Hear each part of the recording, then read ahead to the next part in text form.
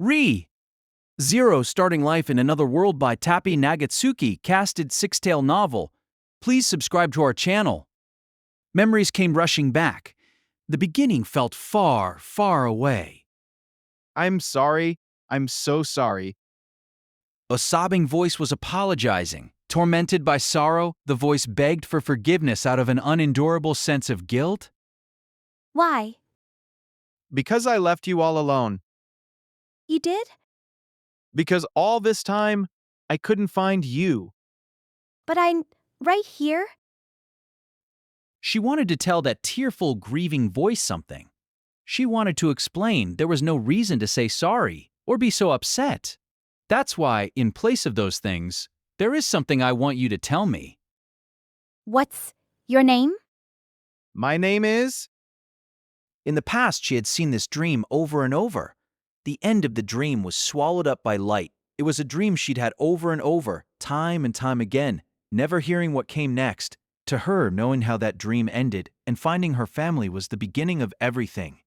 But the memories that reappeared went even further into the past than those frozen bonds. Bit by bit, she retraced her steps, deeper and deeper into her past, which had been sealed away. Surrounded by tall trees, Amelia calmly advanced down an almost non-existent path, carrying an unshakable sense that she'd been here before. Stepping across the carpet of grass, she took care to avoid the flowers hidden in the shadows of the trees as she pressed forward. Feeling the hard soil through the soles of her shoes, Amelia tilted her head in confusion. It was a mystifying feeling. After all, this was the inside of a dream, an imaginary world based on the recollections of a homeland that slept in Amelia's memories. But I can smell the wind here and feel the soil. Somehow, it's really mysterious, huh? Echidna, hey, are you listening? Ah! Wondering why there was no reply, Amelia looked back to check on the woman. Turning around, she saw a beautiful witch with voluminous white hair lagging behind as she struggled to traverse the woods. As the witch placed a hand on a tree, dragging the hem of her too long skirt, Amelia rushed toward her. I'm sorry. Are you all right? Did I walk a little too fast? Do you really think such a transparent display of sympathy would change my opinion of you? How utterly naive. The witch, Echidna, lifted her face in response, brushing back her snow-white hair as she offered a blunt rebuke. Amelia puffed up her cheeks, annoyed by the snide attitude. Hey, is that how you talk to someone who's just worried about you? If your shoes aren't good for walking here, it might be better to go barefoot. The forest grass is soft, so you should be fine. Could you be any more mistaken? Your concern is completely unnecessary. I merely entered the dream a tad too deeply. Adjusting it should only take a moment, like so. Wow. Amelia had removed her shoes as a helpful demonstration, but Echidna simply flashed a cold smile. The witch touched a nearby tree to show how her hand could now pass right through its thick trunk. In a similar fashion, her feet phased through the grassy ground that had given her such trouble earlier. Amelia's eyes went wide at this apparent violation of the laws of nature. Concerning your earlier uncouth questions, referring to this as a dream world is nothing more than a figure of speech. To be precise, this is a dimension more accurately described as an alternate plane of existence that resides solely within the mind, replaying the memories of the person undertaking the trial. Since it reproduces your experiences, is it not natural for this place to have color, shape, and taste? I don't really get it, but does that mean if I go on a rampage, the forest will get messed up real bad? That is truly a thought befitting an uncivilized witch. However, what you are imagining is impossible. Right now, you are a being half a step removed from this world, meaning you are unable to interfere on a level sufficient enough to affect it. Nor can you make contact with the people within the memory. Though, I suppose if you could, it would be a trial in a different sense. And what sense would that be? Instead of asking endless questions, why not try using your own head for a change? Or perhaps that is too much to ask of you, a spoiled child used to getting whatever you desire. Echidna snorted in a scornful manner as she phased out her presence more and slipped effortlessly through the forest. Even though she was being mocked for her ignorance, Amelia chided herself because the witch's words rang true. If she did nothing but ask questions, it was a sign she couldn't help but depend on others. She needed to do more thinking for herself. I thought about it, but I still don't understand. Could you tell me the answer? What's wrong? Does your stomach hurt? What a repulsive attitude. Besides him and my friends, you are probably the only one able to rouse my emotions to this extent, though they are distinctly feelings of displeasure. So even you have friends, Echidna. That's so nice. Murmured Amelia, full of envy, causing Echidna to click her tongue in irritation. It didn't seem like she took that as a compliment. The regrets that might surface in the trial are myriad, so numerous that attempting to classify them would be absurd. Huh? Oh, right. Got it. There are moments in life that become seeds of regret and take root in a person's heart. At the same time, they can be the bedrock of a relationship. The way to confront lingering regrets will change, depending on such circumstances. There are some pasts that cannot be overcome without making connections and talking things over with another. I see. So that's how it is. Amelia took Echidna's explanation to heart. It made sense that regrets couldn't be easily summed up in a nice, simple package. For instance, if someone's regret stemmed from a past argument, remaining on bad terms with whomever they argued with could become a source of agony.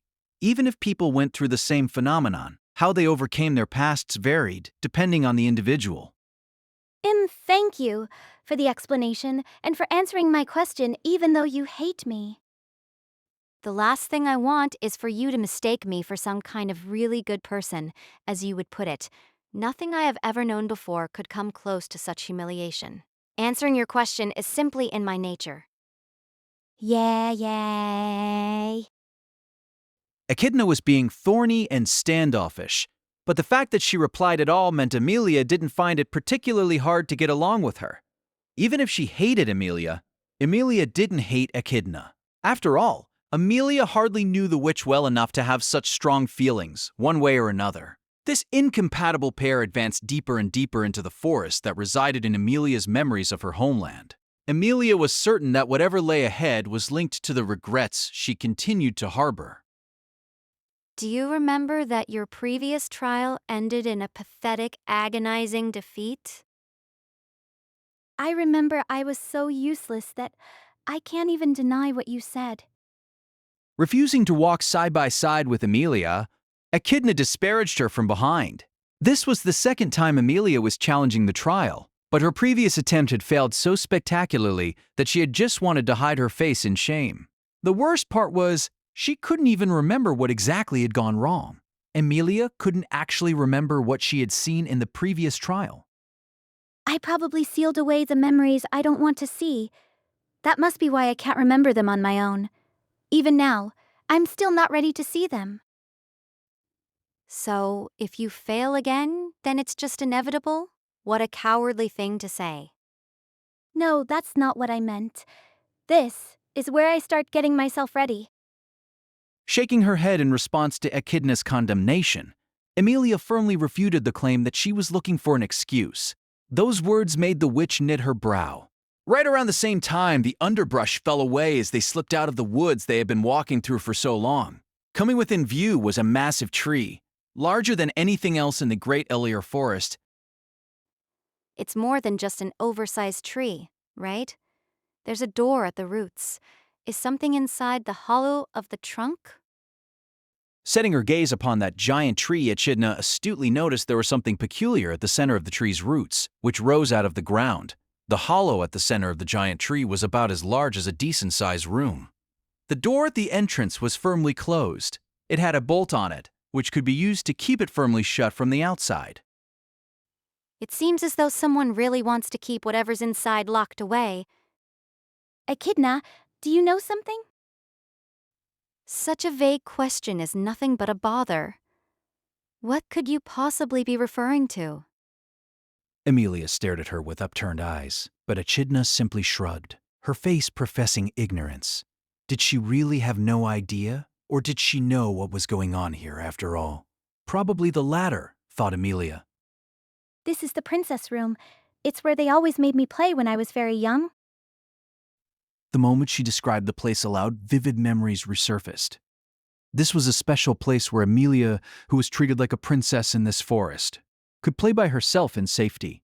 She had been brought here many, many times and spent so much time here alone. Oh, that's right. I can't touch the door. Can I just pass right through it? Yes, because of how the world perceives you. Of course, a person lacking flexibility in her thinking might. Wow, it's true. I passed right through coming Echidna. Echidna narrowed her eyes in silence at the sight of Amelia, phasing halfway through the door. The witch seemed dour, but it also seemed she had no intention of explaining why. Deciding to move on, Amelia crept through the door ahead of her. As she entered the interior, she spotted the tree's occupants in the thin diaphanous light. Before her were an adult and a child staring at each other, engaged in conversation. The instant she caught sight of their violet eyes, Amelia made a slight sound in her throat. The young girl turned toward the entrance, had long silver-colored hair and round violet eyes. Recognizing that face from her memories, Amelia instantly grasped that this was her own past self. Amelia had long since stopped looking into mirrors. Her mental image of herself had never changed in all that time, even to the present day. I presume that child is you, even though she knows nothing of what's to come. Her carefree face still makes me want to sigh. Don't start complaining about my younger self, too. Besides, right now, there's someone else. More important than Echidna's insults, more important than running into her young self, was the other person who was in the room. Drawing in her breath, Amelia finally circled around the figure. Then she looked squarely at the person speaking to her younger self, at an elf with an elegant appearance and ears a little longer than a human being's. Just like Amelia, the woman had silver-colored hair and violet eyes. However, she'd cut her glistening silver hair short for convenience, and her beautiful gemstone eyes were almond-shaped and sharp. Even though the woman always described herself as grotesque, Amelia really liked the way she looked. She was gallant and awe-inspiring. Amelia's memories of her were so striking that it almost hurt. After all, this person was... My mother, Fortuna. This was the woman who had lived with Amelia in the Great Elior Forest as her surrogate mother. At the very least, to Amelia, she was family as much as any real mother could be.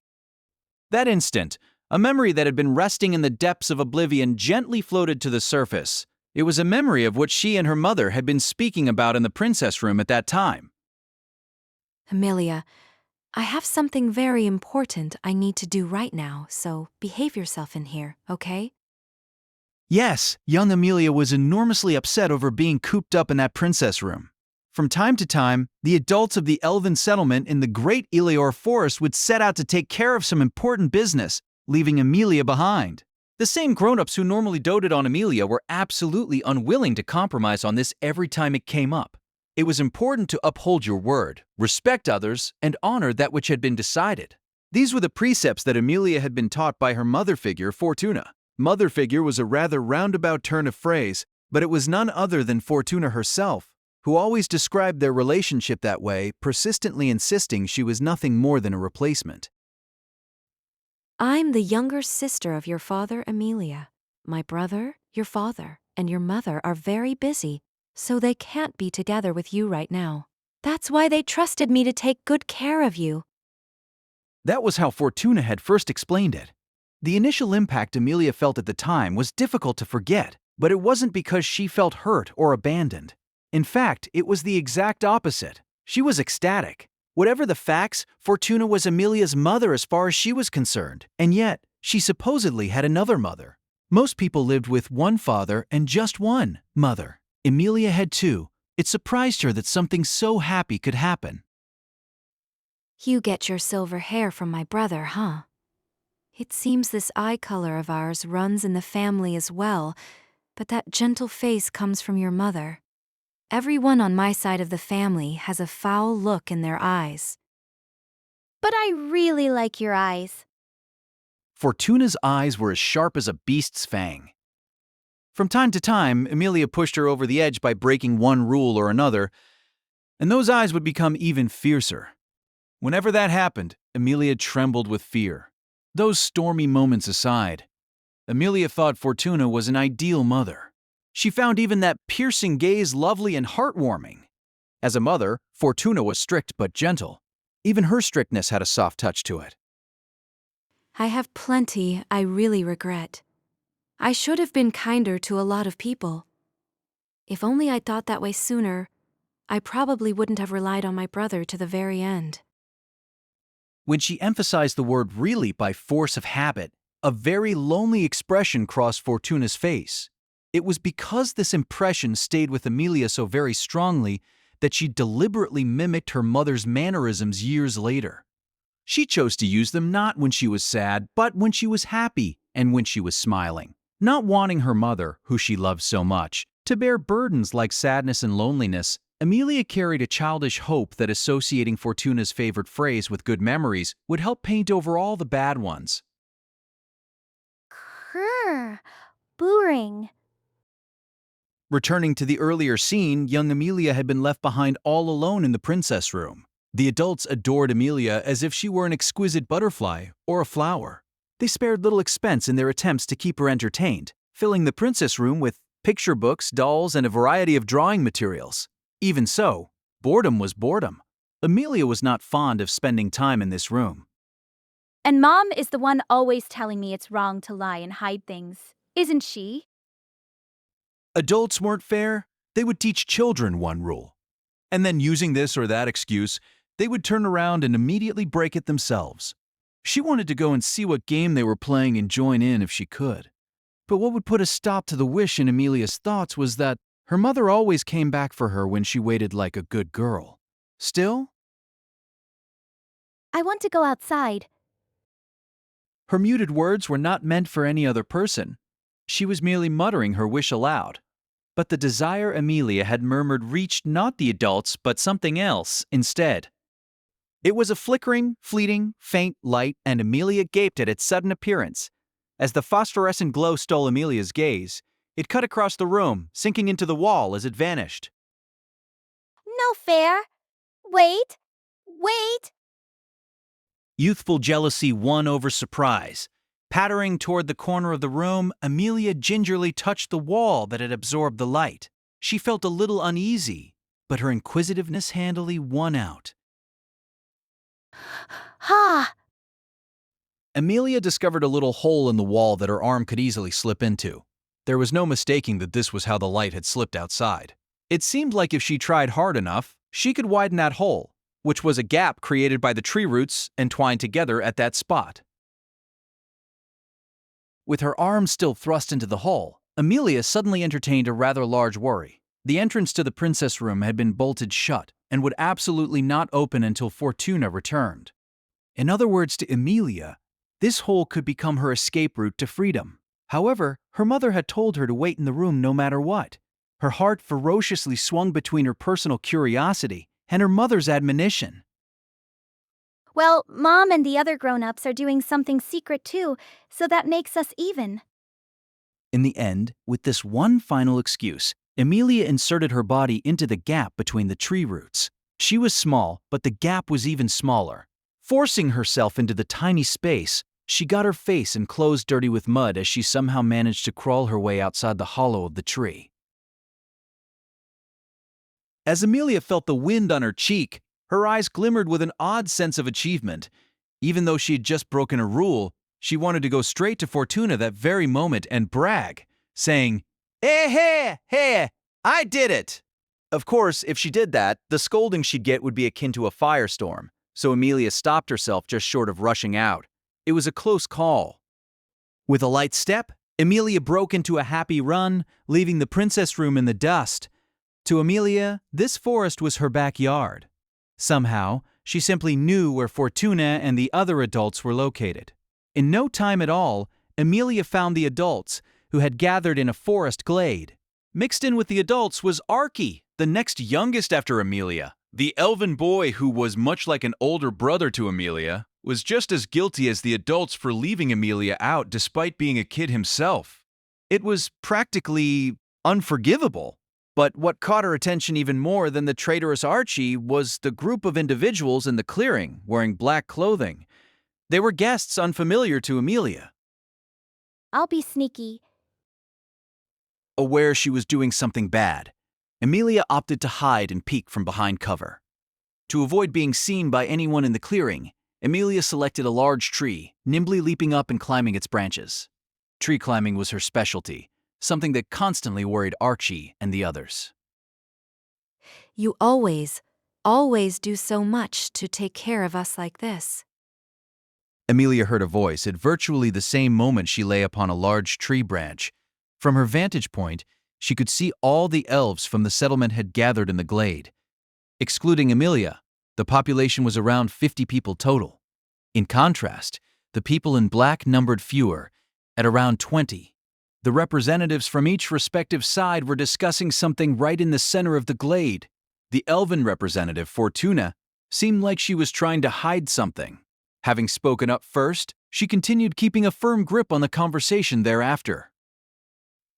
These are things that are difficult to obtain in the forest, so everyone is grateful. We happily accept your kind words. Indeed, it pains me to say that this is the only way in which we can provide any support. Lady Fortuna, we always place such a burden upon you. That goes for both of us, Goose. With but the tiniest flutter of her long ears, Amelia strained to pick up the pieces of the conversation flitting between Fortuna and the other speaker. Even though she could hear them, she did not really understand the meaning of their words, but somehow she detected affection in her mother's pained smile. Her mother's affection was for the tall man in the black robe, whom she called Juice. The robe was a loose fit, but Amelia could instantly tell that his physique was supple and honed. Elves were often slender, so this was very new to her. Under his coiffed green hair was a watchful face, but his downcast eyes professed the deep humility he held while addressing Fortuna. The sight made Amelia proud. Her mother was incredible enough to make such a large man curry her favor. Also, as I must confirm each time, is the seal intact? Amelia had puffed her chest in a strange sense of pride, but the man's next words blew that all away. She could sense the weighty, complex emotions brimming in the man's voice. I'd like to joke that you worry too much, but I don't really feel like laughing. It's all right, though. The seal is holding firm with no change whatsoever. No matter what happens, I can't let it be lifted for even a moment. I would never be able to look my brother or sister in the eye otherwise. About your older brother and his spouse. It's fine. I understand. It's just, I will absolutely never forget the weight of the responsibility entrusted to me. I don't intend to ever abandon it, nor fulfill it half-heartedly. The same goes for you, right? This is the only thing I have. My sense of duty and responsibility surely differs from yours, Lady Fortuna. Compulsion, lingering regrets, I cling to them almost obsessively. That is all. When Juice flashed an empty smile, Fortuna lowered her eyes, her expression pained. Behind the pair, the other adults were working to unload some baggage from the wagons that the black robes had apparently brought with them. From a distance, the cargo appeared to be clothing, foodstuffs, books, and so forth. Everything that was hard to find in a forest. Thanks to the blessings of the spirits, the changing of the seasons has little effect upon this forest. But even so, getting clothes and books is a really big help. We're grateful as always. By rights, your people deserve far better than this. It is not proper that you have been forced to live in such an inconvenient place like this. Come on, don't talk like that. We love the forest, you know. Fortuna softly smiled as she spoke those words with a joking tone. Her kind expression carved a thin smile onto Guse's lips. For a while, a gentle atmosphere seemed to surround the pair. Lady Fortuna, the unloading is complete. I would like to thank all the disciples. Yes, thank you, Archie. The one who offered the report was a youth who had his golden hair tied back in a triple braid. Bowing once to Fortuna, this young elf, who was clad in a white garment, turned to face Gyus. Lord Archbishop, on behalf of everyone in the forest, you have our thanks for always supporting us. This is the least I could do. I see that you have become a bit more reliable, Master Archie. The next guardian cannot let himself be treated as a child forever. Their exchange contained respect but also envy. The pair didn't seem very friendly considering how distantly they addressed each other. Do remain in good health for the sake of the forest, the seal, yourself, and your family as well. Using these words as Arca send-off, Gyus reluctantly gave the glade one final glance and bowed. Those dressed in black followed suit. Then Archie, Fortuna, and all the other adults touched a hand to their chests and closed their eyes, an elven gesture that conveyed their respect. At the end of that exchange, the black-clothed visitors began to lead the wagons out of the glade. Right, one last thing. Is Lady Amelia in good health? Gyus, on the verge of leaving, paused to ask a question that practically brought Amelia's heart to a stop. She'd never imagined her name would suddenly appear at a time like this. She hurriedly covered her mouth, holding back a yelp. Don't worry, Amelia is a lively kid, and she's growing up to be a really good girl. Such a good girl is almost wasted on us, but I'm sorry. I cannot allow her to meet you yet. It is fine. I wish for nothing more. If Lady Amelia is being raised well, that is enough. A sinner such as I cannot hope for anything greater than this. This was not merely a show of humility. It was obvious the man's voice carried a deep sense of shame and self-reproach toward himself. As Gyus lowered his eyes, Fortuna did not offer any cheap words of consolation. He nodded, as if her silence was a form of salvation. Lord Archbishop Romane Conti, are you ready? Yes, this is sufficient. Now, let us grave sinners depart. Lady Fortuna, I shall see you again soon. Even if no one else says it, we are grateful to all of you. I really mean it. Surely it is for those words alone that I have given myself over to a century of anguish. Leaving after one last pleasant smile, Gyus set off from the glade. Watching them go until they were no longer in sight, Fortuna closed her eyes but once, exhaling deeply. Lady Fortuna, are you tired? If this is hard on you, we can handle the rest from...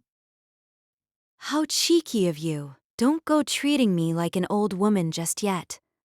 I may be older than someone like you, who's young through and through, but I'm still very much in my prime. I wouldn't dare. It's simply that the role of guardian must be very arduous. Archie flew into a panic, his face going pale at the thought that his attempt to be considerate might have been misunderstood. However, once Fortuna burst into laughter, even the young boy realized she was just making fun of him. No matter how capable you are, you're so gullible that I'm worried you might not cut it as guardian. You have to be really dependable if I'm going to entrust my precious treasure to you. Please do not joke about that, Lady Fortuna. Yes, sorry. But can I take you up on your offer and leave this to you? I'm rather certain I have a very bored princess, who I need to let out soon. The various questions Amelia had been mulling over up to that point were all blown away by Fortuna's words. Amelia almost tumbled down as she leaped from the tree, hurrying back to the princess room. Somehow, she used the same gap she'd escaped from to roll her way into the room. All good, she thought as she rose, but she immediately despaired when she realized her entire outfit was all muddy, like that of a child who'd been playing outside. What should I do? What should I do? What should I do? What should I do? Initially, she thought she might be forgiven if she apologized. However, now that she'd eavesdropped on the conversation in the glade, she no longer thought it was possible. She was almost certain Fortuna hadn't wanted her to hear that conversation. If Fortuna came to hate her, Amelia would be ruined. It would be the end of the world. If she didn't at least hide the scrapes on her body, Fortuna would realize right away. She was afraid of even sinking into the bath with all these scratches. If I don't do something soon, her mind was racing, but then Amelia saw something that interrupted her frantic thoughts. The pale phosphorescent glow had come once more. This was the same light that had masterminded Amelia's escape plan. Amelia was perplexed when it flickered and swayed as it moved closer. Then the light's luminosity gradually grew stronger. Amazing. When Amelia touched the pale light, she felt warm as the scrapes on her body were healed. In several seconds, the marks were gone without a trace. Now, if she could only do something about the muddy clothes, she'd be all right. Turning over a pot filled with ink for drawing, she thoroughly marred the clothes she wore, staining them black. Her clothes were so dirty that even a wash wouldn't clean them completely. If she smeared her clothes so that the mud was no longer obvious, then… Amelia, are you awake? Mayo, I'm awake. I'm awake, Mom. But Why are you in such a hurry? Huh?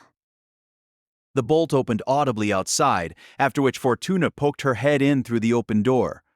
Fortuna had a gentle smile on her face, but she grimaced the moment she entered the room. It really smells of ink in here. What happened? Error. I'm sorry. I spilled the pot for drawing all over the place. This is a mess, all right? Fortuna put a hand to her forehead at the inky scent filling the room and the spilled pot, which had rolled onto its side. However, though first seemingly at a loss, she eventually smiled at Amelia. Well, there's no use crying about it now. We need to get you out of that outfit and wash the ink off you. As for a change of clothes, here we are. If I didn't find any, I'd have to take a naked Amelia back home with me. Mom, Oh, you're such a worrywart, Amelia. You don't have to be so scared. It's not like you did it on purpose, so of course I'm not angry with you. More importantly, you're not hurt, are you?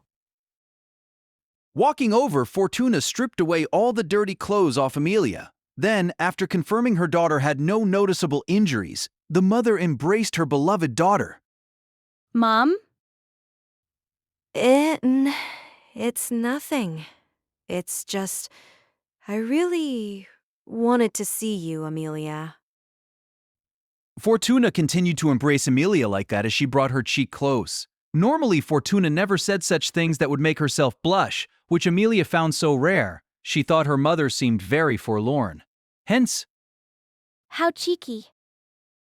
Fortuna opened her eyes a crack and murmured as Amelia, who was in her embrace, stroked her short silver hair. However, she did not tell her to stop. The mother quietly accepted the feeling of her daughter's palm, stroking her. Gently, gently, Amelia continued stroking the head of her beloved mother. Hey, Amelia, Hmm? I love you. There were many things she wanted to ask, many things she wanted to know. But at that moment, the young Amelia thought hearing that one phrase from her mother was plenty. I imagine your memories and the emotional scenes that had been locked away at the bottom of your heart are starting to overlap with each other, little by little. Yes?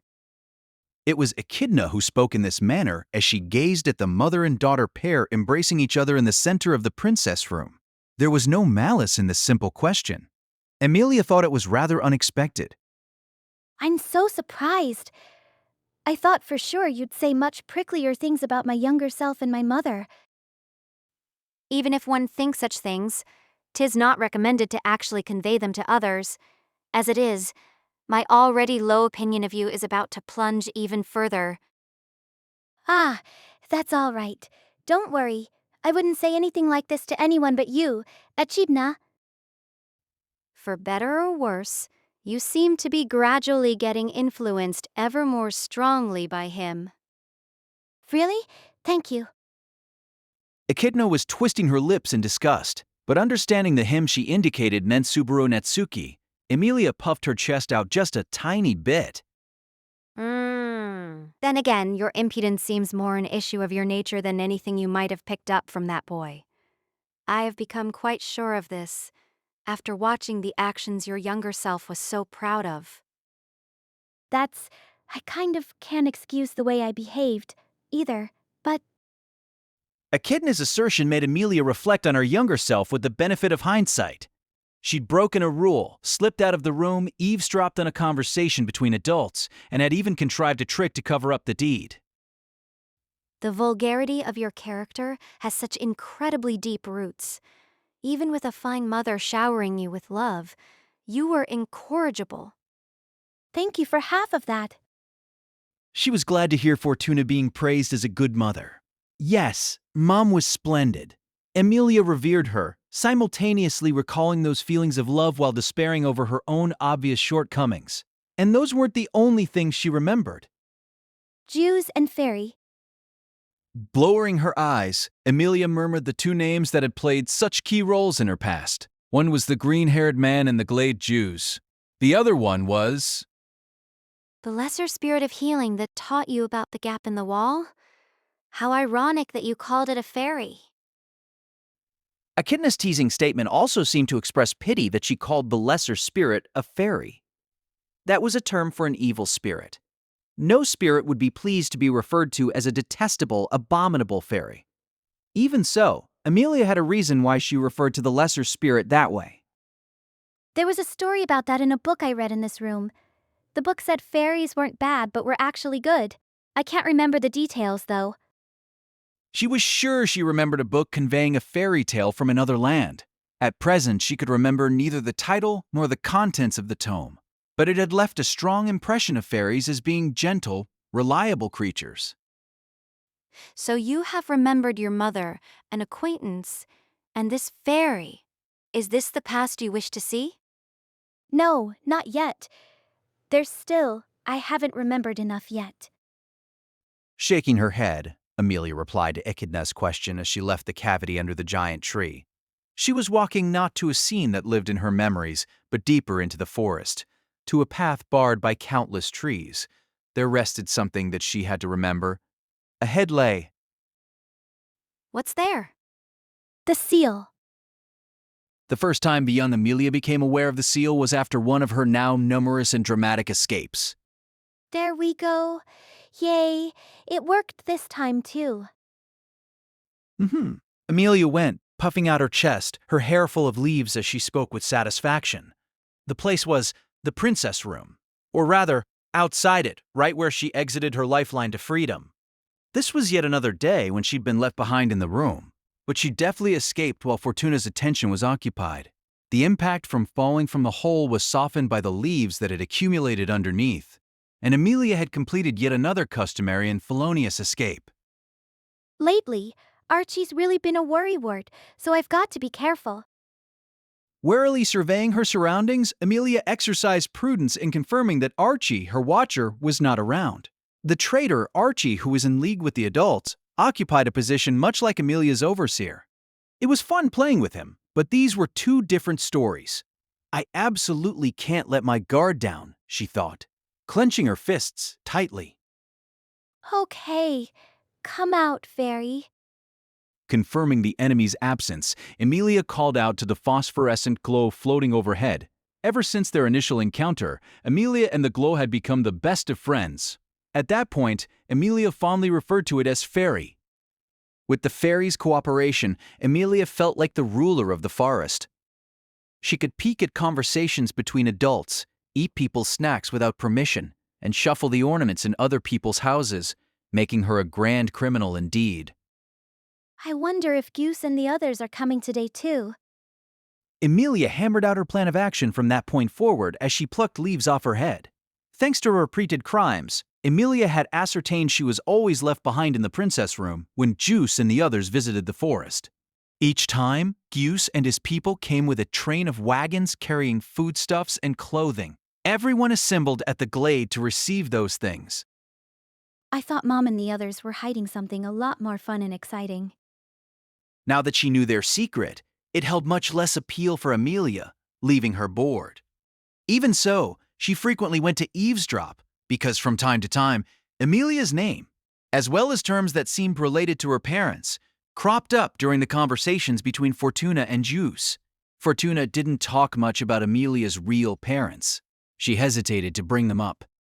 That was why her conversations with Giuse were a golden opportunity for Emilia to discover more about them. Not that they talk about it much, but up we go. Her scheme kept missing the mark, but she remained undaunted, climbing the tree and taking her usual position once more. Below her was the now familiar scene of the adults in the glade. Fortuna and Giuse were there too. At a distance, the pair seemed engaged in pleasant chat, but she felt Fortuna's expression looked particularly relaxed. Lately, Emilia has been really energetic. She always comes back with mud on her clothes. I wash them day after day, but I just can't seem to catch up. If she is in good health, all is well and good. I have brought as many changes of clothes as I could. Beyond the forest, the winter season is finally ending, so many of these garments may prove unnecessary. I'm sorry. Even though we rely on you for so much already, I always seem to ask for more. Are there clothes for adults, too? Yes, of course. Surely there are some that suit you nicely as well, Lady Fortuna. Right in the middle of their discussion about Emilia, Giuse replied to her question with a soft expression that made Fortuna go rigid, as if he had slipped through a gap in her armor. After that, she seemed rather blushy as she glared at Giuse with upturned eyes. Goodness, we've known each other this long, but I never realized you were the sort to make those kinds of jokes. I merely intended to speak my mind. Did I say something odd? I know you are a man without guile. That makes it even worse, you know? As Giuse cocked his head in confusion, Fortuna averted her eyes with an exasperated air. The gesture brought a look of consternation to Giuse's face, whereupon he gently reached his hand out toward Fortuna's forehead. His palm touched her brow. Giuse, what are you doing? No, come to mention it, once quite some time ago, Lady Fortuna, you were speaking sourly to me when you had a fever. It seems you do not at the moment. How many decades ago was that? Goodness, you really do treat me like such a child. Fortuna pouted at his misplaced concern. However, the corners of her lips were smiling, making it obvious that she did not find their exchange unpleasant. No, far from it. Fortuna was clearly enjoying her time with Giuse. Moo. Somehow, Emilia did not find the sight of her mother like that very amusing at all. The impression she had of Fortuna was that she was sharp-eyed, gallant, and strict to others. Her gentle, caring face was supposed to be her beloved daughter Emilia's exclusive privilege. Stupid Juice. And Archie's stupid too. And Archie's stupid too. She took out her anger on the acquaintance who had never met her and on the boy helping unpack the cargo. Then Emilia decided in her heart that if this day, too, proved fruitless, she would let Giuse have a taste of her wrath. I'll clog up the wagon wheels with cloth and spill oil all over them, thought Emilia, tracing out the ingenious, devilish revenge plot in her mind. But her machinations ended before they even began. So, is the seal still in place? Lowering the volume of his voice, Giuse raised what Emilia now recognized as a customary question. She'd become so used to this exchange that Fortuna's reply came as no surprise. Same as always. You really do make sure to check each and every time, don't you? Such is my duty. Besides, though I do not wish to impart unnecessary concern this time, there is some kind of suspicious air outside the forest. Perhaps it is needless anxiety on my part, but do keep this in mind. Understood. I, the Guardian, will keep watch over everything here, seal and key included. Please take care of the outside. I leave it in your hands, for Lady Emilia's sake and for those two as well. As Giuse bent his hips, Fortuna nodded back with a serious look on her face. Seal. As the pair's conversation made her ears tremble, Amelia murmured a single word to herself. The word seal came out without fail at the end of Fortuna and Guse's conversations. Up until then, she had little interest in the word. But this day was different. The seal and Amelia had been mentioned in the same breath. Besides, she was also curious about the words Juice had spoken at the end. Maybe, just maybe, those two referred to Amelia's father and mother. Seal. Uttering the word once more, Amelia returned to the princess room. Tumbling into the cavity, Amelia moved with great haste, busily creating evidence that she'd been spending time in that room. In a short while, she made a drawing, changed the clothes on the dolls, and helped herself to a variety of snacks. With that job finished, she was just wiping the sweat off her brow when she heard Fortuna's voice calling to her from outside. Amelia, sorry for the wait. Have you been a good girl today, too? I have been a good girl? I was good. Yes, I was a good girl. What is it, Mom? Don't look at me like that. I haven't done anything. I ate snacks, I drew pictures, and I played with my dolls, too. I really haven't been outside or anything. I see. That's good. Then, It seemed like Amelia's acting ability had all but fooled Fortuna's eyes. A sense of guilt weighed upon Amelia, but she powered through, telling herself she could not falter there. What she'd overheard in the glade today absolutely needed to stay secret. In particular, the seal was very important. Amelia was sure she remembered that a seal meant a hidden place of some sort. And maybe, just maybe, could her own parents be hidden away in that seal? And if it was somewhere in the Great Allure Forest, then... These, Kay. Closing one eye, Amelia coaxed the phosphorescent glow she had befriended to search the forest for her. Even at this point, the young girl's exceptional beauty had begun to sprout. By the time she'd grown up, she would be able to charm people with her smile alone. Her adorable coaxing had employed but a small fraction of this. Something seemed to be guiding Amelia's feet as she and Echidna advanced deeper into the forest. Strangely, she did not feel lost. For some reason, she simply knew where she needed to go, and she pressed on with a sense of certainty. She made full use of being disconnected from the world, walking straight through an awful path that was better described as a dense thicket. The muddy ground, the large, tightly packed trees. After overcoming these obstacles, Amelia beheld a scene of white. It was not snow. Here, the trees, from leaf and branch to root, were pure white. Both the sacred forest and the elven settlement were protected by numerous lesser spirits.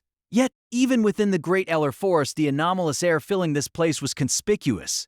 It was solemn, holy, a space exempt from the laws of the world. And at the center of this space was... A door? A curious sight indeed.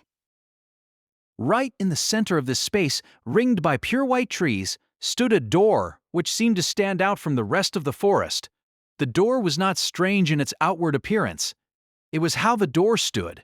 The double door was standing all on its own, right in the middle of this space. Though it was a door, it was not attached to any building, its appearance unchanged even if one circled behind it. This is the seal. As Echidna questioningly set her gaze upon the door, Amelia spoke to her. The seal. This was the holy secret hidden in the depths of the great Elier forest. Fortuna and the residents of the settlement were protecting it, and Jews never forgot to check that it was safe. It was the same in Amelia's memories and in the world reproduced from her present memories. There was no mistake. It was a door connected to nothing. A door with no way of opening it, a door called a seal. But if this is the seal, what? It seems the answer has arrived. Amelia placed her hand to her forehead as a wave of nausea hit her. More memories oozed out of her, like they were gnawing at old wounds. Echidna quietly let a soft sigh trickle out as she stood behind Amelia. Amelia turned around. Ahead of her, a faint, phosphorescent glow leisurely floated by, and past it. This is the seal? She beheld the sight of her younger self, tilting her head with an innocent face as she gazed upon the door. Young Amelia blinked her wide-open eyes repeatedly at the mysterious door standing right before her. She'd finally ascertained the location of the seal that Fortuna and the others had been hiding. Even together with Fairy, it had been quite an ordeal to haphazardly search a large forest. But Thanks to everyone, we cracked the case. Yay. Amelia grinned broadly at the phosphorescent lights twirling around her. There were more than before, but they weren't so numerous that she couldn't count them on her fingers. Through tenacious negotiations with the countless fairies scattered throughout the forest, she had gathered these fellows under her banner, building up a rather large host. Why isn't it falling down with a thwomp? The seal, which had been successfully located with the fairies' cooperation, wouldn't budge no matter how much she pushed or pulled. To the naked eye, the door appeared to be made of wood, but it felt cold, almost ice-like to the touch. Rubbing the surface produced a pleasantly smooth sensation that was like stroking a polished gemstone. She thought that each and everything about its existence was mysterious. There was a lock right in the center of the closed door, looking old and bearing a keyhole around the size of Amelia's palm. She wondered whose pocket could contain such a large key. The keeper must be a large person indeed. I don't really get any of it, but we sure did find it. Clap, clap, clap. Hoping in her heart that her parents were hidden within the seal, she'd just gotten her first tangible lead. However, after satisfying her curiosity once, she was absolutely not content with stopping here. She'd expose what everyone was hiding by working with the fairies. There was still much to be done. Hints. It's Mom and everyone else's fault. Juice's fault, too. Thinking of the tall man dressed in the black habit and not currently present, Amelia stuck out her tongue. He was an enemy who'd seen a side of Amelia's precious mother that she didn't show to anyone else, without Amelia's permission to boot. Girding herself for an inevitable showdown, Amelia devoted herself fully to crafting a plan to defeat Guse. I'll surprise Juice with Fairy and, while he's in a big panic, stomp on his foot. I'll stomp on both his feet, and with my heels too. Seems like it would hurt a lot, so I'll keep it to just his toes. Even in her most heartless scheme, she didn't neglect to add some measure of kindness. Anyone who insisted on fighting a cold-blooded battle who cared little for blood or tears would eventually lose the trust of their allies. She needed to treasure her bonds with the fairies. Okay, let's head home. For today's masterpiece, I feel like doing a red sky and a snow-white forest. Having achieved her latest objective, Amelia raced down the path home in a patter together with the fairies. It was a fairly treacherous path, but the nimble Amelia hopped right over any obstacles. Really, Fortuna had told her she was forbidden from entering that area. That was what kept her from discovering the seal for so long. Mom is too shrewd. But we got one up on her, didn't we? What's wrong? In the middle of treading down a poor and unfamiliar path, Amelia abruptly halted her feet as the fairy signaled her. They were blinking in and out in an irregular pattern, darting across her field of vision before drifting into a thicket off to the side. This smells like an adventure. The fairy state reminded Amelia of when she'd first met them in the princess room. That had laid the foundation for Amelia's strong relationship with them. This time probably held some kind of meaning, too. Yahoo! Chasing after the fairies, Amelia energetically leaped into the underbrush. Pushing her way through the tall grass, she resolutely advanced along an animal trail, her silver hair getting snagged by branches several times along the way. And then, This is quite worrisome. She has strayed from the promised hour.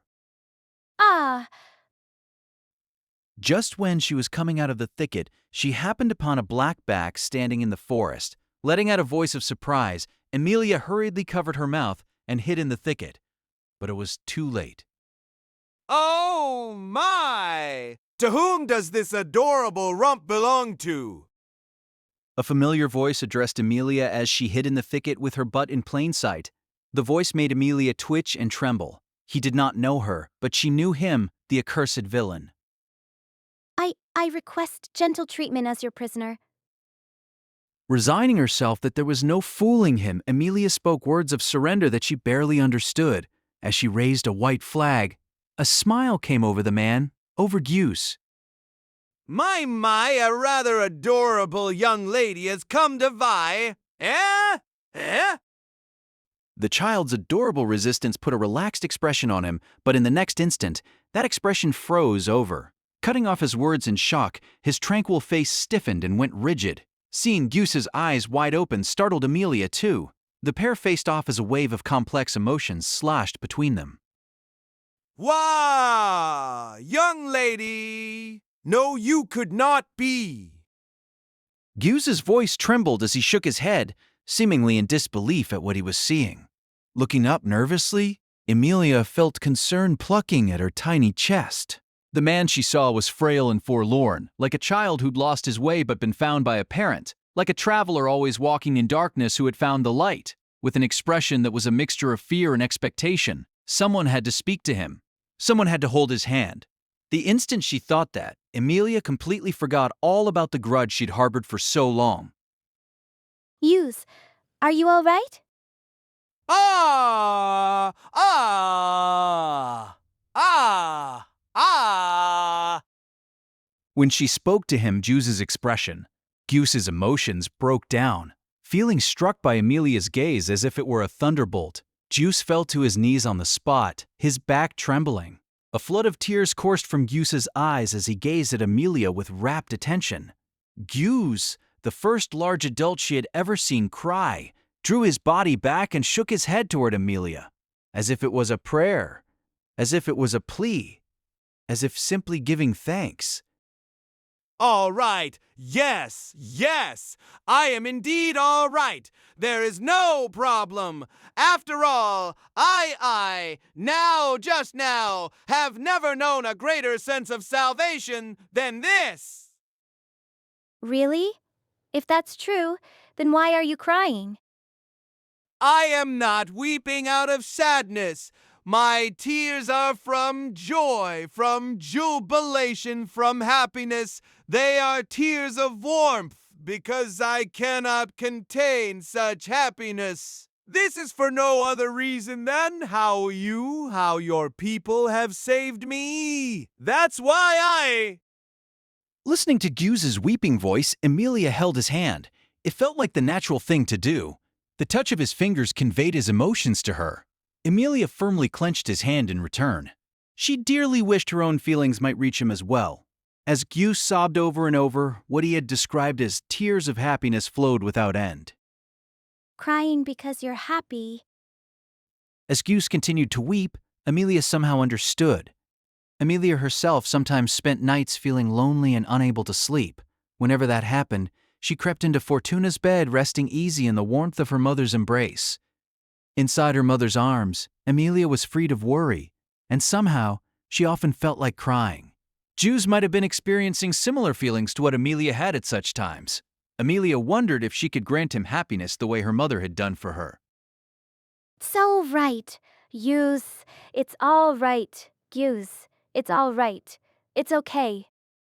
Consoling him, Emilia stroked Guse's head with her free hand. When Guse went rigid at the first touch, Emilia embraced his head against her tiny chest. The tremors of his sob shot straight to her heart. It felt like she could feel the warmth of his body reaching deep inside her. Despite her grand plan to stomp on his feet, this was how they ended up together. What a helpless person. What a weak foe. Of course she couldn't do anything mean to someone who was crying. She had no choice but to help him feel better, so surely Mom would forgive her too. It must be lonely, crying by yourself. When Guse was finished, they went to where her mother was, hand in hand. Now she had to tell Mom. She had to tell her about meeting Guse, about heading off to play deep in the forest, and that even though he was an adult, Guse had cried his eyes out. Zero Starting Life in Another World by Tapi Nagatsuki. Casted 6-tale novel. Please subscribe to our channel. She had to. Now that the pair had shared their secrets and were no longer enemies, but something akin to friends. You. For an instant, the torrent of resurrected memories made Emilia feel incredibly dizzy. She blinked several times over and got her breathing back under control. The impact had left her heart thumping hard against her chest. By reliving memories as seen through her younger self's eyes, Emilia had regained her precious past. I can't believe I forgot so many things that would happen. Emilia found no joy in those gaps getting filled. Rather, she felt remorse as she realized just how much she had taken for granted.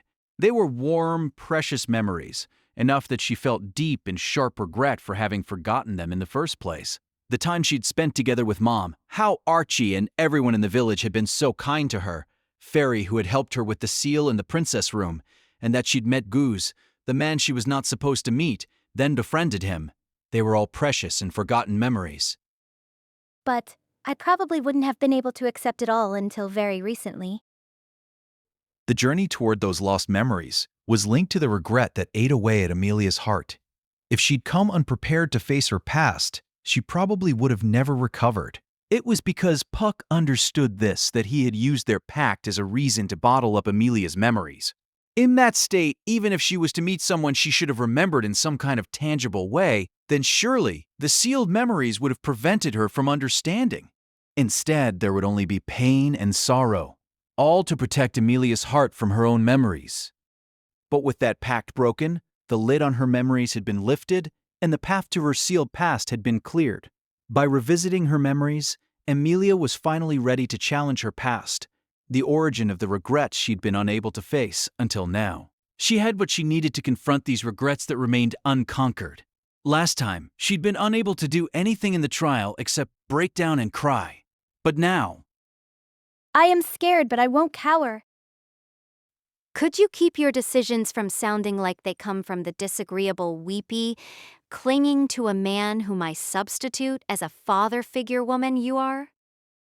when Amelia voiced her feelings toward the trial, Echidna, standing behind her, simply poured on scorn. Amelia responded to the sarcasm infused into those words by boldly puffing out her chest. I'm sure Subaru will forgive me for that, but I don't want him to lose faith in me. Nor do I want to lose faith in myself. I'm weak, but I don't want to dig in my heels and stay that way. Besides, I don't want to turn all the words Subaru wrote for me into lies. he'd carved numerous cheers and countless feelings into the stone walls of the tomb for her sake, as she was challenging the trial. It was receiving these words and being sent off by them that had brought Amelia that far. I trust Subaru. That's why I want to be a girl who will not bring shame to those feelings. Do as you please. All I am doing here is gloating over your anguish. No matter how much malice Echidna might pile on, Amelia's current mindset could not be swayed with words. Perhaps realizing as much from the exchanges between them on their shared journey through her memories, Echidna lowered her shoulders and withdrew her poison. Amelia understood what the witch's demeanor meant. The preliminaries are over, aren't they? Indeed, they are. The opening skirmishes are over. This time, the trial that broke you will truly begin.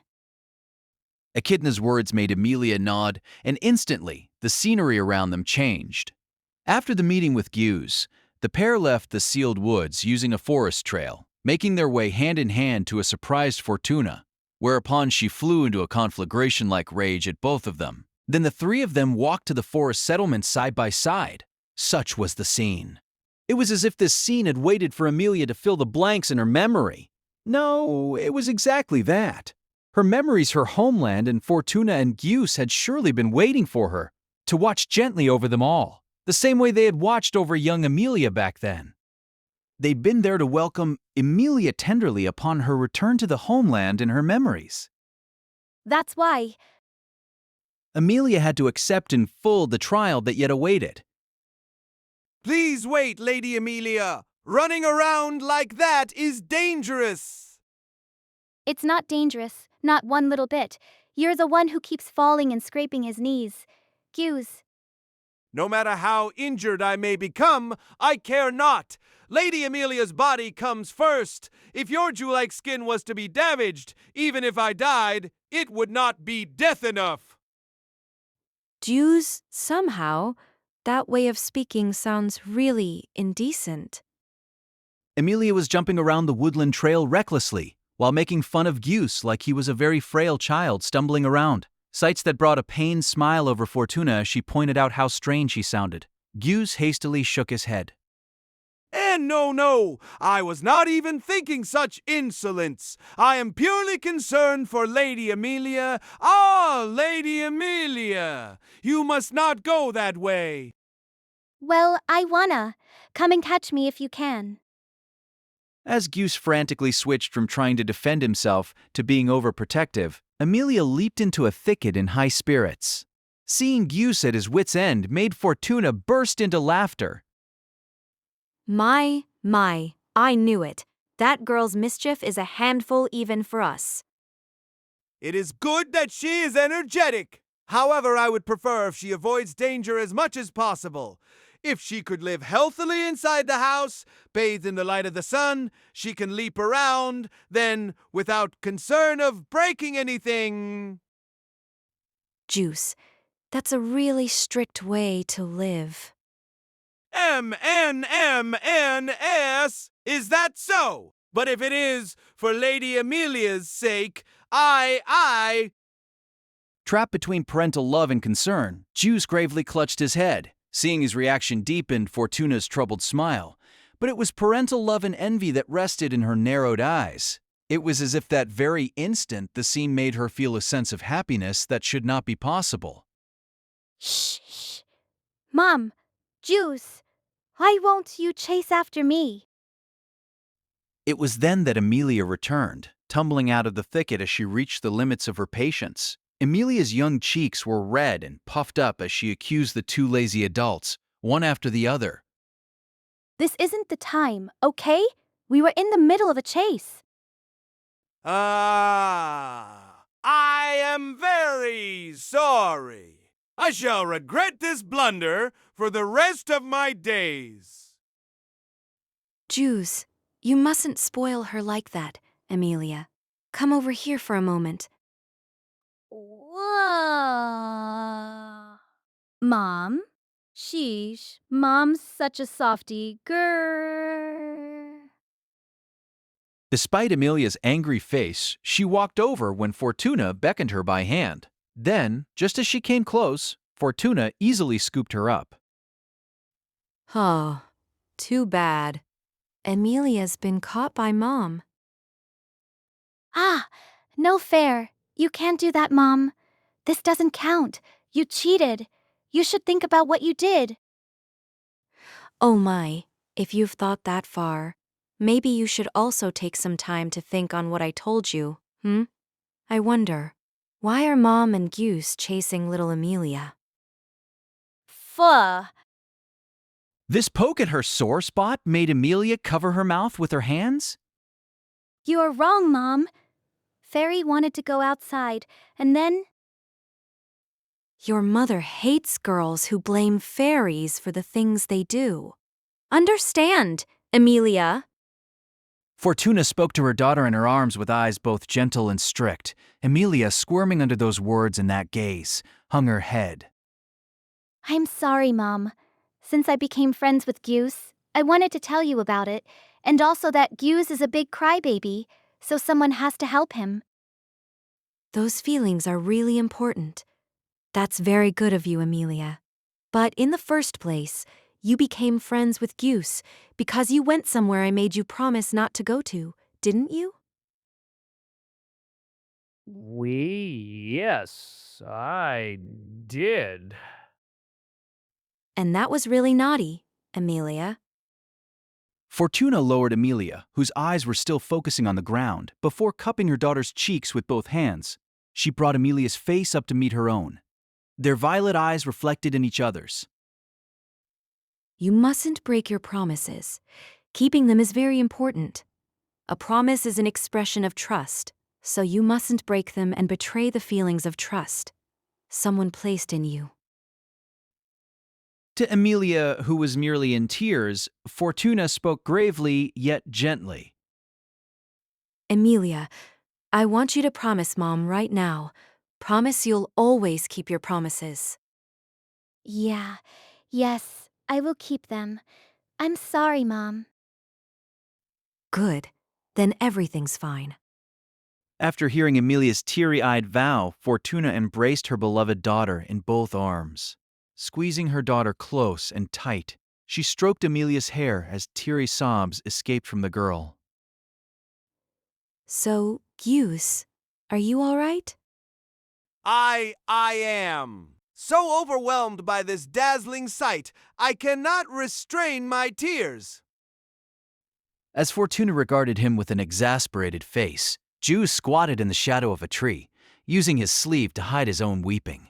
He seemed to have been deeply moved at seeing the exchange between mother and daughter up close. She really couldn't refute Emilia's appraisal of him as a crybaby. Setting this aside for the moment, Fortuna turned her head back toward Emilia. Besides all that, Amelia, you spoke of a fairy. Ah, yeah. The fairies have been helping me since a while back. Come on out.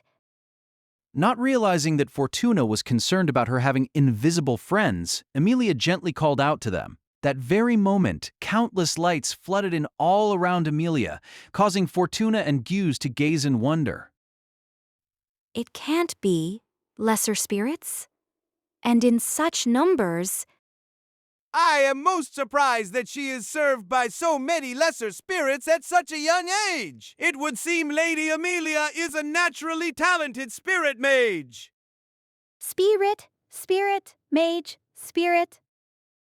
The pair's reaction and the unfamiliar terms made Emilia blink hard and tilt her head in apparent confusion. Guse nodded deeply at Emilia. Lady Amelia, the beings you call fairies are actually lesser spirits. They exist everywhere throughout the world. A spirit mage is one who can convey their heart to them, borrowing the spirit's power through forming a pact.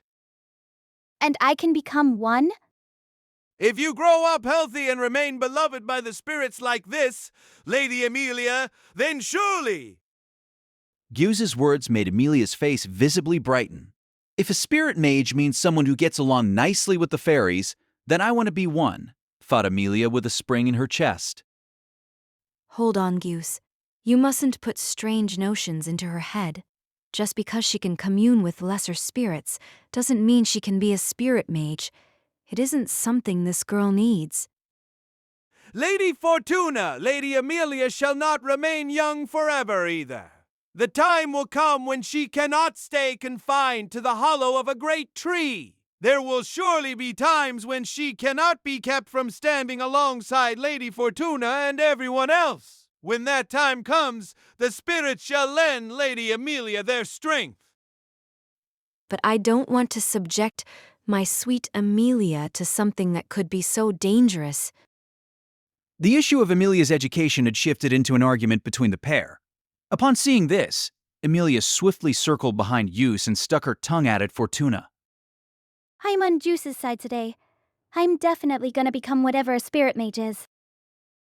Now look, you've gotten her all worked up about this Juice. How are you going to take responsibility? Ha! What should? Well, this has gotten rather serious. Emilia was headstrong. Meanwhile, Fortuna was wiping her hands of the whole thing. Caught between the pair, Guse seemed overwhelmed, a sight that made Emilia go, as she narrowed her eyes. Somehow Mom and Guse seem like a mom and dad. When Emilia spoke those words with a guileless face, her statement made Fortuna's face flush beet red. Nervously waving a hand, the woman then stroked Emilia's head, seemingly at random. And now, just a minute, Amelia. Don't say strange things like that. Hughes and I have known each other a long time already, that's all. We don't have a relationship that could be described in those words, all right? That's correct, Lady Amelia. Lady Fortuna and I have both lived long. To one as long-lived as I, even Lady Fortuna is like a little child to me. Huh. Guse gently covered for the rapidly speaking Fortuna. However, Emilia could tell that for some reason his words had put Fortuna in a sour mood. Guse didn't notice. No matter how you slice it, little child is excessive. Do you even know how old I am right now? It was a figure of speech. Of course I have a firm and accurate grasp of your age, and Lady Fortuna has grown too tall and beautiful to be called a young child, but... Very well then. I forgive you. But you should really reflect on it. Ha! As Guse inclined his head, Fortuna folded her arms and pressed him to reflect on his actions. But Emilia realized that Fortuna had brightened again. Guse really wasn't keeping up. And still wearing a face that showed no clear understanding, Guse nodded Emilia's way. The topic strayed somewhat, but Lady Fortuna and I have been acquaintances for quite a long time now. Indeed, ever since the time Lady Amelia's father and mother were in good health. Use. I am so sorry. When Juice tried to return to a gentler topic, the color of Fortuna's face changed as she scolded him. The peaceful exchange from just before had vanished. Juice's expression became pained in reaction to his own slip of the tongue. Father and mother? I'm sorry, Amelia. We'll speak about that another time. More importantly, it's time for you to return to your room. You haven't finished reflecting on your behavior, after all. Another time. Will you really, though? Amelia puffed up her cheeks, making plain her dissatisfaction at the conversation ending partway. However, Fortuna pressed a finger to one of Amelia's cheeks, making the air leak out with a pull. Be a good girl and wait patiently. Kay, you'll have other chances to meet Juice again. I'll make sure of it. Really, you promise? You will, right? Oh, this girl. I wonder where she learned how to quibble like this. It was only just moments ago that she'd been told how important it was to keep your promises. When her beloved daughter brought it back up, Fortuna reluctantly flashed a troubled smile, embracing Amelia. Yes, it's a promise. It's a really important promise between Mom and Amelia. All right. I'll go back to my room then. Promises were important. That's why Amelia nodded, trusting in Fortuna's promise. When she was released, Amelia then raced over to Goose. As Goose watched her, Amelia extended a hand, smiling. See you later, Juice. You mustn't cry so much, so promise until we meet next? Yes, we shall most certainly meet again. I look forward to it. Taking the tiny hand extended to him, Goose made a small smile as the two exchanged a handshake. Their hands, exchanging the warmth of their palms, served as a greeting upon their parting, just as Amelia was about to proceed back to the princess room. It seems he has come. This was no voice from the past. It was a voice from the present, calling out to Amelia from behind. It was the voice of the witch, the only person experiencing time in the same way as Amelia was in that world of the past. The murmur from Echidna, who had watched events in silence up to that point, drew Amelia's attention too. Then she immediately realized what Echidna's words meant. There was a boy who seemed the epitome of the color white. He had white hair that was neither long nor short and white-colored skin lacking even a hint of a tan. He was clad in attire that was pure white with not a single other color upon it. He felt sickly, as if he avoided all external interference from color itself. His face was modestly handsome, but it was average with no eye-catching features. His appearance overall seemed extremely lacking in any kind of individuality. He gave off the impression that he would immediately be forgotten as soon as he melted into any crowd. But that impression was itself firm proof that he was an anomalous being. Who are you? Both Fortuna and Juice instantly noticed his strange presence.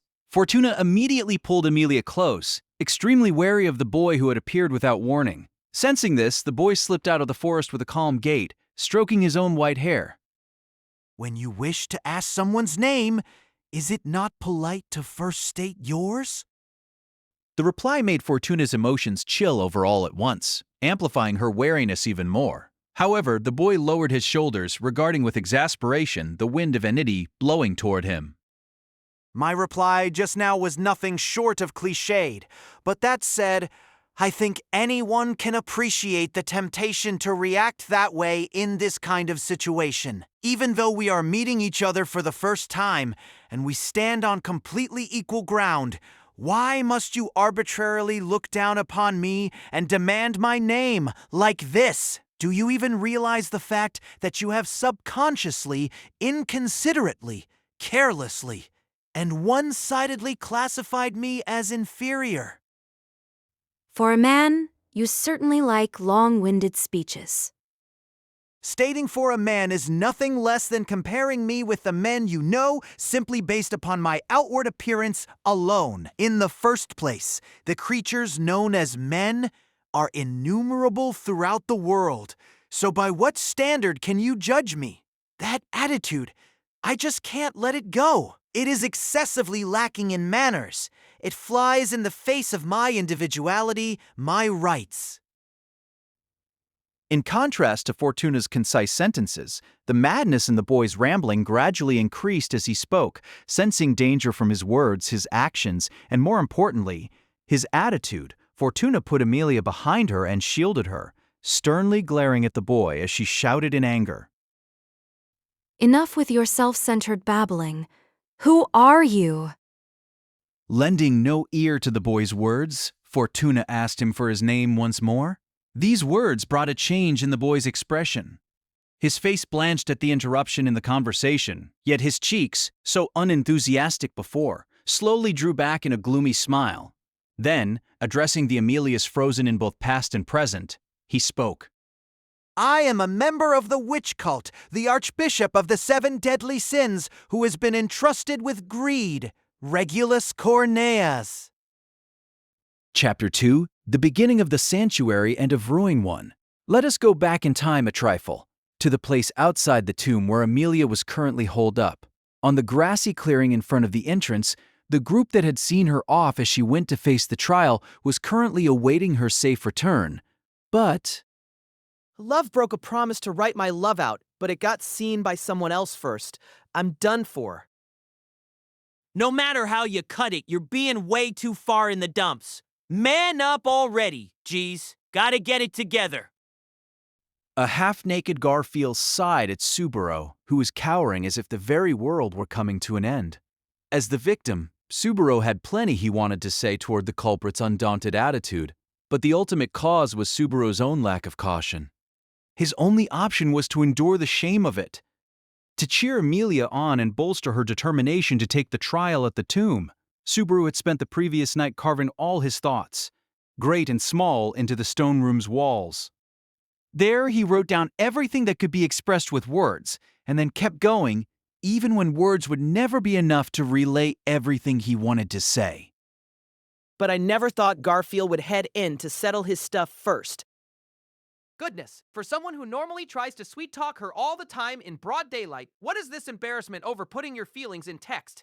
Mr. Natsuki, is your sense of shame not rather misplaced? Usually, I'm mentally prepared for her to brush it all off, so when she actually does that, I'm fine. But this time, I was serious.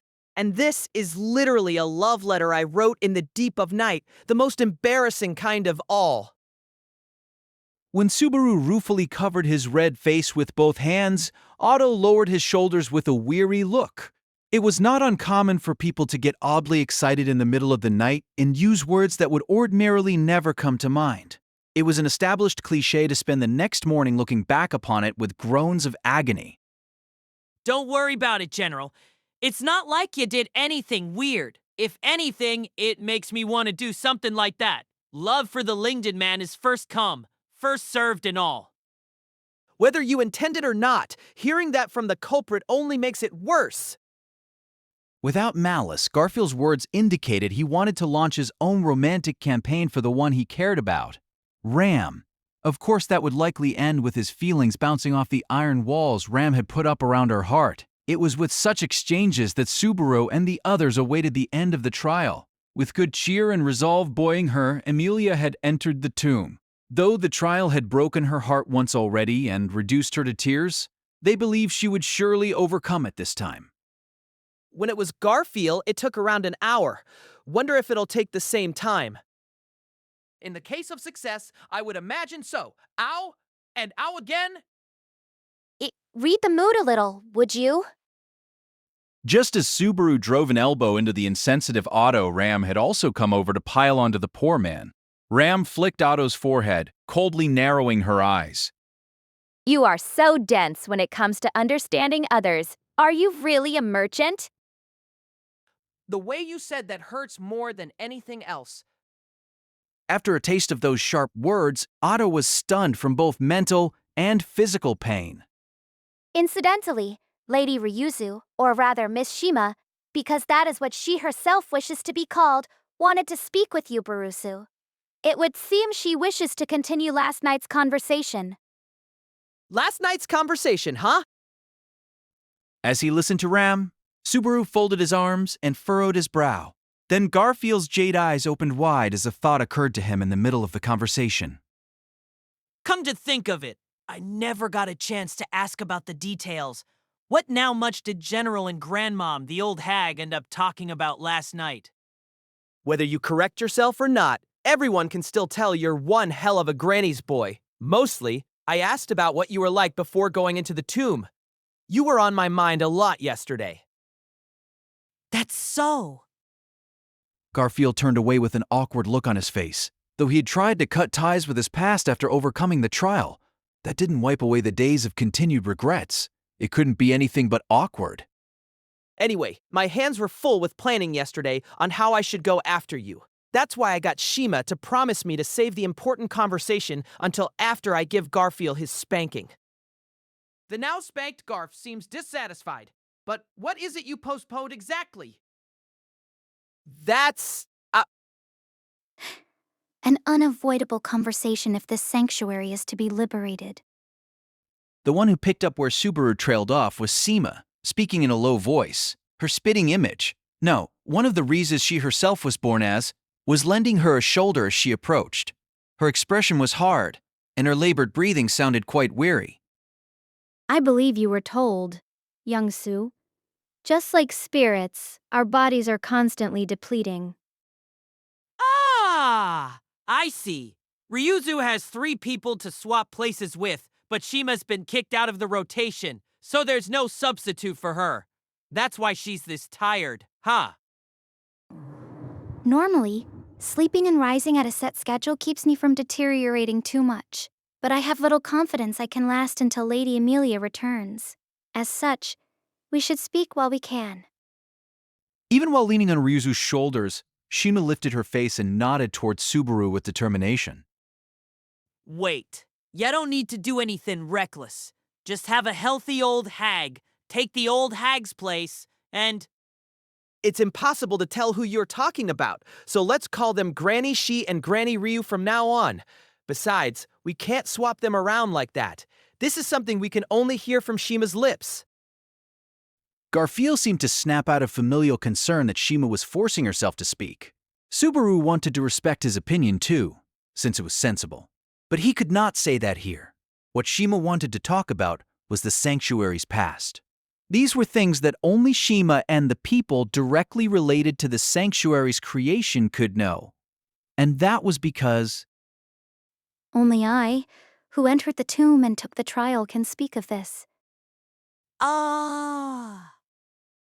Bewildered by that fact, Garfield let out a breath of realization. Previously, when young Garfield had gone into the tomb, it was none other than Shima who had gone in after to bring him back. As a result, Shima had seen the past there, namely, the memories of the ancestor of all us replicas, Ryuzu Meyer.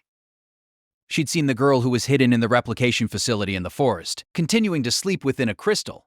She was Ryuzu Meyer, the original upon which Shima and the other replicas were based. In the tomb, Shima, the replica, had experienced the memories of Ryuzu Meyer while she still lived. Consequently, the story she would share was about the regrets Ryuzu Meyer harbored about her past, memories related to the creation of the sanctuary itself.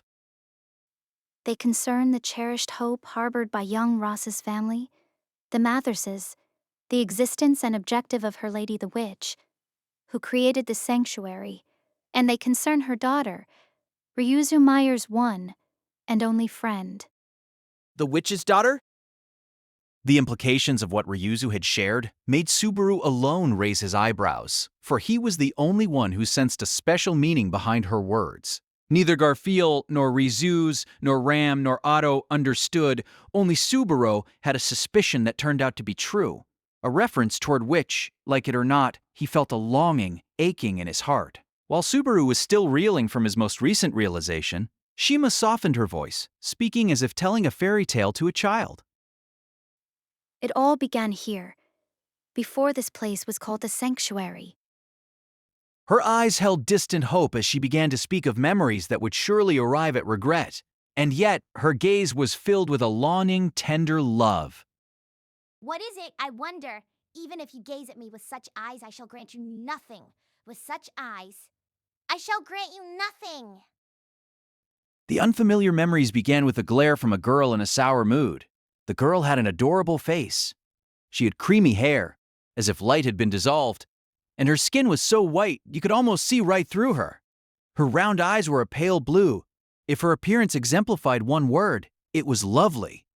Her hair was parted in two large, long twirls, and the flaring dress she wore made her look like a princess out of a picture book. As a matter of fact, the position she occupied was not that far off in terms of esteem. When this girl turned such keen eyes toward her, Ryuzu wilted completely. Though it was presumptuous to even compare the two, the girl before her eyes was far classier than she. Ryuzu was deficient in appearance and attire both, and their apparent ages being similar only invited greater embarrassment. If you can't... Silent again. Are you a boring, cowardly girl, I wonder? The girl gave a snort of dissatisfaction to Ryuzu, who was squirming with her face cast downward. This sour demeanor clashed with her adorable appearance, but her words still thrust into Ryuzu's heart like needles. It was not the abuse that pained her, but the disappointment. Ryuzu could hardly breathe. Beatrice, what is with that attitude? Did I teach you to behave like that? The gentle tone of his voice made the girl's expression stiffen. Went Ryuzu as she let go of the breath she was holding. Someone had called out from behind the girl, which was to say, directly in front of Ryuzu. Coming out of a hut in the back of the settlement was a woman who exuded a pure white aura. She had long, glossy, naturally white hair and skin that seemed untouched by light. Only her eyes, lips, and the long hemmed dress she wore barely managed to add color to her, yet she possessed beauty requiring nothing more than that. Lady Echidna. Ryuzu hastily bowed her head as she spoke the name of her patron witch. Echidna. Glancing at Ryuzu, the girl named Beatrice turned around in great haste. You're on, Mama. Betty didn't do anything, but this girl, she... If you are guilty of nothing, there is no need to be all flustered. You need only accurately convey the facts. If you truly did nothing wrong, it would not be necessary to hesitate, would it? Am I mistaken? Perhaps that's true. Echidna was not emotional, but she was quiet, firm, and strict. Ryuzu would have interpreted this as being hard on her daughter at first, but the pouty look on Beatrice's face made her believe otherwise. Betty was quietly waiting outside, just like you asked, Mom. And then this girl was watching Betty from afar. So Betty called her over, wondering if she had any business with Betty. I see. So, you there? What do you have to say? Yes. I have no excuse. I behaved most rudely. Beatrice's childish explanation was the truth. When Ryuzu saw Beatrice at the edge of the settlement, she stared at the girl in a daze. Beatrice took issue with that, which was what led to the current situation. I was smitten with the sight of Lady Beatrice in the twilight. I am sorry. Smitten, isn't it? Beatrice, do you acknowledge Ryuzu's version of the story? It would not be proper to tell you, a child, to behave more like an adult, but your attitude is lacking in tolerance. You are indeed special, but that is not for the sake of looking down upon others. I seem to be saying this a lot. Upon receiving Ryuzu's reply, Echidna sent some sort of stern admonition Beatrice's way. Though Beatrice seemed quite crestfallen, Ryuzu was in too great a panic to notice. She'd never thought that the great witch Lady Echidna would personally remember her name. Ryuzu lived in a tiny village, but her existence was the tiniest of all. As an apostle, she felt the joy of having the Witch of Greed herself remembering her name send a tremor running through her heart. I shall leave things to Jews from here. I am sure he will work hard to give you proper guidance. You remember that truth before you cast. Betty does not like Juice very much. Considering his role, being disliked by you is exactly the appraisal I wished and hoped for. Smiling at Beatrice's disgusted face, Echidna then turned to Ryuzu. This made Ryuzu's heart leap. She always let opportunities to speak slip and kept finding some suitable reason to distance herself from such places out of hesitation. So Echidna paying any attention to her once again was a surprise. That must have come as quite a shock for you, yes, Ryuzu? This girl, Beatrice, she is like a daughter to me. As you can see, she has yet to learn proper manners, I am embarrassed to say. So, I am not like a daughter. I am your daughter. Well, it is something like that. I believe I shall be coming here with her more frequently hereafter. Both of you will likely see each other more often, so I would like the two of you to get along nicely. Yes. Leave it to me, Lady Echidna. Honored to receive a request from the witch, Ryuzu nodded, her eyes sparkling with delight. Ryuzu's acceptance elicited a satisfied nod from Echidna. From behind, Beatrice murmured ruefully in a tiny voice. Betty not completely fine even when all alone, I wonder. You there, girl. I am sorry. Lady Echidna was supposed to be here, but I do not see her anywhere. Yes? Ryuzu was carrying a laundry basket when the inquirer called out, bringing her feet to a halt. When she slowly turned around, she set eyes on the one who had called her to a stop. Wah! She went, eyes bulging. Out of surprise, she unwittingly slackened the strength in her arms, and she almost dropped the laundry basket then and there. There you go. Whoa. I'm very sorry. Ryuzu bowed her head to the boy, who had closed the distance with one long-legged stride and put his hand under the laundry basket, flashing a troubled smile at the sight. The youth with blue-colored hair shook his head. Think nothing of it. I am sorry for speaking to you in the middle of your work. It was inconsiderate. Not at all. You are too kind, Master Mathers. One must not forget to be kind to ladies, regardless of our respective positions. If I may ask one thing of you, I do not particularly like being called by my family name. Could you address me as Roswal? After speaking to the apologetic Ryuzu, the boy, Roswal, gave her a wink. His age was around 4 years greater than Ryuzu's 12, and his height was a full head taller. Even so, it seemed like he still had room to grow, and his melodic voice was well on its way to that of an adult. The boy possessed a wicked charm possible only during the brief period between being a boy and an adult, and he was brimming with natural elegance. At that young age, he was also the current head of the Mathers family, which governed multiple domains, and the learned man who administered the forest settlement together with Echidna, making him Ryuzu's supervisor. To Ryuzu and the other residents, he was someone to whom respect ought to be paid on par with Echidna, the witch. So, as for Lady Echidna, I have yet to see her today. Beatrice does not seem to have come to her usual place either. I see. Their arrival may well have been delayed. Setting Lady Echidna aside, I find it difficult to believe Beatrice would not have come here to meet you. Beatrice only comes to speak to me once in a while. You say once in a while only because that is what Beatrice insists on calling it, no? Echidna threaded gaps in her busy schedule to visit this land, with Beatrice accompanying her. Somehow, they'd had numerous opportunities to come into contact and see each other's faces during the time before Echidna finished her business. Proof. Went Roswal, barely containing his laughter over Ryuzu's reply. Beatrice is not an honest girl, you see. It is good that you do not think of her as difficult to deal with. Perish the thought. She treats even someone like me extremely well. In fact, I am always making Lady Beatrice angry, enough that I was worried that she might come to hate me. Then you have nothing to be concerned about. Beatrice's hate carries no credibility whatsoever. If she genuinely hated you, she would not create all these excuses to spend time with you.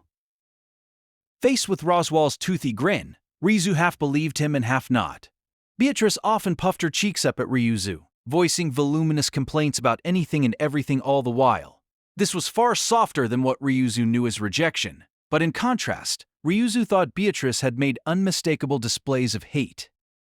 I hope that at some point, you might pick up on that girl's true feelings as well. Seeing that Ryuzu had been pressed into silence, Roswal murmured a comment, somehow sounding forlorn as he did. His smile became ever so slightly pained, and this caused Ryuzu's chest to tighten.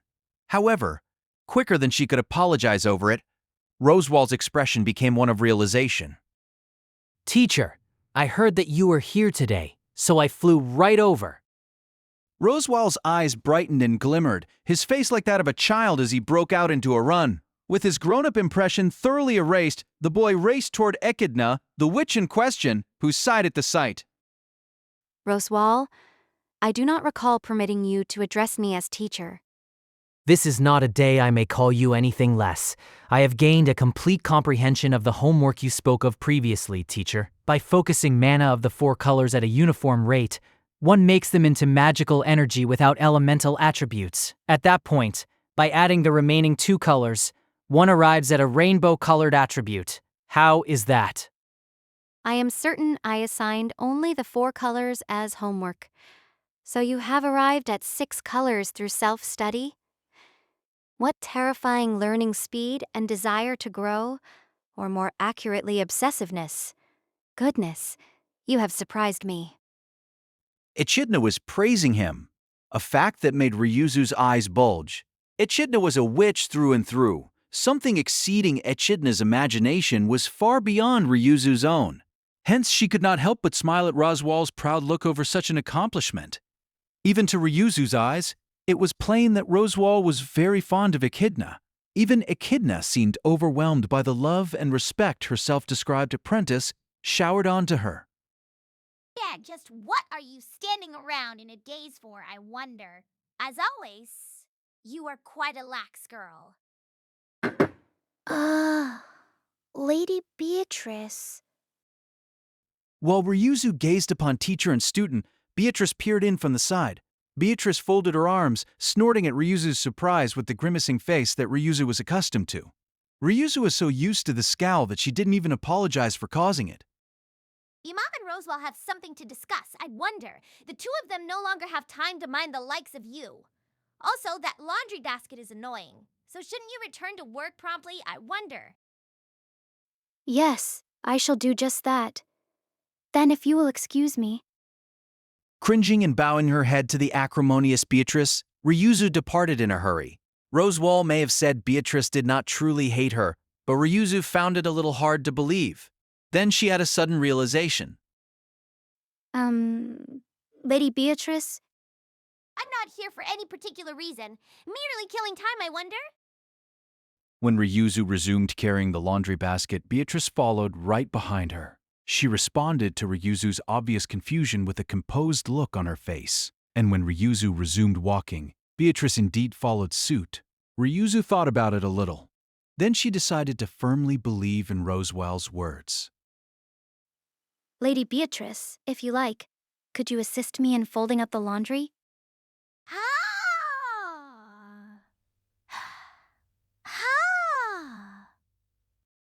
Beatrice was taken aback by Ryuzu's gracious proposal that she assist in doing the chores. Her reaction made Ryuzu regret having relied upon Roswal. If it is too much for your hands alone, then there's no other choice. Betty shall assist you. Eh? Should Betty say it again? I wonder. Now, move already. Are you going to just stand around all day? I wonder. Beatrice overtook Ryuzu, who had unwittingly frozen in place, rushing right past her. The instant Beatrice passed by, Ryuzu saw her expression was half expectorated and half another entirely different emotion. Ah! Flushing, Ryuzu felt the inside of her chest heat and something well up in her eyes. Somehow holding that emotion back, Ryuzu broke into a little run, coming up alongside Beatrice and peering at her face. If it is all right with you, could I leave the laundry with you for a brief moment? Don't get too full of yourself. I could for a little while, I suppose. With these words, Beatrice extended her hands toward the laundry with a reluctant look on her face. The days passed peacefully. Various things had happened to Ryuzu before arriving in this land, both good and bad. The good had been somewhat outweighed by the bad, but it was by resiliently carrying on that she had lived to this day. There were others who came from similar backgrounds, and they were kind, taking care to keep young, frail Ryuzu out of harm's way. Once, when their homelands came up in conversation, and Ryuzu said she did not have any good memories of her own, someone responded with, "Same here," and laughed. After that, they continued with, "Let's make this everyone's homeland." She didn't remember the speaker, but Ryuzu had always remembered those words since. Recently, Echidna visited the settlement with ever-increasing frequency. Everyone was fond of the witch, for she was the savior not only of Ryuzu, but everyone in the settlement. No one could thank her lady enough for the salvation of being granted a homeland. Inconveniences in their day-to-day life were swept away. Their needs were well met, and she asked for nothing in return for all she did for them. It was but once, when Echidna had replied with pay it no mind to everyone's thanks, that Ryuzu saw her making a little smile. From that faint smile, Ryuzu felt she understood why Echidna went to such great efforts, so that she could continue to smile just like that. Whenever Echidna visited, her daughter, Beatrice, would invariably come along with her. Echidna, surrounded by a large throng of people, when she came to the settlement, always ordered Beatrice to act freely. In the majority of cases, Beatrice spent her free time close to Ryuzu. Child or not, being a member of the settlement meant Ryuzu had a lot of work to do. On occasion, Beatrice would grudgingly aid her with laundry and sewing. She grumpily complained she was not particularly skilled in doing laundry, but she concentrated on the work even more than Ryuzu's did. When not helping with Ryuzu's work, Ryuzu often saw her pounding away at her magic lessons. Beatrice was clutching a book too large for her small frame and honing her mana through trial and error in all sorts of ways. To Ryuzu, who lacked any connection to magic and was unable to even read, it seemed like anguish beyond her comprehension. It was at those times that Rosewhile, who came to meet with Echidna, would inevitably interrupt, invariably angering Beatrice and igniting her temper. Rosewhile, who was normally dedicated to behaving in a most aristocratic manner, acted his own age only when he interacted with Echidna and Beatrice. Suffering Rosewhile's teasing, it was common to see Beatrice go red in the face as she launched her counterattacks.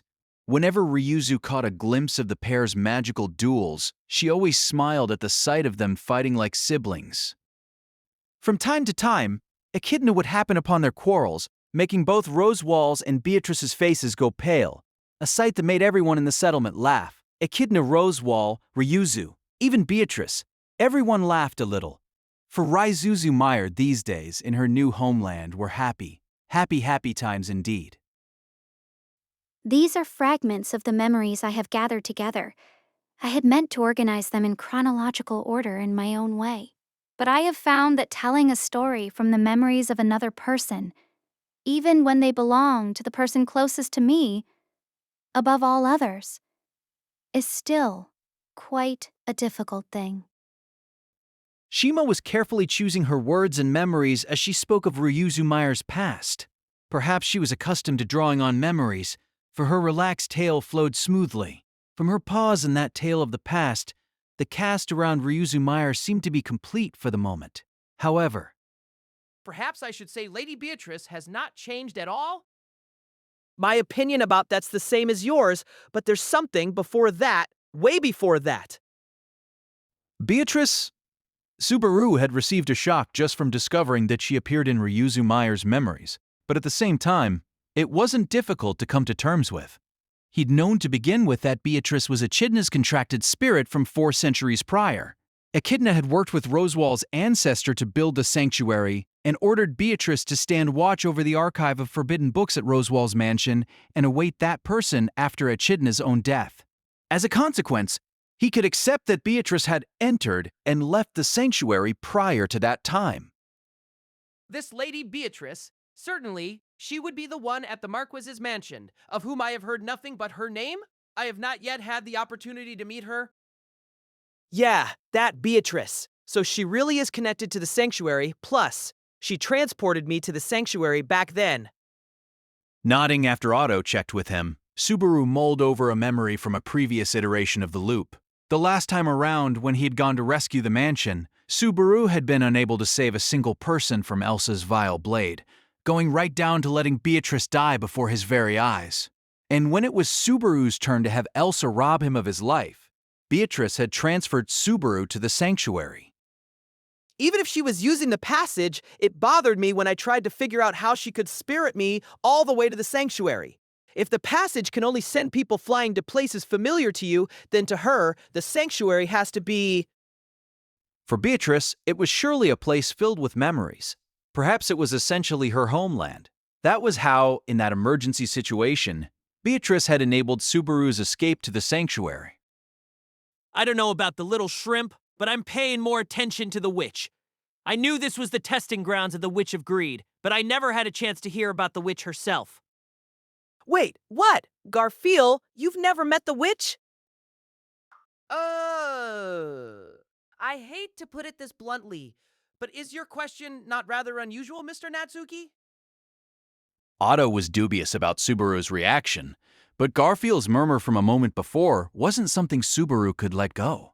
The tomb was Echidna's resting place, and Garfield held the qualifications to challenge the trial within as an apostle of greed. Subaru had assumed those weren't qualifications anyone could obtain without meeting Echidna first. But from the way you put it just now, Echidna never came out during your trial, right? So how did you figure that you'd overcome the trial? General, the way you put that makes it sound like you met the witch. As for me, I settled it, that's all. I didn't meet the witch. Won't talk about what happened inside no more. Garfield avoided speaking clearly about the contents of his trial while answering the question relating to the witch. When Subaru nodded in response, Ram abruptly posed a question. In other words, Barusu has met the Witch of Greed? Slowly narrowing her pink eyes, she quietly stared at Subaru. Happened on the first day, when I went into the tomb to bring Emilia back. I asked her about Ryuzu and some other stuff. Without revealing the details of his own trial, Subaru explained his fleeting encounter with the witch. Subaru was dubious about Ram's silence over the contents thereof, but she immediately gave a brief exhale. I see. I simply thought, it all makes sense now. For someone who had come to the sanctuary for the first time, you have made very deft arrangements, Barusu. If anything, I am relieved to know that it is not through Barusu's proper talents. Wait, is there something wrong with me being a capable man? Ah, Barusu, a capable man? Do not say that even in your sleep. It is disturbing. Do you have to go that far? As Ram snorted, Subaru's voice went shrill, but oddly, he could not wipe away his suspicions toward Ram's demeanor.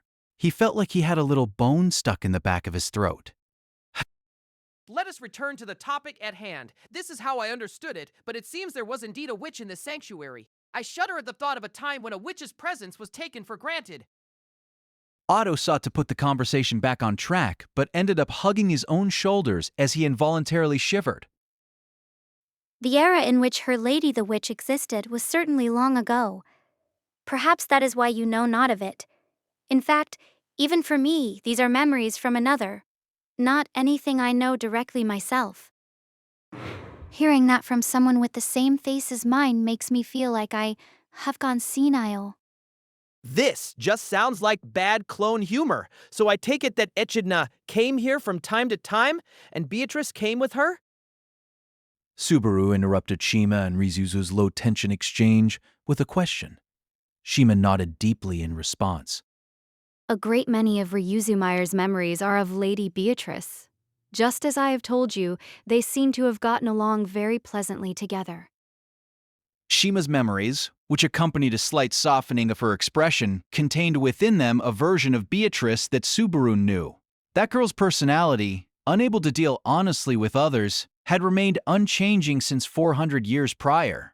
Hence, she had obstinately refrained from showing others her true thoughts, keeping various feelings stuffed inside her tiny body. Subaru felt sadness welling up in his chest as he thought back to Beatrice, clinging to her pact in the archive of forbidden books. To be honest, I'm surprised that Echidna walked around with Beatrice alongside her. So far as I know, you wouldn't think she had one shred of love for Beatrice as if she was family. I wonder just what conversations young Sue has had with her lady the witch to make him go that far. I, too, concur with our opinion. In the memories I have seen, I do not think of her lady the witch as lacking in humanity as young Sue suggests. Toward her daughter, her apprentice, and Ryuzu Meyer as well. I agree with you on that. Subaru could say it didn't match with the Echidna he knew, but that was as far as it went. It had been 4 centuries since her death. Perhaps a period so long brought tremendous changes even to the mind of a witch possessing such great power. Perhaps that had resulted in a twisting of the witch's personality, rotting her core nature. Please continue your story. Up till now, you've only spoken of heartwarming memories of the past, but all of us know that a trial doesn't end with just that. Subaru's words made everyone present nod with various feelings in their chests. Life in the sanctuary, peaceful on the surface, continued like that, so what happened? What happened, you ask? All by herself, Shima, the teller of the tale, lowered her gaze, murmuring with a weary voice. Then she slowly surveyed the faces of all present. Ruin is what happened, and the true reason for the sanctuary's existence came to pass. The real reason this place exists? The energy she gave off was far from gentle, and Subaru could feel it from the cold sweat on his brow. After watching that sweat form a droplet, which then fell from his chin, Shima closed her eyes, peering under the lid of her memories once more. That day also, her lady the witch, Lady Beatrice, and young Roz's ancestor were in the sanctuary. The settlement was the same as always, and I thought those days would continue onward, peaceful and unchanging forever. Truly. How can Rosewall be such an annoying person, I wonder? He is almost impossible to forgive. Clutching her knees and red-faced as she made an adorable huff, Beatrice murmured with a whiff of anger. Seeing the girl in the dress sitting on a stump and hearing her words, Ryuzu formed a vaguely pained smile. Does that face of yours irk me, I wonder? If you have something to say, come right out and say it. Is it not because Lady Beatrice played a prank upon me in the first place that Master Rosewall had an excuse to take revenge? Could you not refer to it as a prank, I wonder? That was a more refined thing than that. Once Ryuzu pointed out the source of the conflict, Beatrice clumsily tried to justify her actions. Since she was honest to the bone, the girl was terrible at coming up with excuses. Though Ryuzu thought that too was cute, the prank the adorable girl had played on Ryuzu made it something she could not simply dismiss with a laugh. After all, she'd twisted space, trapping her in a meandering, looping corridor. Opening door after door only to find the same room each time was a rather terrifying experience for me. Was it using but a trifle of dark magic, I wonder? There is no reason to be so sore about it. I see. In that case, Beatrice cannot be sore whatsoever over my using counter magic to return the favor in kind. Good to know. Miss Bluff.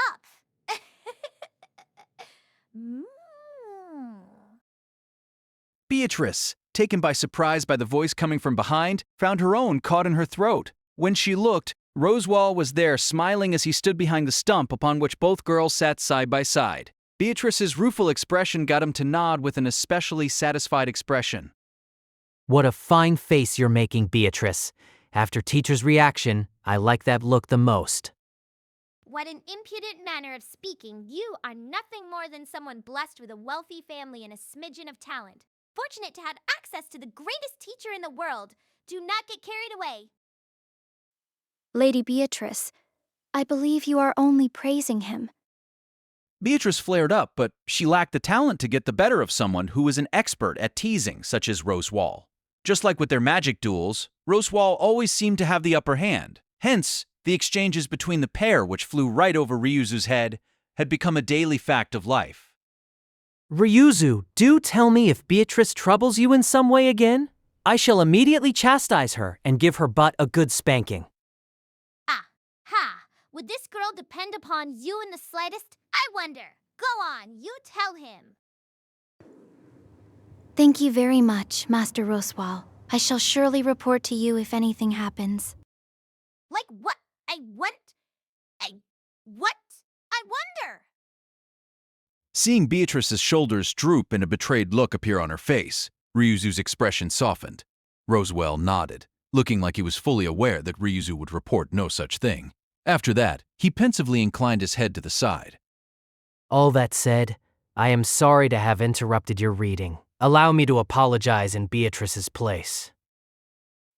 No, that is too gracious of you.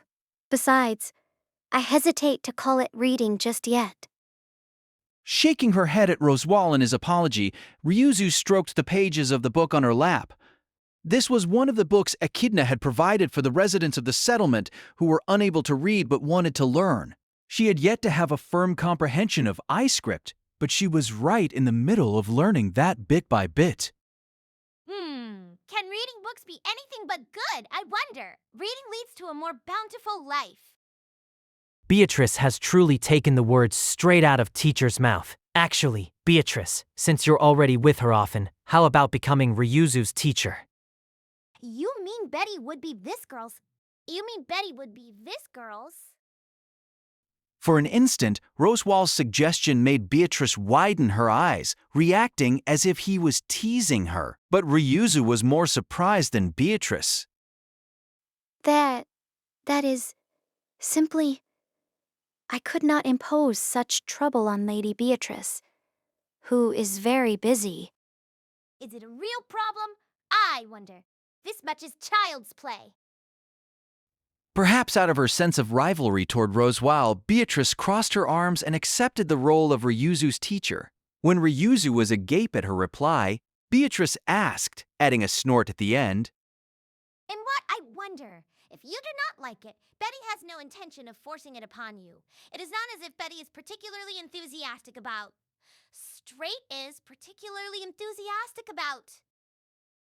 No, if Lady Beatrice will teach me, I would be very happy. Beatrice had been the impetus behind Ryuzu wanting to study how to read in the first place. Having fallen in love with the sight of her always carrying around that large book, Ryuzu came to hold an interest in reading all her own.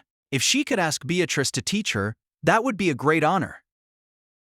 If you insist. What choice is there, I wonder? You are a truly fortunate girl. Instantly, Beatrice averted her face, blushing happily as she responded to Ryuzu's plea. Toying with her extravagantly curled hair, Beatrice seemed set to continue rambling. Lady Beatrice? Hitch? Is? Mother calling? I wonder. I wonder. Abruptly, the nature of Beatrice's expression underwent a great change as she hopped down from the stump. Glancing at the perplexed Ryuzu out of the corner of her eye, she proceeded to motion her hand toward a house close by. Roswal, Mother is calling for you as well. Is this an emergency situation, I wonder? I understand. You do as teacher instructs. I shall. With that exchange of few words, Beatrice smoothly glided through the open doorway. But she was not seen on the other side of the door. She had surely crossed over to a distant place the moment she passed the portal's threshold. The circumstances have changed somewhat. For the moment, come with me to where teacher is. The look on Roswal's face allowed no second guessing. Without a word, Ryuzu could not help but obey. She felt as if she sensed some kind of disquieting wind at the horizon of the cloudless sky. The atmosphere had grown heavy and strained. Ryuzu felt like her own blood was drying up. We should flee from here immediately. We are not prepared yet. If he appears in this place here and now, the project will be ruined. Rebuilding will become impossible. Teacher, the time we are spending here is precious. He has already come this far. In the hut, Roswal pounded the table, his voice ragged. The boy normally placed such an emphasis on behaving with composure, but in this moment, he sounded stressed, nervous, and frayed. Echidna the witch closed her eyes, not responding to his pleas. Seeing his teacher pressed into silence made Roswal beg even more earnestly, his voice high-pitched that they should evacuate. We must not hesitate. His power is too overwhelming. I cannot be of service to teacher just yet. If you tell me to be your shield, I shall gladly be your shield. However, without countermeasures planned, we cannot. It is not that I lack for methods. To a certain extent, the sanctuary already meets my expectations. Yeah? Opening her eyes, Echidna glared at the grainy table. Judging from his expression, Roswal was flabbergasted by her words, causing Echidna to sigh at her apprentice's surprise. The theoretical structure is complete. Sufficient amounts of the necessary blood that's requisite for the barrier should already have been assembled at the cathedral. Then! However, there is not yet a sufficient core with which to activate the barrier. Roswal was on the verge of seizing a new hope, but Echidna's chagrin-tinged words made him draw in his breath. Without the all-important core, the barrier cannot be activated. Without the barrier, it is impossible to repel him. If we cannot maintain a complete security net, he will surely destroy us. Roswale, ruefully hanging his head, pounded the table with his strongest fist up to that point. The legs of the old table creaked, and Roswale's torn fist oozed with blood. Silence filled the interior of the cabin. The passage of time slowed, and the weight of the air could be felt on one's skin. It was then, as if to defy that gloomy atmosphere, that one timid girl, Ryuzu, raised her hand. Regarding that insufficient core, might I be of service? Ryuzu? As Roswal gaped, Ryuzu slowly shook her head and looked at Echidna. I heard of this some time ago. Namely, that I meet the conditions for the core of the barrier that Lady Echidna is building, and that this is why you set eyes upon me. From Beatrice, perhaps? Yes. With quiet resolve resting within her, Ryuzu nodded in response to Echidna's question without fear. Her bold demeanor made Echidna the witch open her eyes wide. Ryuzu recalled when Echidna had been surprised by Roswal. She took a small measure of pride at having been able to do the same. According to Lady Beatrice, Lady Echidna had told her that I am extremely suitable for meeting these conditions. Also, I heard that Lady Beatrice has taken samples of my mana several times during these last months for this purpose. If that is what Beatrice told you, then I suppose it must be so. With an ever so slightly hostile manner of speech, Echidna sincerely inspected Ryuzu before continuing. Certainly the possibility you could function as a core for the barrier is high. With you as the core, the establishment of the sanctuary is theoretically complete. However, that would have to wait until after your mana becomes more accustomed to this land. So it cannot yet be done right now. This is no ordinary barrier. This barrier must not be broken. For that sake, I have moved things forward meticulously. Over the course of years, I have gathered people with both human and demi-human blood in this land, establishing the scale requisite for this barrier. You could become the final push. But Breaking off his words, Roswal gnashed his teeth. Ryuzu did not understand such difficult language. But if it was so difficult that even Echidna and Roswal collaborating had not brought success, the wall that blocked their path was stern indeed. However, though Ryuzu did not understand these complexities, there was one thing she did comprehend. The two of you surely have some way of overcoming this, do you not? Sensing their breaths catch, Ryuzu felt encouraged to go on. I was saved by Lady Echidna and Master Roswal.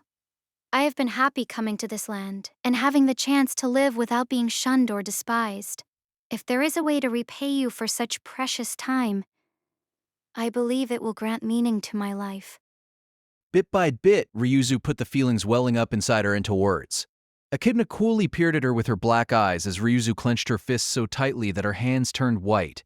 In her stead, the expression on Roswal, standing beside the witch, ran thick with anguish. Teacher. Roswal called out to Echidna, seemingly gasping for air. This was not an address out of trust for his teacher's judgment. It was an address carrying the implication, "You cannot mean," but Echidna did not give her apprentice his desired reply. She kept her black eyes trained upon Ryuzu. We will build the sanctuary's core by placing your Odo into a catalyst. By doing this, the time you will require to acclimate to the soil's mana shall be shortened, allowing us to render the barrier functional. If this is done, this land, this sanctuary can be saved? That would depend on the definition of salvation. However, it would surely become possible to fend off the menace closing in on us at this very moment. Per my original aim, with a long enough reprieve, we can refine our countermeasures as well. Echidna's reply was not to put her mind at ease. The witch did not deal in optimistic assessments or sugarcoating of any kind. If Echidna declared she could do it, she could make it a reality. In other words, Ryuzu could repay the favor shown to her at the cost of her own life. When can you begin? We can begin right away. A facility has been prepared to accept the core. What remains is the purification of the magic crystal that will become the catalyst and readying the ritual linked to the blood of the residents gathered at the cathedral. The problem is buying time against the menace. That is my duty. Isn't that right, teacher? I shall strive to give everything until my dying breath, Ryuzu. Concealing the grief deep within his eyes, Rosewell turned toward Ryuzu. There was no hint of frailty in the youth's expression, only respect for Ryuzu, whose resolve was as firm as his own. I am sorry. I lack the power to save teacher all on my own. Not at all. To me, Master Rosewall, you too are my benefactor, granting me time I would not replace for anything. I am grateful for this. There is nothing to resent you for, whatsoever. Placing a hand over her meager breasts, Ryuzu slowly shook her head side to side. Rosewell exhaled at her reply, whereupon he shifted his gaze toward Echidna. I will depart immediately. Teacher, take care of preparing the barrier, and please summon Beatrice back. Would it not be better if Beatrice does not know? If you do not call Beatrice now, that girl will resent you and me both for the rest of her life. Albeit, perhaps it will be so, even if you do summon her. I see. Understood. I shall call her shortly.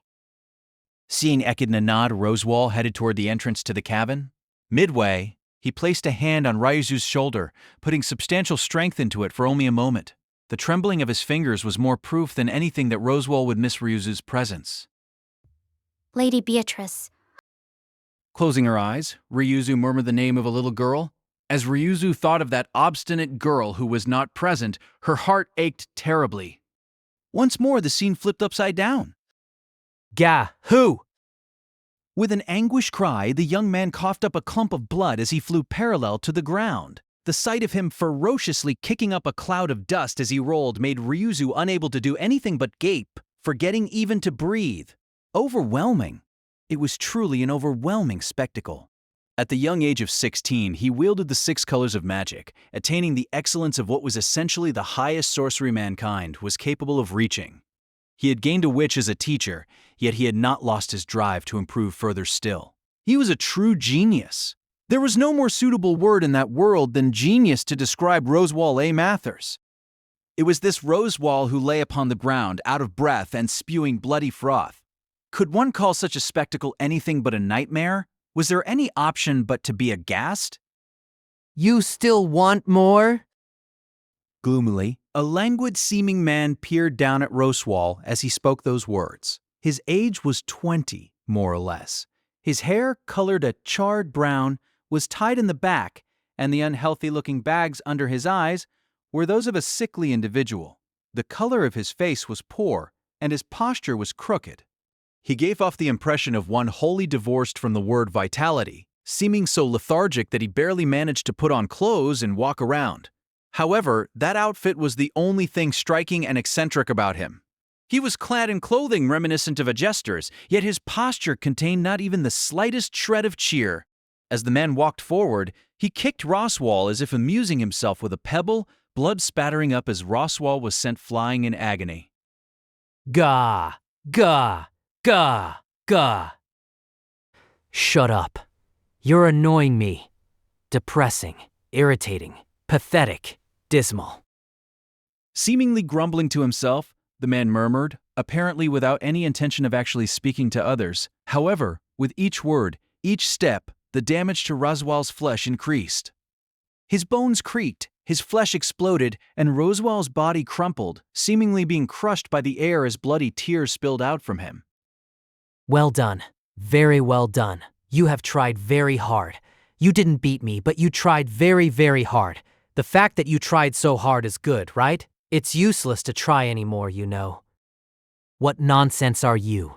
If I do not stop you here, goo. That stuff weighs down your spirit the most. It makes your chest go bad, makes your mood all gloomy.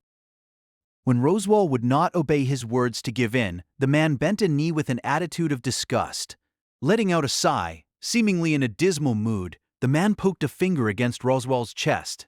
The next moment, Roswell let up a scream as his limbs crumpled and twisted, his blood and flesh ruined. I really hate this. It really gets me down.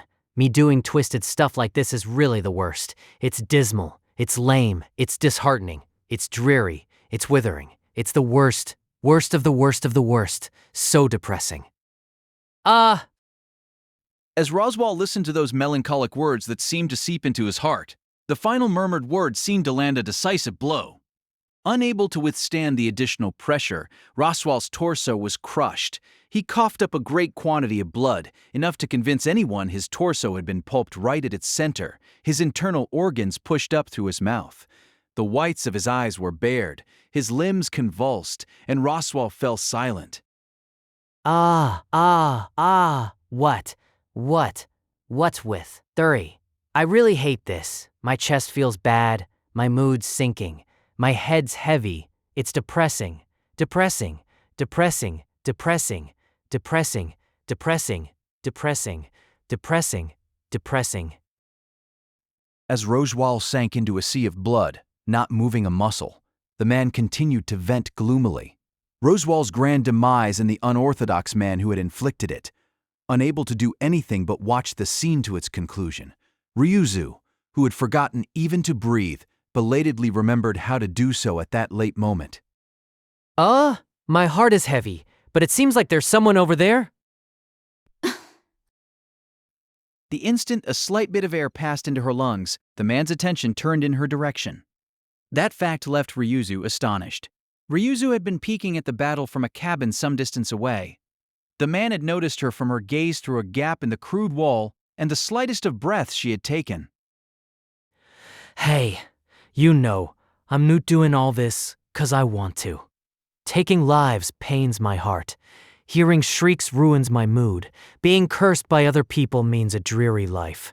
Would you save me some time? Depressing. With Ryuzu unable to move, unable to speak, the man turned a palm toward the cabin where she was frozen in place. She did not understand the principles behind it, but Ryuzu took this as the man serving her a death sentence. Roswell had been crushed by some kind of incomprehensible power, and now Ryuzu's body would be contorted by this same... Owl, go! There came a roar that literally spat flecks of blood as it summoned explosive flames, dyeing the world crimson. An enormous amount of heat emerged from the fallen Roswell's raised hand. The mysterious man was assaulted by flames that seemed intent on reducing him to ashes. This was scarlet hellfire spawned from a plane of scorching heat.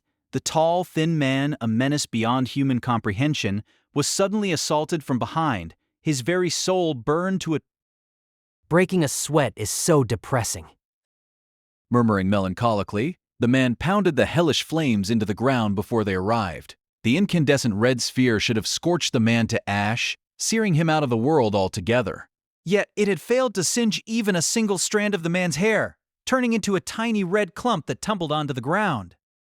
I'm rather surprised that you haven't vanished yet. Having to use my power is so depressing, I just want to die. When the grumbling man clenched his upraised hand, the gesture caused the sphere that had fallen to the ground to burst apart. The sound of scalding heat scorching the air echoed but once, then it dissipated, its mana completely exhausted. It was magic that Roswell, on death's door, had cast with the whole of his body and spirit, hoping for a miraculous turnaround. He'd wrung his dying breaths, and all he'd accomplished was making the strange man break a sweat. The only matter that remained was whose death, Roswal's or Ryuzu's, would precede the others by a few scant seconds. Damn you, devil of melancholy. What a terrible nickname. It dampens my spirits. Do you think I ended up this way by choice, Even if your life has been twisted or corrupted somehow, you became your current self through the choices you made. No matter how limited they were, don't try to pass yourself off as a victim, devil of melancholy, Hector. A sound argument. My ears hurt. It makes me feel bad. Truly. I do not get along well with you. That's why. Cutting off his own words, the man, Hector, turned his palm toward Roswal. Guh. Your bones are clattering. Your internal organs are squishing. Your heart's cracking. What are you gonna do now, The instant Hector spoke in a low voice, an anguished cry resounded. It was the cry of Roswal's impending death. This time, Roswal truly ceased to move. Hector paid him but a glance before languidly turning back around. He looked toward the cabin. Ryuzu was in, and without warning, it was crushed under the strain. Ooh.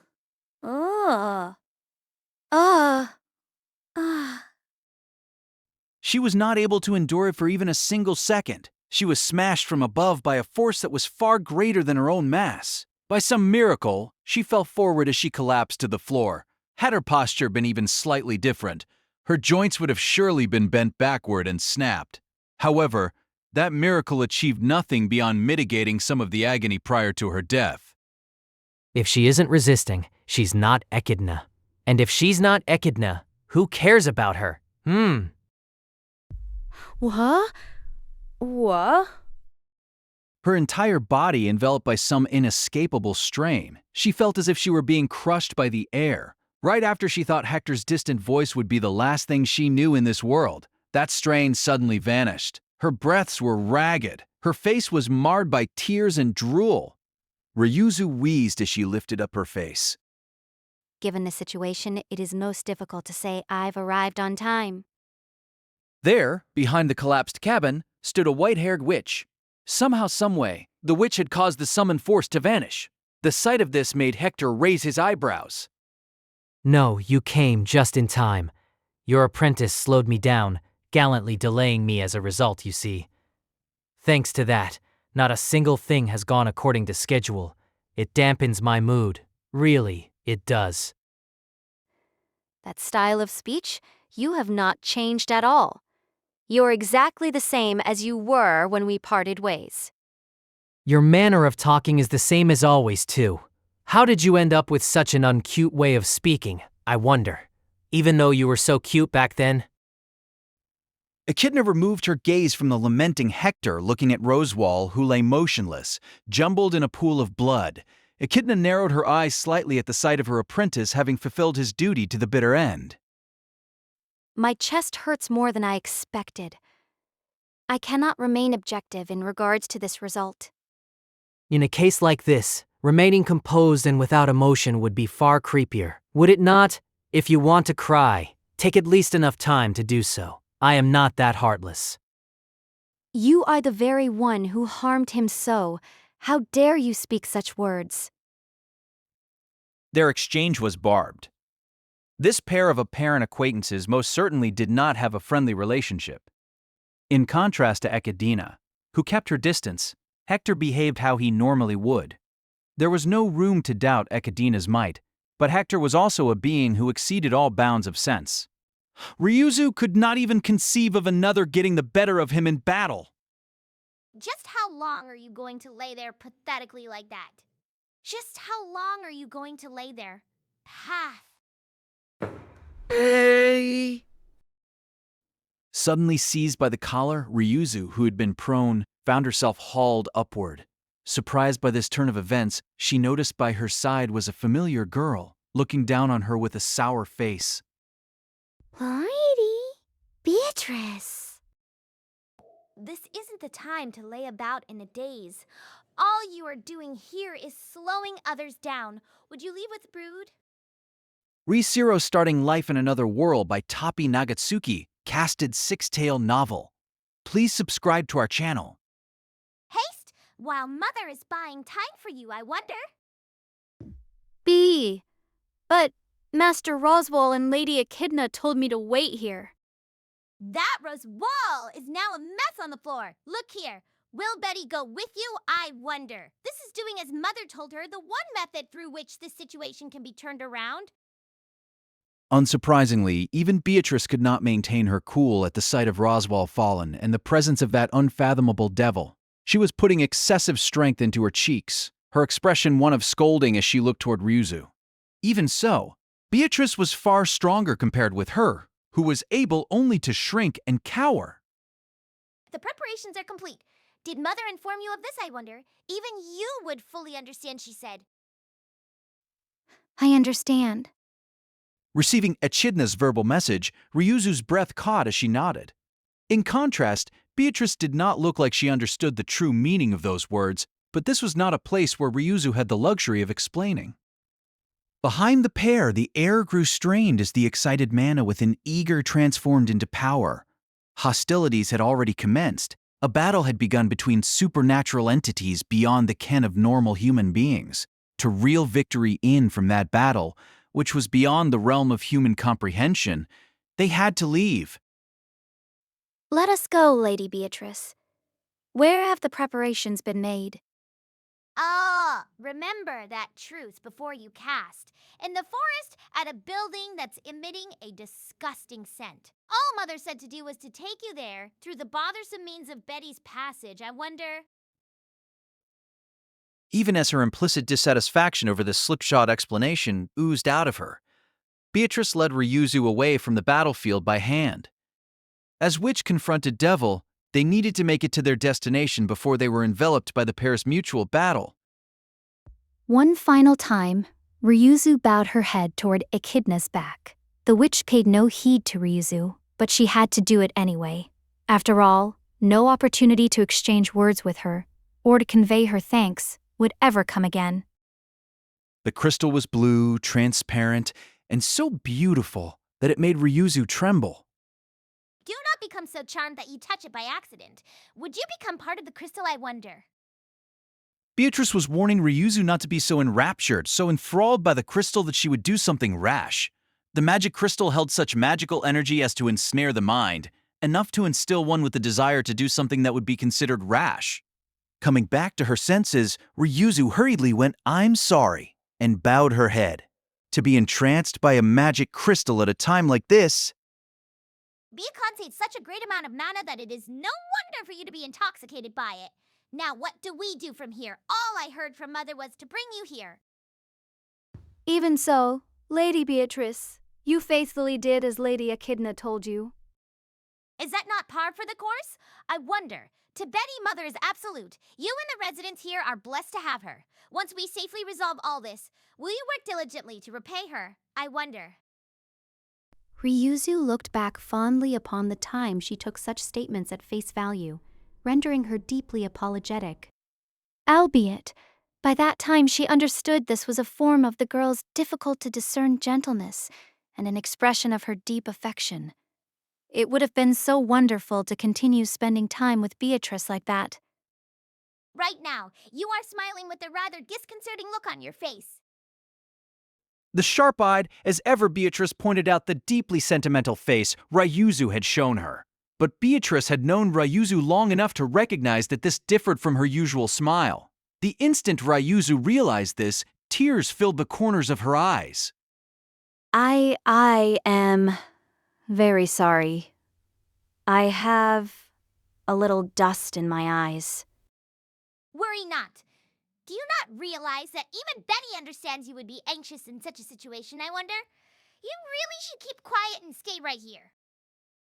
Showing concern for the tearful Ryuzu, Beatrice shifted her attention beyond the facility, toward where Echidna and Roswell had been left behind. Then she nodded to Ryuzu several times over. Once Betty takes Mother's side, will all be as it was, I wonder.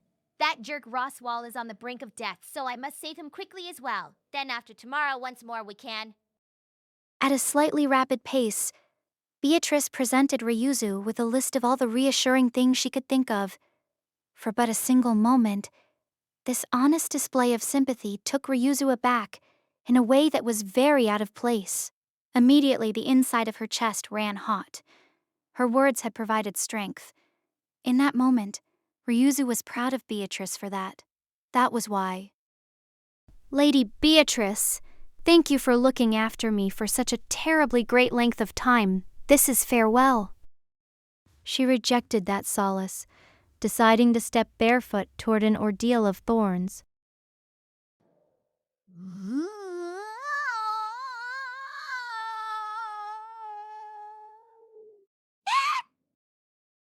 Beatrice's voice was weak as she blinked, not understanding. Ryuzu looked back as Beatrice stared straight at her in astonishment. Hesitation and pain were welling in Beatrice's round eyes. But Ryuzu, knowing the girl's kindness, did not falter. Up until that point, Ryuzu had immediately apologized for whatever might have displeased Beatrice. But this time alone, she absolutely could not. What do you mean, farewell? Do you mean farewell? Do you mean you're running away? No, you are mistaken. If I ran away, I might hope to be reunited with Lady Beatrice again someday. However, this is farewell for life. I shall never be able to speak to Lady Beatrice again. Tightly pursing her lips, Beatrice gazed deeply into Ryuzu's eyes in search of her true intentions. This was the first time Beatrice had allowed Ryuzu to see her so desperate. Ryuzu quietly chose her words. She chose them from among all the words within her, for this was the single most important moment of her life. This facility was designed to deploy a barrier over the forest. Eventually, I was meant to become the core of that barrier, but now there is insufficient time for the original plan. Time for the barrier, and that man is in the way, then we need to... He cannot be beaten merely through fighting. That conclusion was the reason for creating the sanctuary in the first place. I imagine the reason Master Rosewall was so devoted was because he understood that if he was not, Lady Echidna could not be saved. That was how overwhelming a being the Devil of Melancholy was. Not even Ryuzu understood what effect activating the barrier might have against that devil, but it was the one and only firm promise Echidna had ever made to Ryuzu. If the barrier is activated, this place will become a sanctuary. It will be protected. Lady Echidna promised this to me, therefore, I will offer up my body for its sake. Akama?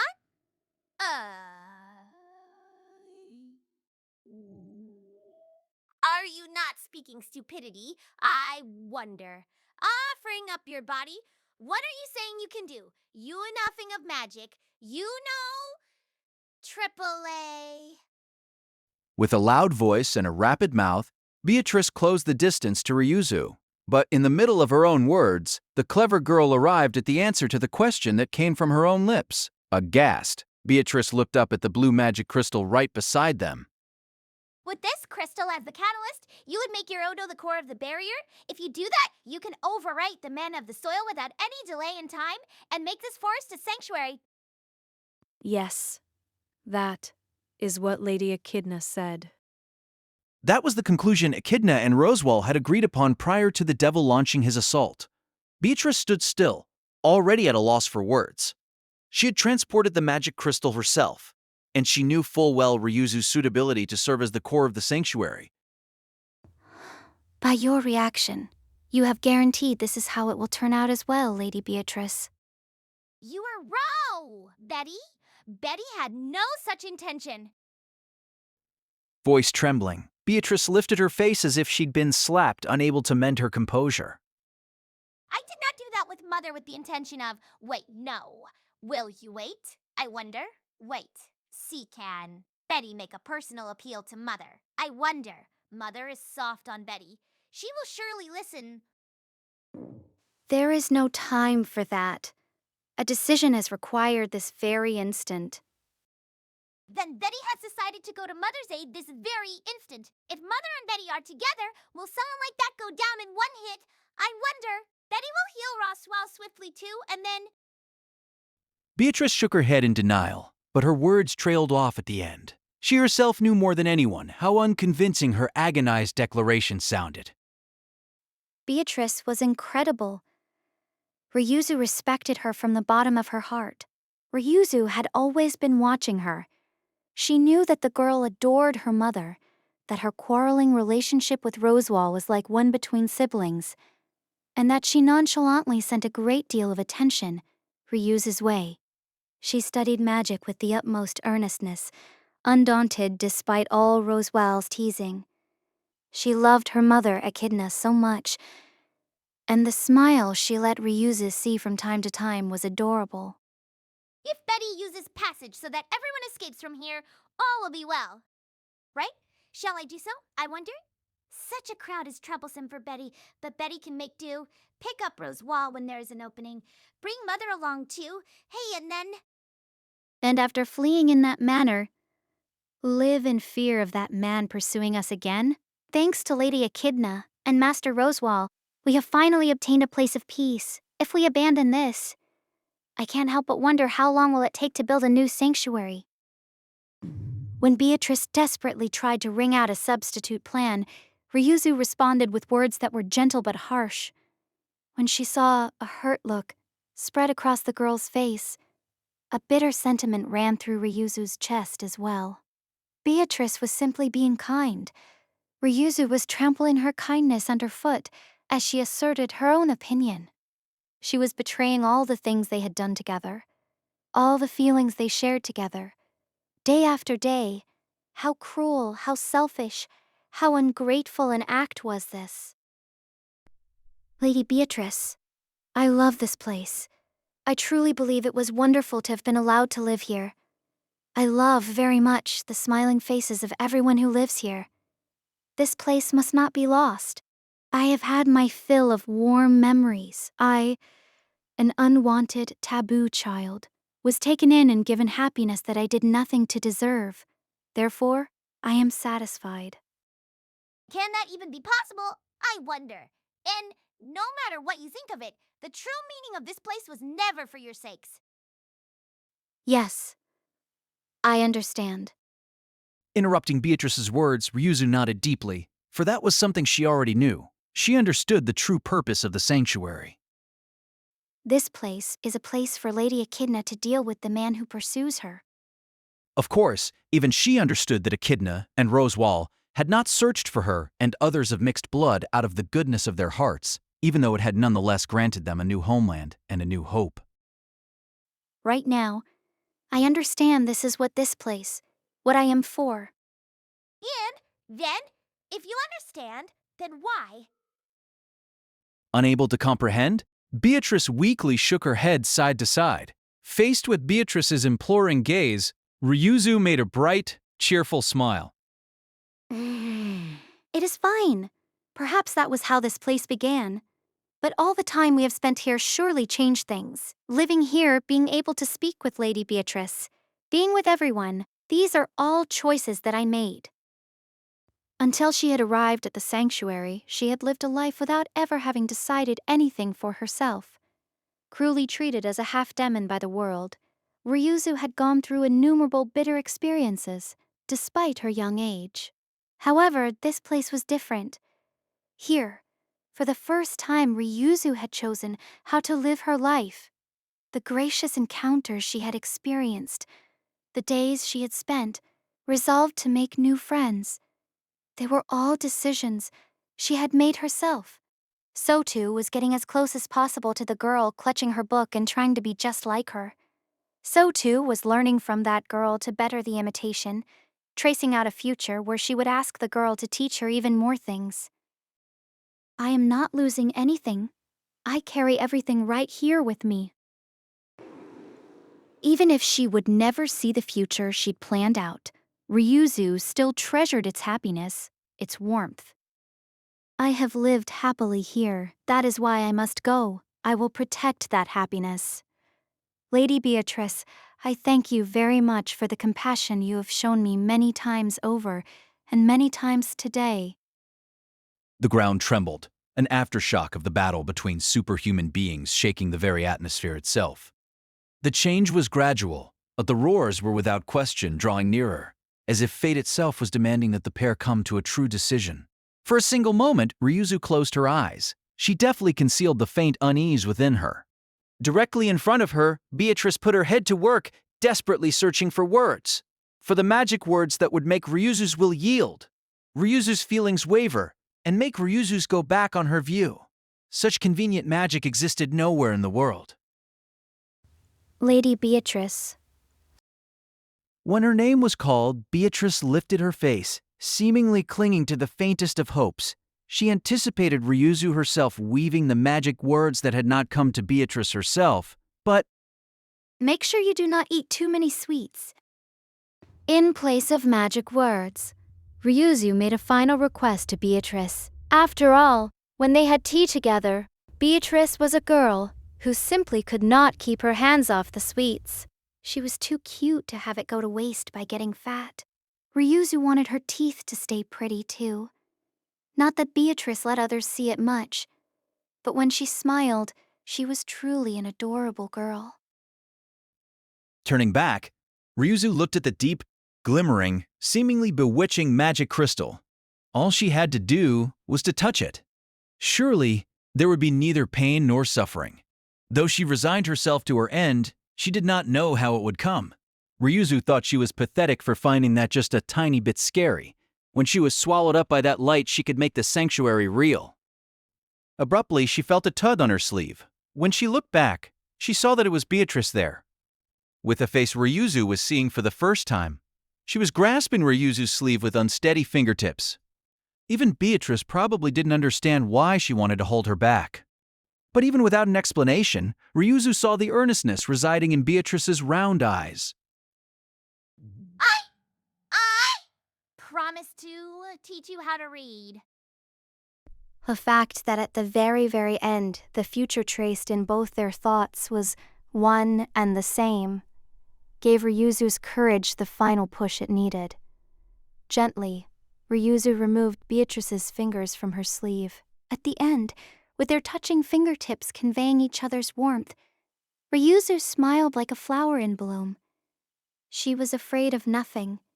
Beatrice had blown all trace of it away. Thank you. Goodbye, Betty. Having shared her affection with the one she had loved most in her life, Ryuzu's consciousness was enveloped by blue light. These are all the memories of Ryuzu Meyer that I saw within the tomb. Shima bowed her head deeply, concluding what was a brief but seemingly lengthy tale of the past.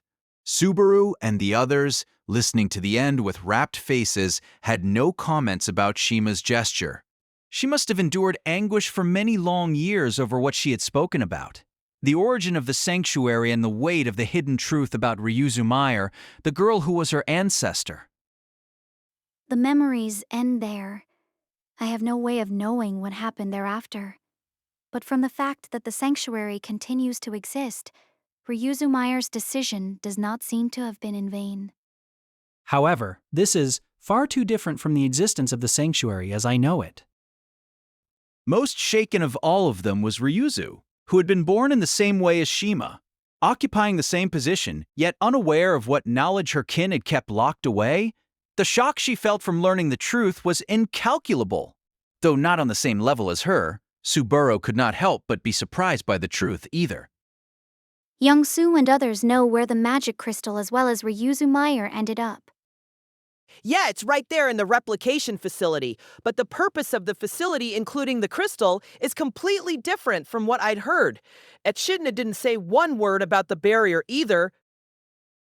During his encounters with Echidna in her Castle of Dreams, she had never broached the purpose of the barrier.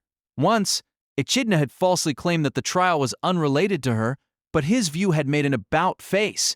To avoid being caught by any more lies, Subaru decided that for investigating the sanctuary's creation and the nature of the barrier, he would check not with Echidna, but instead with... Where did Shima, or rather, the Ryuzas, hear about Echidna's objective? Echidna's objective was immortality. By transferring her memory to one of the replicas, she could establish a false eternal life. Then some kind of failure had occurred. Only the construction of the replicas and would-be vessels remained, and even to the present day, their numbers continued to increase. That had been the story. We are the initial replicas assigned the duty of administrator. Intelligence and the objective were in our heads from the beginning. That is why we never once thought to question. At first, I swallowed that hook, line and sinker myself. As a result, my thoughts and actions lost their normal functionality, and thus, I was removed from the Ryuzu's duty of administrator. Shima nodded to the bewildered Ryuzu, having overcome that very same shock some 10 years prior. It was clear Ryuzu had not taken it all in yet. However, Shima had no time. They could not afford to wait for Ryuzu to regain her bearings. I'm sorry, Ryuzu, but let's move the conversation forward. I'm not surprised that Echidna hid her real goal. That's very normal of her. So about that hidden objective, Mr. Natsuki, this has been on my mind from time to time, but you speak most recklessly about witches, don't you? that's because I have a grudge against Dumb. So who is this Melancholy who came out in the story? Subaru pressed about the term melancholy, which had played such a prominent, conspicuous role. If it was just something Subaru didn't know out of ignorance, just like the 7 witches bearing the names of the 7 deadly sins, then fine. But if not, This is the first time Ram has heard of this melancholy as well. Even concerning the Witch of Greed, I know little but the name. However, I have not heard a single thing of this melancholy. I don't know of it, either. If it ain't Granny She getting senile, what gives? faced with Subaru's question, Ram and Garfield respectively shook their heads side to side. When Subaru looked, Otto was also shrugging, wholly at a loss, his state of confusion over the circumstances only deepening. But Subaru had a single idea that came to mind, though it was not one he particularly wanted to believe. The 7 deadly sins are pride, jealousy, wrath, sloth, greed, gluttony, and lust. But I've heard that in the past it was different, and there were other deadly sins included with the ones currently recognized. Where did you? I suppose it is futile to ask. So what were these other deadly sins? I'm pretty sure they were melancholy and vanity, I think. Stripped out of the 7 deadly sins, melancholy and vanity could be called the old deadly sins. If this was related to the melancholy that was connected to the sanctuary's past, then a vanity might also exist. However, this is not only vexing, but a terrible thing indeed. At that point, no one present had any room to doubt Subaru's information, which came from uncertain origins. Is that not so? Just by existing, the witches of the 7 deadly sins left their mark upon history, and yet there are deadly sins unrecorded in history. Furthermore, just from hearing of them, they seem to be brutal beings indeed. Something is definitely strange. Something is definitely strange. In the first place, even the purpose behind the sanctuary's creation was hidden from Lady Ryuzu. In other words, the existence of melancholy was deliberately erased. We do not know for what purpose, but Having people with good heads on their shoulders really speeds up the conversation. Sighing in admiration at the speed of Otto's and Ram's respective thought processes, Subaru then looked at Shima. From the group's conclusion and everything Subaru knew based on the current state of the sanctuary, the story of what had occurred in the sanctuary was, The whole thing is fake. The duty assigned to Ryuzu, the process to give birth to replicas, it was all camouflage to cover up the countermeasures Echidna made to deal with melancholy, huh? it would seem that melancholy's existence was something she had to go through such lengths to conceal. Granny! Subaru announced his final conclusion, and when Ram agreed, Ryuzu blanched and wobbled. Instantly, Garfield supported her by her shoulders, gently sitting his grandmother down on the tombstone steps. Sorry, poor way to say it, but I'm not sure how I should put it. No, it is fine. I have come to the same conclusion as you, young Su. I am merely a little tired. Lowering her eyes, Ryuzu spoke in a heavy voice. One could hardly blame her, nor was there any reason to make her push herself. The duty she had continued believing in for her entire lifetime had been exposed as a complete fraud. Neither Subaru nor anyone else could imagine how bitter it was to know that. Do you think it was all futile, Lady Ryuzu? Ram? Ram? Amid that silence, Ram tossed her voice toward Ryuzu as the latter hung her head. Ram crossed her arms, glancing at Garfield, who was right beside Ryuzu with her usual penetrating gaze. I am guessing you feel dejected from knowing that the duty you long believed in was a false one. However, Lady Ryuzu, was the time you spent in the sanctuary that of duty alone? No matter how it may have begun, surely it was not duty alone that spurred you on. At the very least, that's how it was for Ram. It was a barbed way to console someone and a scolding way to be soft. It was very in character for Ram. Ryuzu's lips trembled slightly as she digested those words. Then she used her slender hand to grip Garfield's. Without a word, Garfield held her hand in return. That was plenty. It was just as Ram had said. However it may have begun, false that it might have been, that did not need taint everything that happened thereafter. Ryuzu had firmly taken those words to heart. And the more he thought about it, the more Subaru felt emotions of painful longing claw at his chest. Beatrice lost a friend, didn't she? Because Ryuzu Meyer was so timid and Beatrice was so obstinate, neither had made plain the friendship the pair felt for each other until the absolute, final moment. The tender love Ryuzu Meyer had left behind when she was enveloped by the magic crystal had probably eaten away at Beatrice's heart like a curse. Continuing to throb with the pain of a wound that would not heal, he finally understood why Beatrice had rejected Subaru and why it was her true and honest wish to be allowed to die. The wound in Beatrice's heart from having lost her one and only friend had remained a scar ever since. The hope she had clung to afterward, of meeting that person just as her mother had commanded, had gone unfulfilled, and time had worn away her soul. The 400 years Beatrice had spent was a blank, with her empty hand still extended toward what she had lost. Ryuzu, has Beatrice ever met you or the others? No, she has not. Lady Beatrice has not set foot upon this land ever since we replicas have been born. I, too, have always wondered, is she not someone we should meet? So, spoke Shima, acting as a representative for the replicas. Subaru partially concurred with her opinion. In the end, replicas were different from the original, and even if Beatrice met Ryuzu and the others, it would not be a reunion with Ryuzu Meyer. Her wound would only widen, but That was Ryuzu Meyer's final wish, right? That this place would become a sanctuary, where everyone can smile, and she wanted Beatrice to be part of that. I suppose so. That was not what happened, but Certainly, 400 years is a bit overdue, but it's not too late either. Beatrice's wound hadn't healed because for her, time had remained stopped. No matter how small the wound, it would not heal if time did not advance. That was why This time, I'll smash her stop time apart.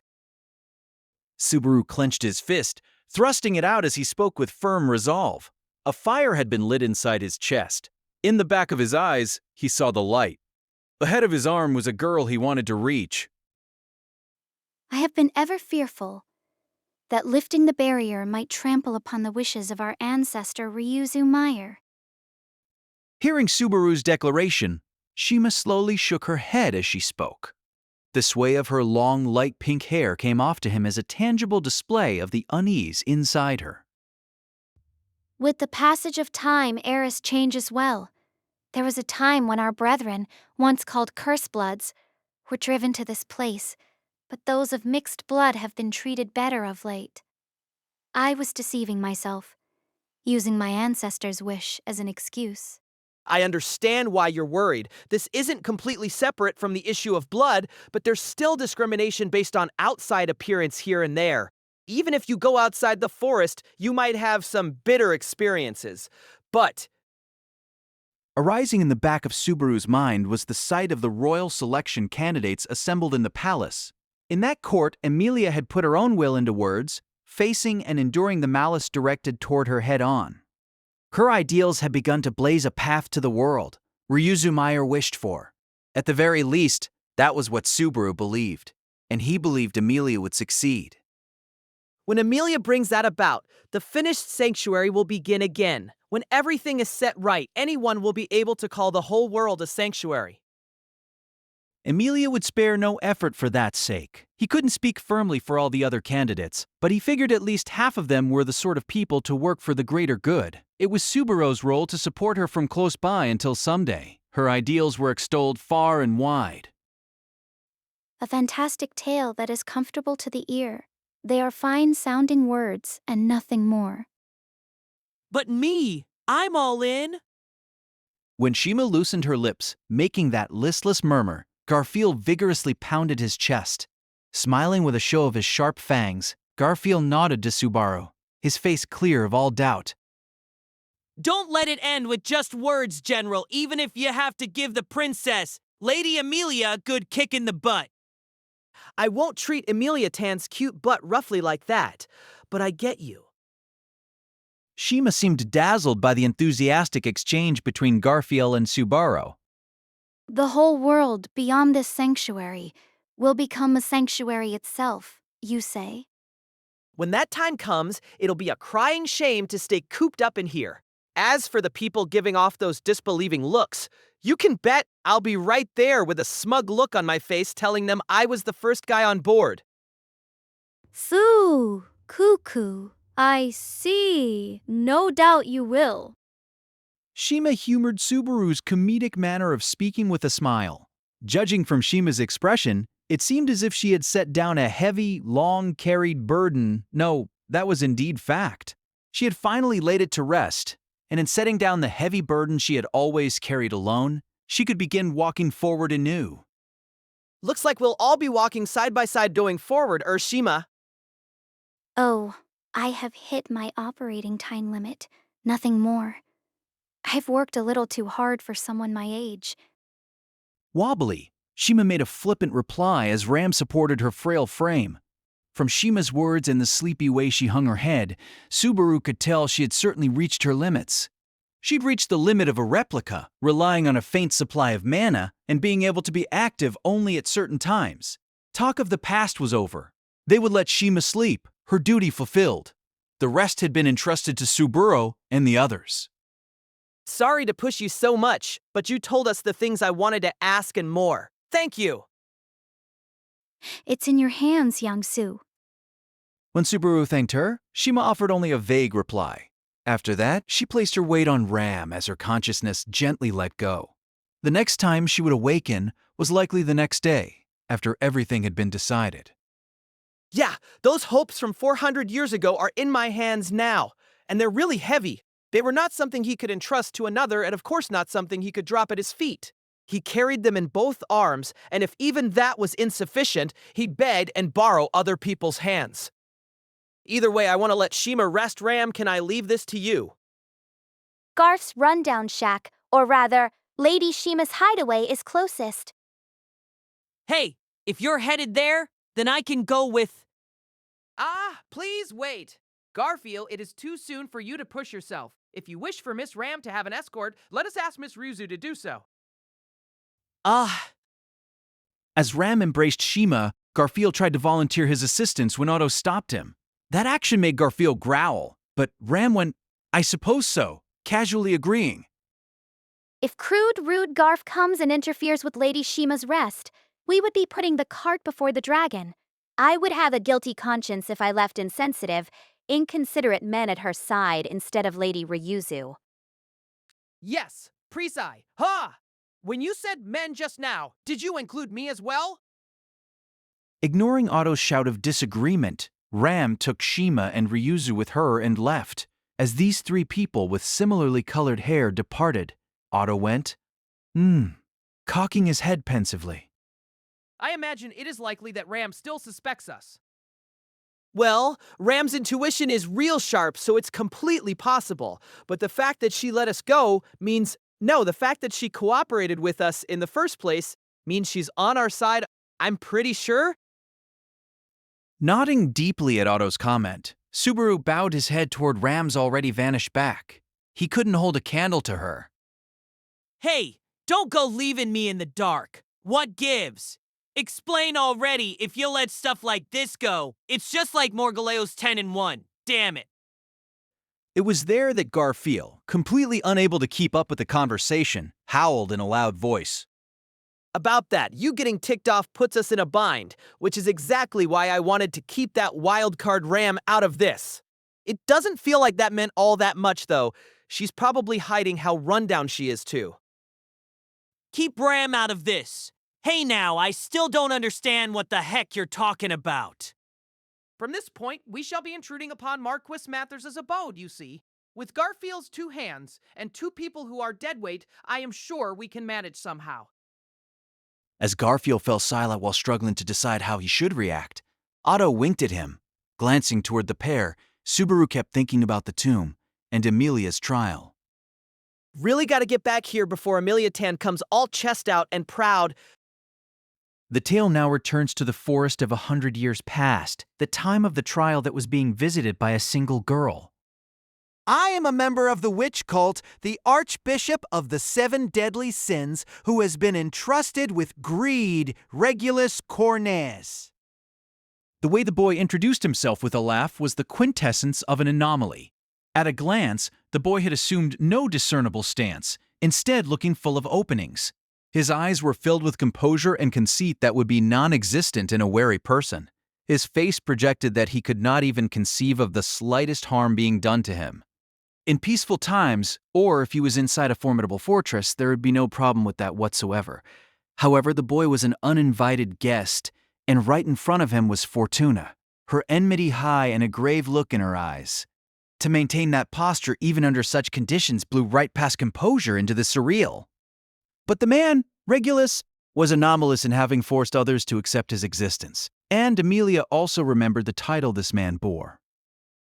An archbishop of the 7 deadly sins from the witch cult? That's like the people who attacked the mansion in Earlham Village. She'd heard that Archbishop of the 7 Deadly Sins was a title granted to the leaders commanding the witch cult, the group that had turned its enmity toward Roswell Manor in Earlham Village, and thus, the trigger for the villagers taking refuge in the sanctuary. The other thing she'd learned was that one of those archbishops had been personally after Amelia, and that another was a bitter foe responsible for Rem's unnaturally long sleep. Why is a person like that in this forest? Archbishop Regulus Cornez, why are you here? It was Guse, standing in the forest of the past, who shouted in a shrill voice the question Amelia also desperately wanted to ask. His expression was grave, as if he were a wholly different person than the one who had shown such benevolent love toward the young Amelia and Fortuna. I was promised that no one save me would involve themselves with this forest and this incident. Promised? That's an arrangement you arbitrarily declared and started with an arbitrary decision, right? Quite a conceited little spirit, aren't you, trying to push that onto other people and make them obey it? There are limits involving other people's wills and thoughts. So, would you stop intruding upon my mind and body already? That is not an answer. If you do not like the arrangement, then you should have raised the issue at the church. Yet, you showed your face here. To start with, who told you about this plan? The angered Juice and the sour Regulus seemed to be mutual acquaintances of some sort, but there was not a single shred of affection between them, nor did their conversation hold any hope of compromise. However, That is because I instructed him to do so. abruptly, the gentle bell-like voice of a woman interrupted the heated exchange. A look of fright appeared in Guse's eyes, and Fortuna's were filled with anger. Inside her mother's arms, young Amelia's teary eyes became clouded, and Regulus's lips curled into a vile, malevolent smile. And as she viewed the past, Amelia gasped in shock. Echidna merely gaped. Slipping through gaps between the trees of the forest, the sight of a single girl appeared at that place. The girl came to a halt, lining up side by side with Regulus to face off against Amelia and the others. She was a girl with inhuman, terrifying beauty, enough to make those who set eyes upon her unable to stop themselves from trembling. Her long, seemingly transparent platinum hair gave off a soft glow like sunlight personified, creating a waterfall of light that traveled from her slender shoulders down her back. Her eyes, rimmed with long eyelashes, were deep blue, almost like they were trapping the world within. Altogether, her facial features were excessively lovely and seemed like the ideal image of beauty harbored by human beings. Her small body seemed so delicate that the thought of carrying her felt precarious. She was clad in but a single sheet of fabric, yet the very idea that anything was permitted to touch her bare flesh seemed unreal. If truly, for instance, it was possible to kill through beauty alone, It was such beauty she possessed. What is the matter, Archbishop Romane Conti? The girl with looks that could kill inclined her head, posing that simple question. Her tone, the casual glance, the mere fact this girl had made time for him. These things had the potential to give a normal man such an overwhelming feeling of happiness that it wouldn't be strange if his heart simply stopped. Anyone could understand with one glance. This was a dangerous being who could not be allowed to exist in that world. Why? Why are you here? Regulus Cornelius? Why have you brought her? Hughes gritted his teeth, seemingly to reject the difficult to resist urges welling up within him. This blood-tinged rejection made Regulus snort with a thoroughly exasperated look on his face. Are you saying I brought her here? Now, just hold on a minute. I resent people who arbitrarily decide those kinds of things. You know I despise coercing someone more than anything else, right? Her accompanying me is of her own volition. Do you have a grudge against me to make anything and everything my fault? Archbishop Cornelius, our friend, seems confused. Do not be too hard on him. It would not have been strange for such a statement of rebuke to set off Regulus's temper. In spite of this, Regulus respectfully bowed, and the corners of his lips curled in enjoyment. Written or spoken words were no longer sufficient to describe the abnormality of the vile man. Is this not too cruel even for you, Lady Pandora? Jew's voice, nearly out of breath, made the girl break into a thin smile. The girl's charming smile encouraged a feeling of happiness that rivaled all the blessed things in the world. The forbearance of the girl named Pandora, forgiving all that surrounded her, was a boon to the world. She spread her slender hands, as if her dainty arms could embrace anything and everything. Now, bring the key and the seal here, so that the witch cult's greatest desire may be fulfilled at last. Pandora! The girl's gentle declaration overlapped with Fortuna's harsh cry. Shielding young Emilia behind her back, Fortuna howled as she summoned blue lights around her. These bright points transformed into long stakes of ice, in such great numbers that they filled Emilia's vision, their sharp tips aimed toward Pandora. Oh my. I make it up to brother by turning you into a pincushion. As Pandora casually stood there, Fortuna mercilessly launched a magical barrage at her. The ice stakes, each as thick as an adult's arm, bore down on Pandora with incredible force. The sharp tips impaled the astounded girl's face. Fragments of shattered ice daubed the forest white. With this, you will be no more. Furiously contorting her beautiful face, Fortuna cruelly brought the glimmering scene to an emphatic end. The forest sky parted, and a giant mass of ice fell, directly striking Pandora. The cold gravestone smashed into the earth. The spectacle left young Emilia, and the Emilia of the present, unable to make a sound. Even borrowing Puck's power, could Emilia employ magic to rival what her mother had just done? She hadn't intended to underestimate Fortuna, yet her combat ability was far above her expectations, shocking her. But Now, hold on. Right now, you're not even paying attention to me, are you? Yet, the fact is that despite this, you attempted to involve me in your attack regardless. What's with that? That's trampling on my life, my existence, my rights, and my very humanity, is it not? they heard deeply resentful lines emanating from within the white haze. The next moment, the fallen glacier broke apart. The sight of Regulus standing leisurely in the middle of that surreal scene of glimmering ice fragments was terrifyingly abnormal. And Pandora, standing behind him unharmed, was similarly disconcerting. Though Regulus lightly brushed off his jacket, not only was he unharmed, but his clothes were not marred in the slightest in spite of the tremendous attack. All Pandora did was fix her hair, askew from the wind.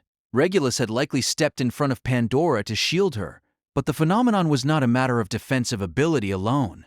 Emilia couldn't even begin to grasp what had happened. So that is the greed of this age. When I consider this encounter as normally impossible, it is deeply interesting indeed. Echidna, do you know what happened just now? Emilia posed the question to Echidna as the latter departed from the shade of the trees, shifting to a location from which it was easier to observe the battle. Echidna lifted the corners of her lips as she frowned at Emilia, who'd moved right beside her like it was the natural thing to do. But she immediately sighed and spoke. I can hazard a guess, but I am far from certain. I would have liked to observe the situation a little longer before speculating about his authority, but it would seem the circumstances will not permit it. They are on the move. Emilia felt vexed by how authoritatively Echidna seemed on everything they were watching, but decided to focus her attention on the past. Fortuna gritted her teeth at her initial attack being fended off. Juice stretched an arm before her. Lady Fortuna, please take Lady Emilia and retreat from this place. At present, we are entirely too powerless against Regulus Corneas. No. Are you telling me to back off with that woman in front of me? Please think of the situation. Who are you protecting right now? Ugh. Juice scolded Fortuna for her aggressive position.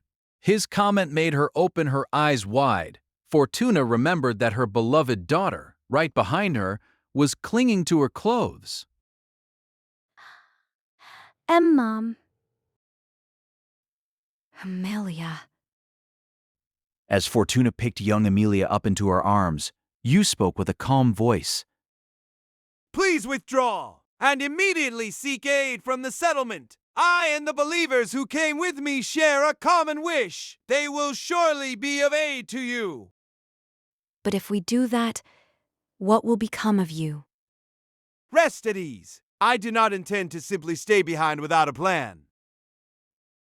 Countering Fortuna's morose gaze, Goose responded with a smile, even while tension oozed from every pore he had. In response to that proudly smiling face, Fortuna closed her eyes tight, as if severing all reluctance asunder. I will come back to save you. I will. With young Emilia in her arms, Fortuna raced into the forest, leaving those words behind. Writhing within her mother's arms, young Emilia desperately shouted toward the fast-receding Hughes. Hughes. That youthful, tender love brought a peaceful smile to Goose's face as he raised his hand. From there, Emilia receded deeper into the forest from where she could see Goose's slender figure no more. In spite of that, the scene which Emilia surely had no memory of continued on. This threw her into confusion. Juice got separated from us. What's going to happen to the trial now? Naturally, it will continue. This is a past you did not set eyes upon, but the Book of Knowledge is working to adjust the course of this replicated world. Considering this is a trial, however, you should pursue your own self. What will you do? Replying to Emilia's question, Echidna unexpectedly stated she should go after Fortuna. That option tempted Emilia's heart. Of course, Emilia's objective was to break past the trial. She had no room to doubt that she should pursue her own past for that sake. However, this was where Hughes had fought so boldly, a battle for which he had put everything on the line so that Fortuna, and moreover, young Emilia could escape. Besides, You're staying? Echidna, from how you spoke just now, it feels like you are saying there isn't a particular reason to do so. Perhaps I'm overthinking this, but it's almost as if you want me to go that way. You are free to think as you please. Besides, even as you linger, events are already in motion. Echidna took a step back, putting some distance between them without replying to Emilia's question. This was so that she might occupy a position with a commanding view of the battleground that the space had become. And as Goose stood still in the battlefield that spread before the witch's eyes, the fiendish, white-haired man uttered a mocking laugh. Putting on a decent show, aren't you? But you know, who are you rejecting in allowing them to escape? Any way you think of it, my business is with them, not you. In other words, your interference is a violation of my actions, of my rights. Put it however you please, Regulus Corneas. I shall wager my very existence. I will not allow you to advance any farther toward them. Don't say that. You might have been one of the founders of the witch cult, and you may have your seat because of a few past services you contributed. But if the question of who deserves it more was to come up now, that seat would be mine. Do you think you can beat me if you try hard enough? What kind of head do you have on those shoulders? That I will show you from this moment forward. To Regulus, who was whipping himself into a frenzy with self-serving logic, Gyus gave a simple, quiet reply. No, Gyus, what are you? Gyus put his hand into his habit. Recognizing that his expression was that of a man resigned to death, Amelia instantly reached a hand out toward the past. But she had no way to interfere with a tale recounting a past already long over. The hand that had once held hers slipped away. Her outstretched hand stood untouched, unable to halt his determination. Hey, don't tell me that you... Gyus had taken out of his habit a small black box. Setting eyes upon that little box, Regulus momentarily knit his brow, but he immediately gazed in astonishment as he realized just what it was. Gyus shot Regulus, all his initial composure fallen away, a look of determination. Surely you feel it! After all, this is something you, too, once held in your hands. I can tell what it is. It is because I can tell that I have no words for the level of your stupidity. Did you convince yourself that this is your trump card? I wonder why you don't get it, given that you are the one who said, who decided that you aren't qualified to have that. Certainly, I lack compatibility. Accordingly, I have always simply carried this on my person, protecting what I was entrusted with. However, doing so was for the sake of a time like this.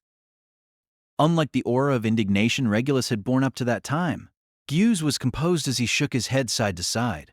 It was as if black, stagnant anger and determination like a blue flame were smashing together inside him. Archbishop Patelgus Romane Conti. Pandora, having not moved a step from her initial location, smiled as she spoke to Gyus. That was his name. Addressed as such, he lifted his head. Pandora spoke gently to Gyus. I bid you a pleasant journey. They were words of blessing filled not with malice, not with enmity, not with ulterior motives, but with goodwill. That strange dissonance was why Amelia could not stop shuddering from the ring of those words. It was the same for Gyus, with an expression revealing the pain he tasted as Pandora's blessing sliced into his heart like a blade. Gyus opened the black box in his palm. There was a wriggling black something within the little box. Master Flugel, please forgive me. Speaking this, Gyus pressed that black something against his chest, tiny box and all. Instantly, the mysterious murk scattered as if water had splashed on Gyus's chest, explosively increasing in volume until it enveloped Gyus's entire body. The sight of Gyus seemingly engulfed by a slimy living creature made Amelia raise an incoherent cry. Something was mercilessly blotting out Gyus's very existence. Fool! For the first time, Regulus spat out but a single brief word of disparagement. At the tip of his reproachful glare, Gyus raised both arms to the heavens, screaming from his open mouth as something swallowed him whole. It was as if his existence were being clawed away, giving way to agony, delight, and indescribable feelings that were neither. Abruptly and eerily, the sound of out-of-place clapping mixed with that of the scream. Marvelous. With a murmur of admiration, Pandora's eyes were moist, like those of a maiden in love. Staring at Gyus, gasping as his very existence fell into chaos, she surreptitiously let out a heated, excited breath. Lady Pandora? It was not only Amelia and Echidna who found this abnormal. Even Regulus seemed to feel the same. The white-haired young man shot her a questioning look, to which Pandora responded by interrupting her applause, pointing at Gyus. Archbishop Regulus Corneus. Yes? He's coming. The next moment, Regulus found his body suddenly inverted as he was hurled high into the sky. It was as if some angry child had grasped a doll by its feet before hurling it with all the force a child could muster. Sent flying, Regulus made it clear on his face he had no idea what had transpired as he flew past the tops of the trees, instantly reaching a zenith, and from there on, he precipitously fell toward the ground. cast down as if his feet were still in a child's grasp. There was nothing Regulus could do as he was slammed headfirst into the ground, kicking up a large cloud of smoke. With a roar and a tremor, the ground exploded, and one tree fell after another, caught up in Regulus's point of impact. The man was crushed under the additional impact of the great trees, and silence befell the boisterous forest. Ah! Amelia lost her voice as she desperately tried to piece back together the string of scenes that had just happened. She hadn't seen any of it, but there was a single thing she did understand. It is AAA, as I told you! She saw the front of the man in the black habit kneeling on the ground, tears of blood flowing from his eyes. Glaring at the cloud of dust kicked up between the gaps in the trees, that single man, raggedly coughing at the victory he had won in exchange for all his resolve, rose to his feet, pulling away from the agony of the black something eating away at him. His breaths were shallow, his legs unsteady. However, his soul burned hot from the flames of unyielding determination.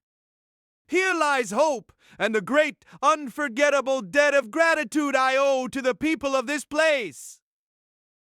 Mixed with his blood-tinged coughs was a sense of solemn duty that seemed to claw at his mind even as he spoke. Over many years, his feelings must have grown and grown. Just how deep they ran, none could see. None save the man himself, who gave himself over completely in service of that wish, so that he might not forget what was dearest to him for even a single moment. Those days, that bond, that wish, these they gave, granted unto me. No matter how much time passes, I shall forget nothing. That is why, this moment, if I am still fit enough to cough blood... Tears of blood flowed freely. His blood and flesh were at their limits, and the man heaved up a clump of blood as he stubbornly clung to blessings beyond his reach. His eye sockets were vivid crimson, drenched in blood. His pupils were unfocused. Even as he gazed straight ahead, it was doubtful whether he truly saw the world as it was. Just what do you see with those scarlet-hued eyes, Archbishop Romane? Conti. Ha ha ha! Love. It was none other than Pandora, standing at the receiving end of that gaze, who gathered astutely that his crimson eyes were not looking at her. When she paid no heed to this and posed her question, the man replied without hesitation. Ironically, it was an exchange between two people who had been brought to the same place, two people who could absolutely not accept the other's way of thinking. In this world, at this moment, it is likely me who loves you most. Enraptured, Pandora made her confession with heated breath. Those words made the man close his eyes but once, whereupon the man bared his fangs toward the woman who dared to act like she understood him most in the world. Jews know. This man's name was Betelgeuse Romane, Conti. You will not go after them. You shall not pass! Crying tears of blood and having let a black something take up residence inside him, Juice howled. That ghastly sight combined with the solemn determination beyond anything she'd imagined sent a chill running up Amelia's spine. Though Goose had absorbed that something mere moments before, he had by no means tamed it. He'd merely allowed it to violate his being from the inside rather than the outside. Use, what? What have you done? What did you? What had he taken inside him? What was the power he had used to bury Regulus with a single blow? It was as if something had happened that she could not see, and yet Amelia had a feeling of déjà vu nonetheless. Somehow, it resembled the blow with which Subaru had settled his duel with Garfield. You have splendidly proven your resolve, Archbishop Betelgeuse Romane Conti. However, Amelia's thoughts were interrupted by a bell-like voice. Watching Goose as he panted and literally coughed up blood, Pandora remained aloof as she voiced her praise. She hadn't even batted an eye at the death of Regulus, who'd stood right at her side. Her natural beauty had not been blemished in the slightest. You, without qualified flesh, have done well to accept the witch factor into you. In the name of the Witch of Vanity, I hereby honor your resolve and resolute will by granting thee the seat of sloth. Did you think I desired such a seat? This moment I desire but a single thing without a shred of doubt, tranquility for that mother and daughter. Thinking of Fortuna and Amelia, who had departed from the battlefield, Gyus poured the blood of his heart and his very life into his resolve to give the pair a chance to escape, thrusting both his arms toward Pandora. Love, such a marvelous thing. It contains warmth that your falsehoods will never attain. When Pandora murmured with an expression of ecstasy, Gyus yelled as he turned his thoughts toward a fence. The next moment, Emilia could sense an abnormal pressure materializing from thin air, but she could not see anything. Nothing had happened. Nothing could have happened. And yet, the force is being torn away. A wave of destruction spread, almost as if giant transparent serpents were writhing all around Betelgeuse. Trees were mowed down. The earth was split, and clumps of dirt, flowers and grass were scattered all about. In accordance with Gyus's will, this gradually transformed from indiscriminate destruction into destruction of a more targeted kind. The forest collapsed, as if some giant were trampling upon it, thrust forward in a straight line toward Pandora, who was standing still. Accordingly, the destruction would proceed to transform Pandora's little body into a cloud of blood. Now, just a minute. I came here. I am here. What is with this line of thinking, advancing the conversation while ignoring me? I think it's time even someone as generous and unselfish as me should get a little angry. Just before the invisible blow was to reach Pandora, a white figure intercepted the strike. The next moment, there was an explosion. The air rebounded, and the aftershock seemed to reshape the forest's very topography. In spite of this, the young man bearing the brunt of that might from the front, the supposedly dead Regulus, made no move to retreat. His body displayed no wounds from events prior, or even a single blemish. You're kidding. Emilia could force herself to accept the fact that he had shrugged off Fortuna's initial blow without a scratch. If the gap in strength between two fighters was far enough apart, perhaps fending off ferocious, lethal attacks was indeed possible. But Gyus's invisible attack was another matter entirely. Emilia had most certainly seen Regulus being slammed into the ground, unable to do a thing about it. Why wasn't he wounded? He wasn't even dirty. Regulus had some kind of trick that kept attacks. No, something preventing everyone from affecting him at all. Regulus Corneas! How unpleasant! You, the one who refuses to acknowledge the witch factor, ignored its cost, and forced it into yourself, yes? Is this not showing contempt for we who rightly hold our seats? Does this not wound my tiny yet unshakable self-esteem? You may say it is futile, but As Regulus spoke provocatively, his head violently snapped back from some invisible blow. But when Regulus returned his twisted neck to its previous position, once again his face showed no trace of the strike. The vile man merely grimaced in open displeasure, standing defenseless as he continued to be showered by Gyus's attacks. Standing still and unguarded, he made no attempt to defend himself. Yet even as his entire body sustained blow after blow, Regulus did not fall.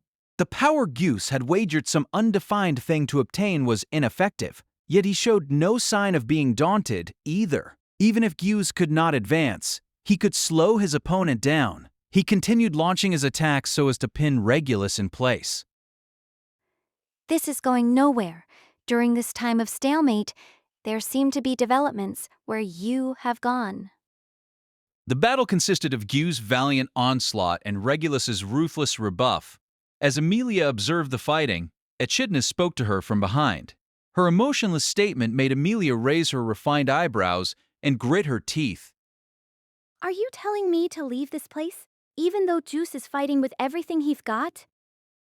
There is room for me to argue that the strength of one's feelings bears no effect upon the results, but unfortunately, I have no intention of debating that with you. I have little interest in bullying the weak, and I find your voice extremely unpleasant.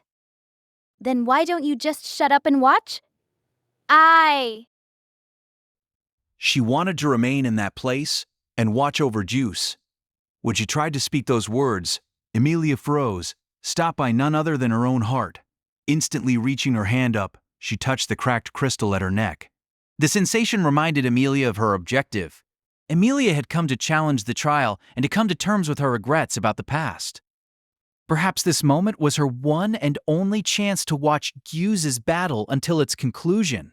But she would be betraying both Subaru, who had seen her off at the tomb's entrance, and Gyus, who was sacrificing everything to let young Emilia and Fortuna escape.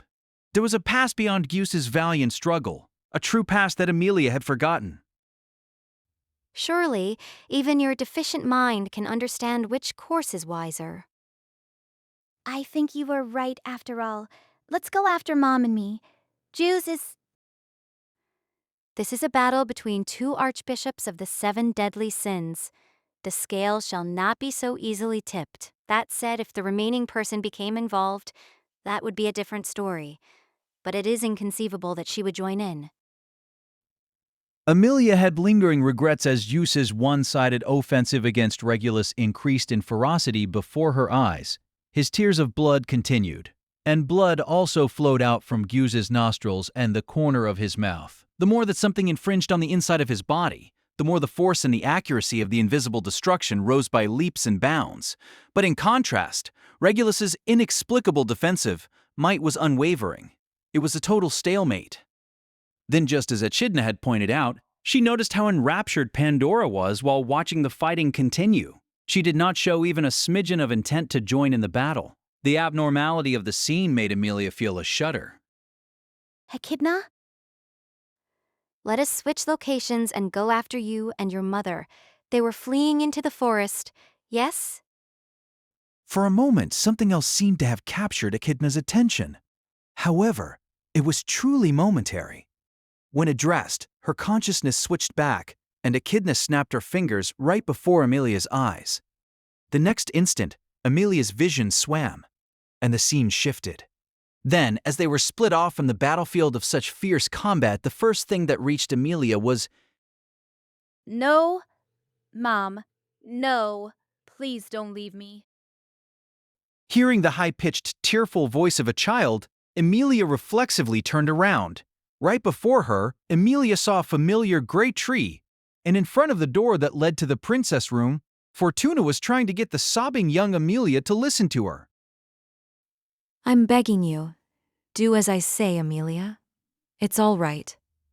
Very soon, yes, very soon. Everything will be over, and I'll come back for you. So please, just for a little while, stay here and hide. No, absolutely not. Mom, you have the same face as Gyus. Why do you look like you're not coming back? What are you going to leave me here for? Using the entirety of her tiny being, Emilia desperately clung to her mother so she wouldn't slip away. Considering that she was a young child, shrugging her off should have been a simple thing. Even so, Fortuna could not bring herself to be callous to her own daughter. The reason why was right there, filling the woman's eyes. Fortuna was Emilia's mother. That was why she could not simply cast aside her tearful daughter's hand. Don't leave me. Let me go with you. I won't lie anymore. I won't break any more promises. I'll be a good girl. I'll be a good girl. So please don't leave me. Emilia, Emilia, Emilia, Emilia. Wanting to stay with her mother no matter what it took, Emilia offered up everything she could think of. Her voice made Fortuna spontaneously hold her daughter tight. Had she not done so, Emilia would have seen the state her face was in. Her daughter would have seen her mother sobbing a flood of tears. Mom. And so, with clear eyes, the Emilia of the present beheld the scene that young Emilia could not. To Emilia, Fortuna was eternally admirable, imposing, strong. Her mother was someone she revered, and she'd believed without a doubt that there was not a single weak bone in her body. She'd never imagined seeing Fortuna this hurt, this stricken by nigh unendurable grief as hot tears flowed freely. Through the prism of the past, her mother's crying tore open Emilia's heart. Though she instantly brought both her hands to her face, she could not stop her own tears. Seeing that scene, witnessing her mother's face from the present, Emilia keenly understood. She had never doubted it, but in that moment she gained renewed conviction. Mom, you're my real mother. It didn't matter any longer who'd actually given birth to her. No matter how much Fortuna had claimed to be nothing but a stand-in for her mother, and however much she asked Emilia to not forget her real mother, this would never change. Even though she treasured and respected Fortuna so much, Those words alone she could never accept. Mom, I love you. Lady Fortuna, and Amelia too. Fortuna was still unable to peel Amelia off her when a voice called to her from behind. The voice made Fortuna vigorously wipe her tears away and rise to see who was there.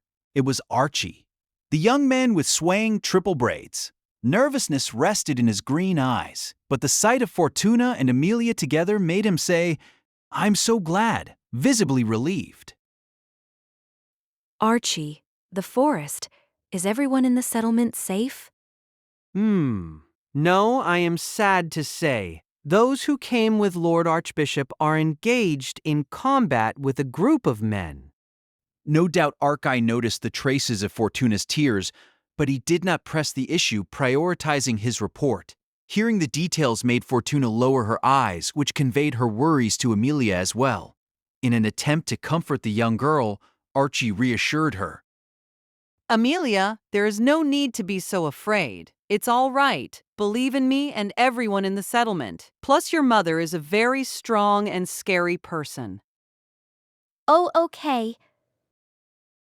Archie, scary is excessive. Goodness. As Archie smiled at Amelia, his words made Fortuna indignantly cross her arms. Having regained a portion of her usual composure, Fortuna exhaled sharply at Archie's show of consideration. I suppose that even if I return Amelia to her room, it won't keep her hidden for long. It pains me to say it, but if she is in this forest, they will eventually find her.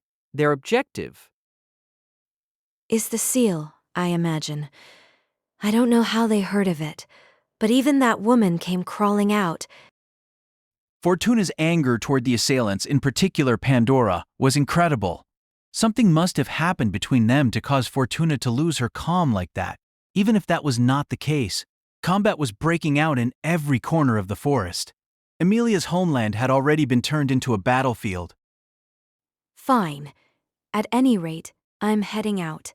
I have the greatest fighting ability of anyone in the forest, so this is not the time to dawdle in a place like this. No, we will fight. Lady Fortuna, please take Amelia out of the forest. If we run from here, what then? All that will accomplish is allowing this peaceful land to be stolen. If we lose, it means the seal will fall into their hands. This time, the world will be destroyed. When Archie tried to get her to reconsider, Fortuna silenced him with an even stronger tone of voice. After that, seemingly embarrassed by her angry retort, he added, "I am sorry." You resent me, don't you? You should never have been caught up in all this. All because you took Amelia and me in. This is a hardship you never needed. No one. There isn't a single person among us who thinks that way. Archie.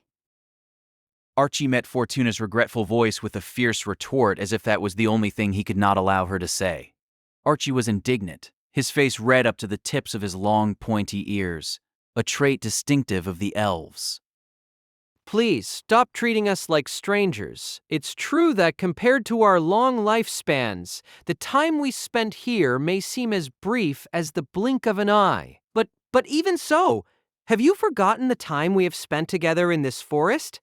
Who could think of you, of family as unwanted? You, your older brother, and do not make us out to be ingrates who would forget the debt of gratitude we owe to Amelia's mother.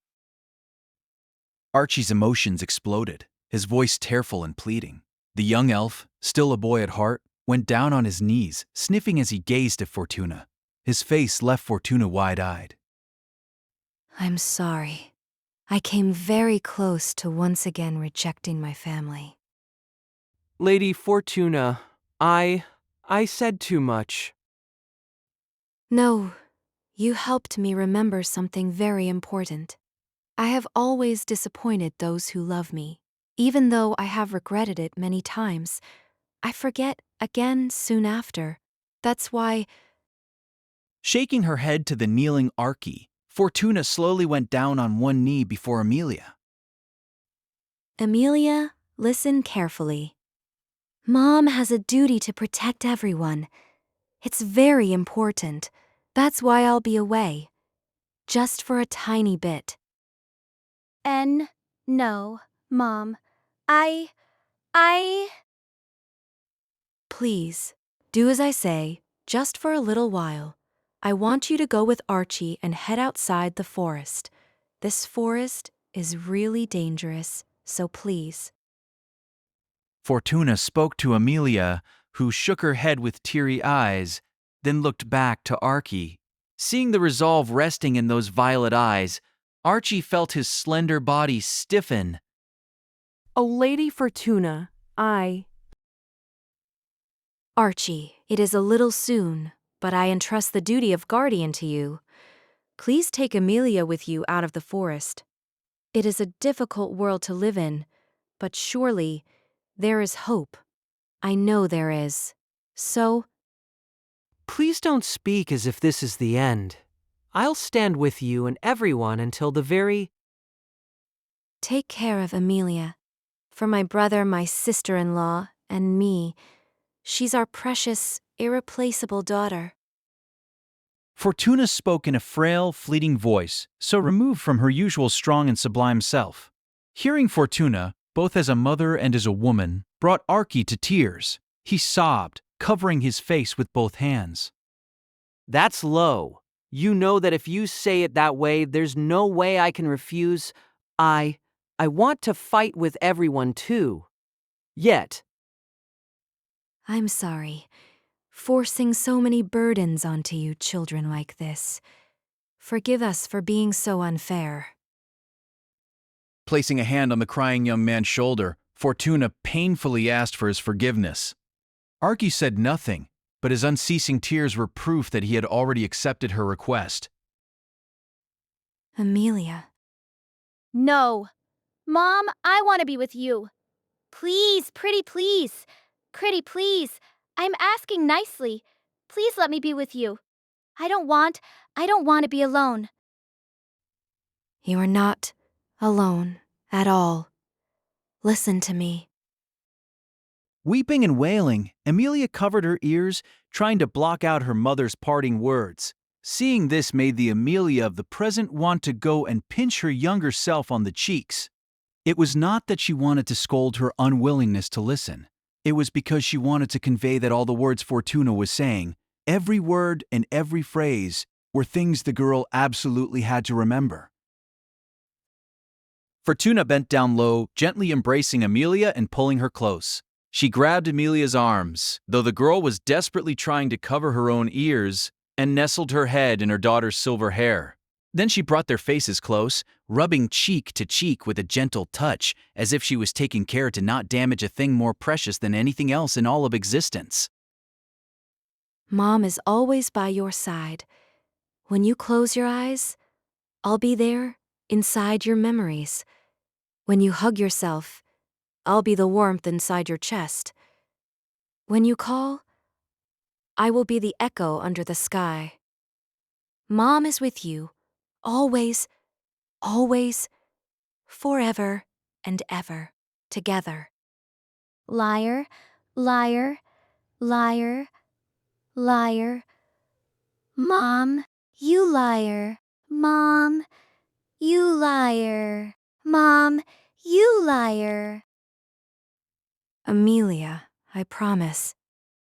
Amelia refused all her mother's reassurances, but that last word made her breath catch. Her smiling mother offered a palm right in front of her, seemingly drawing in Amelia's palm until they finally touched. Mom and Amelia will always be together. I promise you. Do we will really be together? Yes, really. Amelia, Leah, Mom really loves you, more than anyone in this world. The gentle voice with which she called her Leah made Amelia and Amelia's emotions fall apart. Sobs spilled out, and the two Amelias, past and present, collapsed into tears on the spot. Mom, I love you too. I love you. I love you, Mom. I really love you so much. Present and past, the two Amelia's emotions overlapped, desperately trying to return those feelings of love. They strained their voices as much as their bodies would let them, as if they knew that if they failed to pour it all out now, if they didn't share with their mother everything they felt, they would never have another chance. Leah, I love you.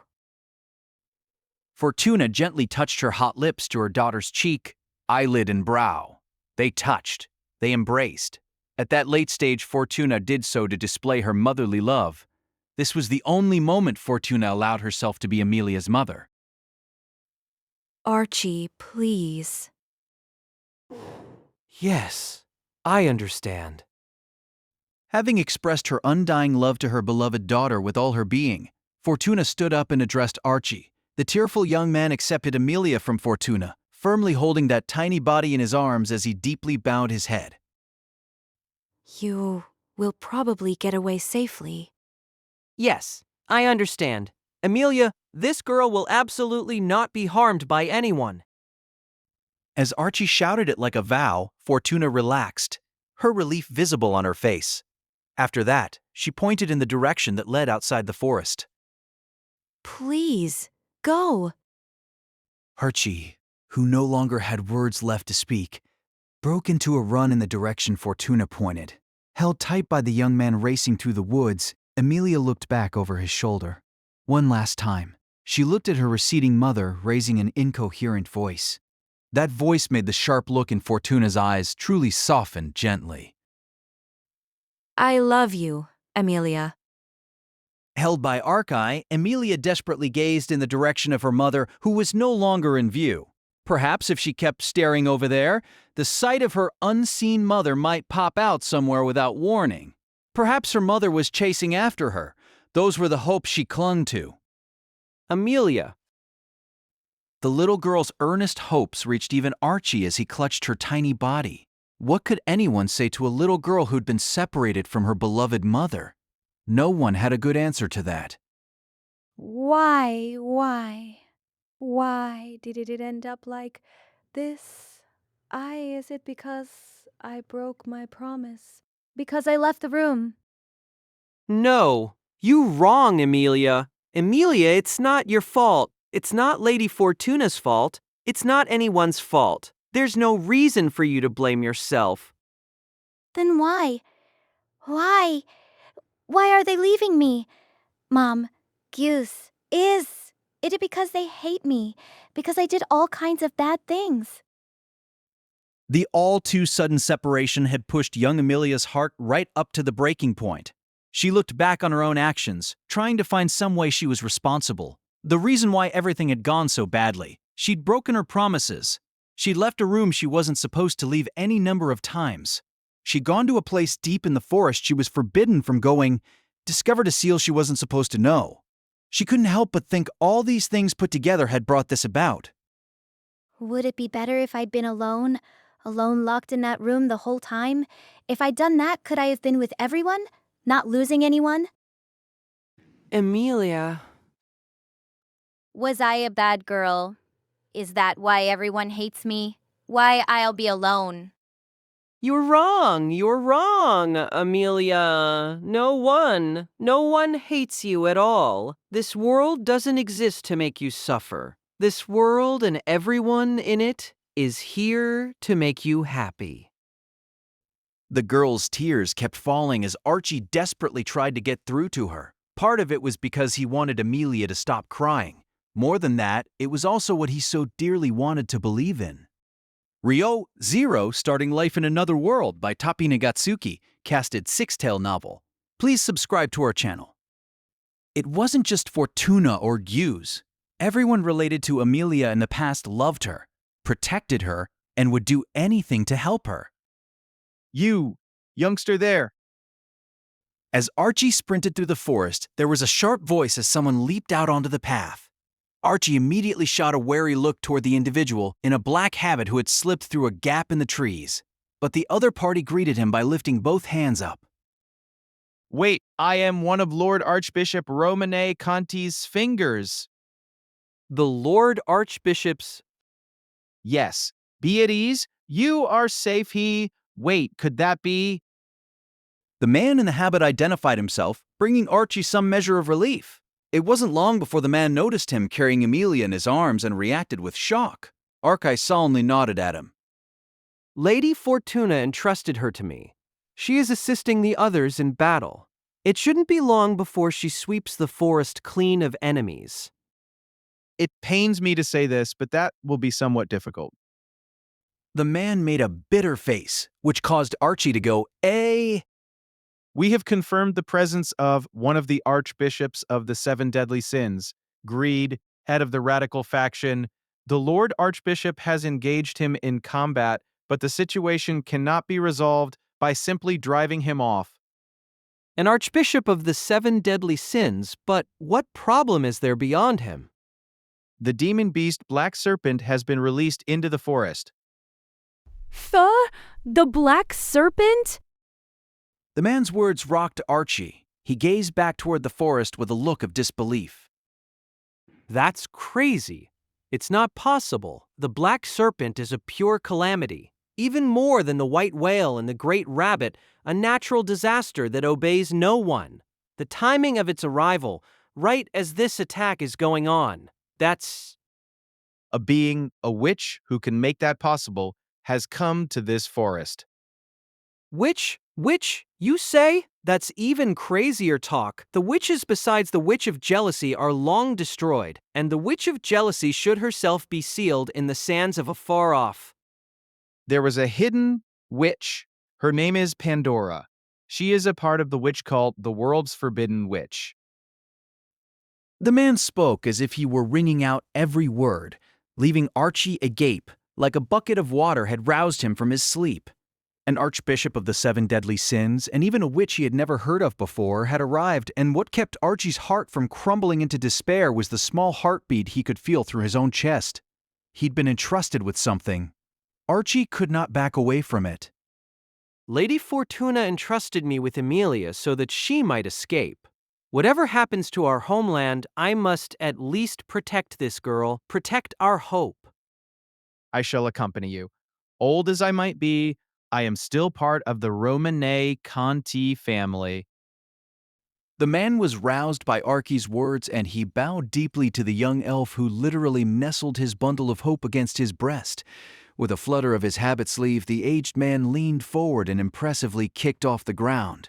Then he trained his eyes toward the path leading out of the forest, intending to guide them. No. The instant they broke into a run, the man suddenly shouted, and the urgency in his voice made Archie immediately stop. As Archie opened his eyes wide, wondering what was going on, the man stood, both arms spread wide. What a blunder. To think it would come so quickly. What has? What? Ha! The man murmured in anguish, bewildering Archie. A moment later, the man's arms fell from their shoulders. Like a doll with bad stitching, his outstretched limbs detached completely, just like that. No blood spewed from the fallen arms or from where they had been severed. In fact, the arms were shriveled in an unnatural way that had nothing to do with age, rotting like tree roots starved of water. The Black Serpent's vicious tongue. Please flee. But it is too late for me. Forcefully shouting for Archie to run, the man looked back, his face rapidly losing all color. Red and black spots came over his neck, which poked out of his habit, and his face was collapsing to the point where it seemed his eyeballs might fall out. Boo! Boo! Boo! Triple A! Boo! Moaning in anguish, the armless man collapsed onto the ground, his upper torso writhing. Black blood gushed out of his eye sockets, nostrils, earlobes, and more places, until finally he stopped moving at all. The man's final moments left Archie, let alone young Amelia, in a panic. The crucible of disease, the plague-bearing demon beast, the Black Serpent. In a raspy voice, Archie covered young Amelia's eyes as he invoked the name of the enemy that had slain their companion. Of course, it did not react to his voice. However, in the gaps between Archie's and Amelia's ragged breathing, a distinct sound echoed, like a gigantic creature licking its lips. It felt like a hunter, waiting for its prey's fear to heighten before it. Times and, Realizing the approaching danger, Archie yelled a curse and fled. He did not know which way to run. This was the enemy's hunting ground. They'd been herded into it unawares. He'd put as much distance as he could between him and the man's corpse. If possible, he'd leave the forest entirely. Focusing only on the rigid presence of Amelia pressing against his chest, Archie desperately fled from the menace. Flee, flee. The young elf continued to flee, resisting with all his might. While getting ready to launch himself forward, he felt a scalding heat run up his right ankle. The instant he realized he'd been licked, his willpower crumbled. The wicked tongue was slithering up his bare flesh. The illness it caused spread across his skin, manifesting as reddish-black burned scars. The instant he saw what was taking place, Archie turned a palm toward his own right leg. Fulla! Without hesitation, he used a blade of wind to send his diseased right leg flying off from the knee. Needing support to remain upright, he angled his falling body against a tree. Archie, breaking out in a thick sweat at the excruciating pain of losing his leg, gritted his teeth, enduring the sensation of his brain catching on fire as he continued to chant. Hyuma! With the sound of air cracking, he froze the stump of his own severed leg. White steam rose from his wound, and Archie raised up a renewed scream over his extremely crude method of stopping the bleeding. It had been a bold, drastic decision. The speed and the means he employed proved the depth of his resolve and his skill, and then there was the fact that he had not let go of Amelia once during that entire process. Archie? With her face firmly pressed against his arm, Amelia could not see what had happened. Archie forced a smile onto his face, sitting up as he downplayed the greatest agony he had ever experienced. It's nothing. It's all right. It's all right. So... His words fragmented, Archie lied to Amelia that nothing had happened. His actions were worthy of respect, and yet cruel fate would greet his determination, no matter how incredible, with scorn. The remaining part of his frozen right leg was losing color above the knee, desiccated like a baked stone. It was as if the very earth was drying up. The remainder of Archie's right leg had begun dying. The disease would not stop there. Amelia, you see the white flowers on the other side of those two trees? Yeah. Released by Archie, who sat with his back against a large tree, Amelia put both her feet on the ground and looked in the direction he pointed. Gazing at the pair of trees and the white flowers beyond, she nodded. Can you run in the direction of the flowers? Past the flowers, straight ahead. Or run. I can run. But... Then run. Staring at the white flowers, young Amelia caught her breath as Archie spoke those words to her. They were brief words with which to send her off. Even as hesitance hovered in her eyes, it dawned on her that Archi's state was nothing like normal as she looked between him and the flowers over and over. If she ran, she would be alone. Once again, someone would disappear from her life. It's all right, Amelia. You won't be alone. Archie. Now, run. No matter what you hear, don't turn back. Run! Archie's sharp voice made Amelia jump. She took one step forward, then broke into a run. She forced herself to not look back because Archie said not to. Archie's voice, Fortuna's voice, Guse's voice, all reverberated in the little girl's mind. She wanted to believe that if she did as she was told, everything would go back to how it used to be. That's right. There you go. Run, run, just like how you always ran around and gave us so much trouble.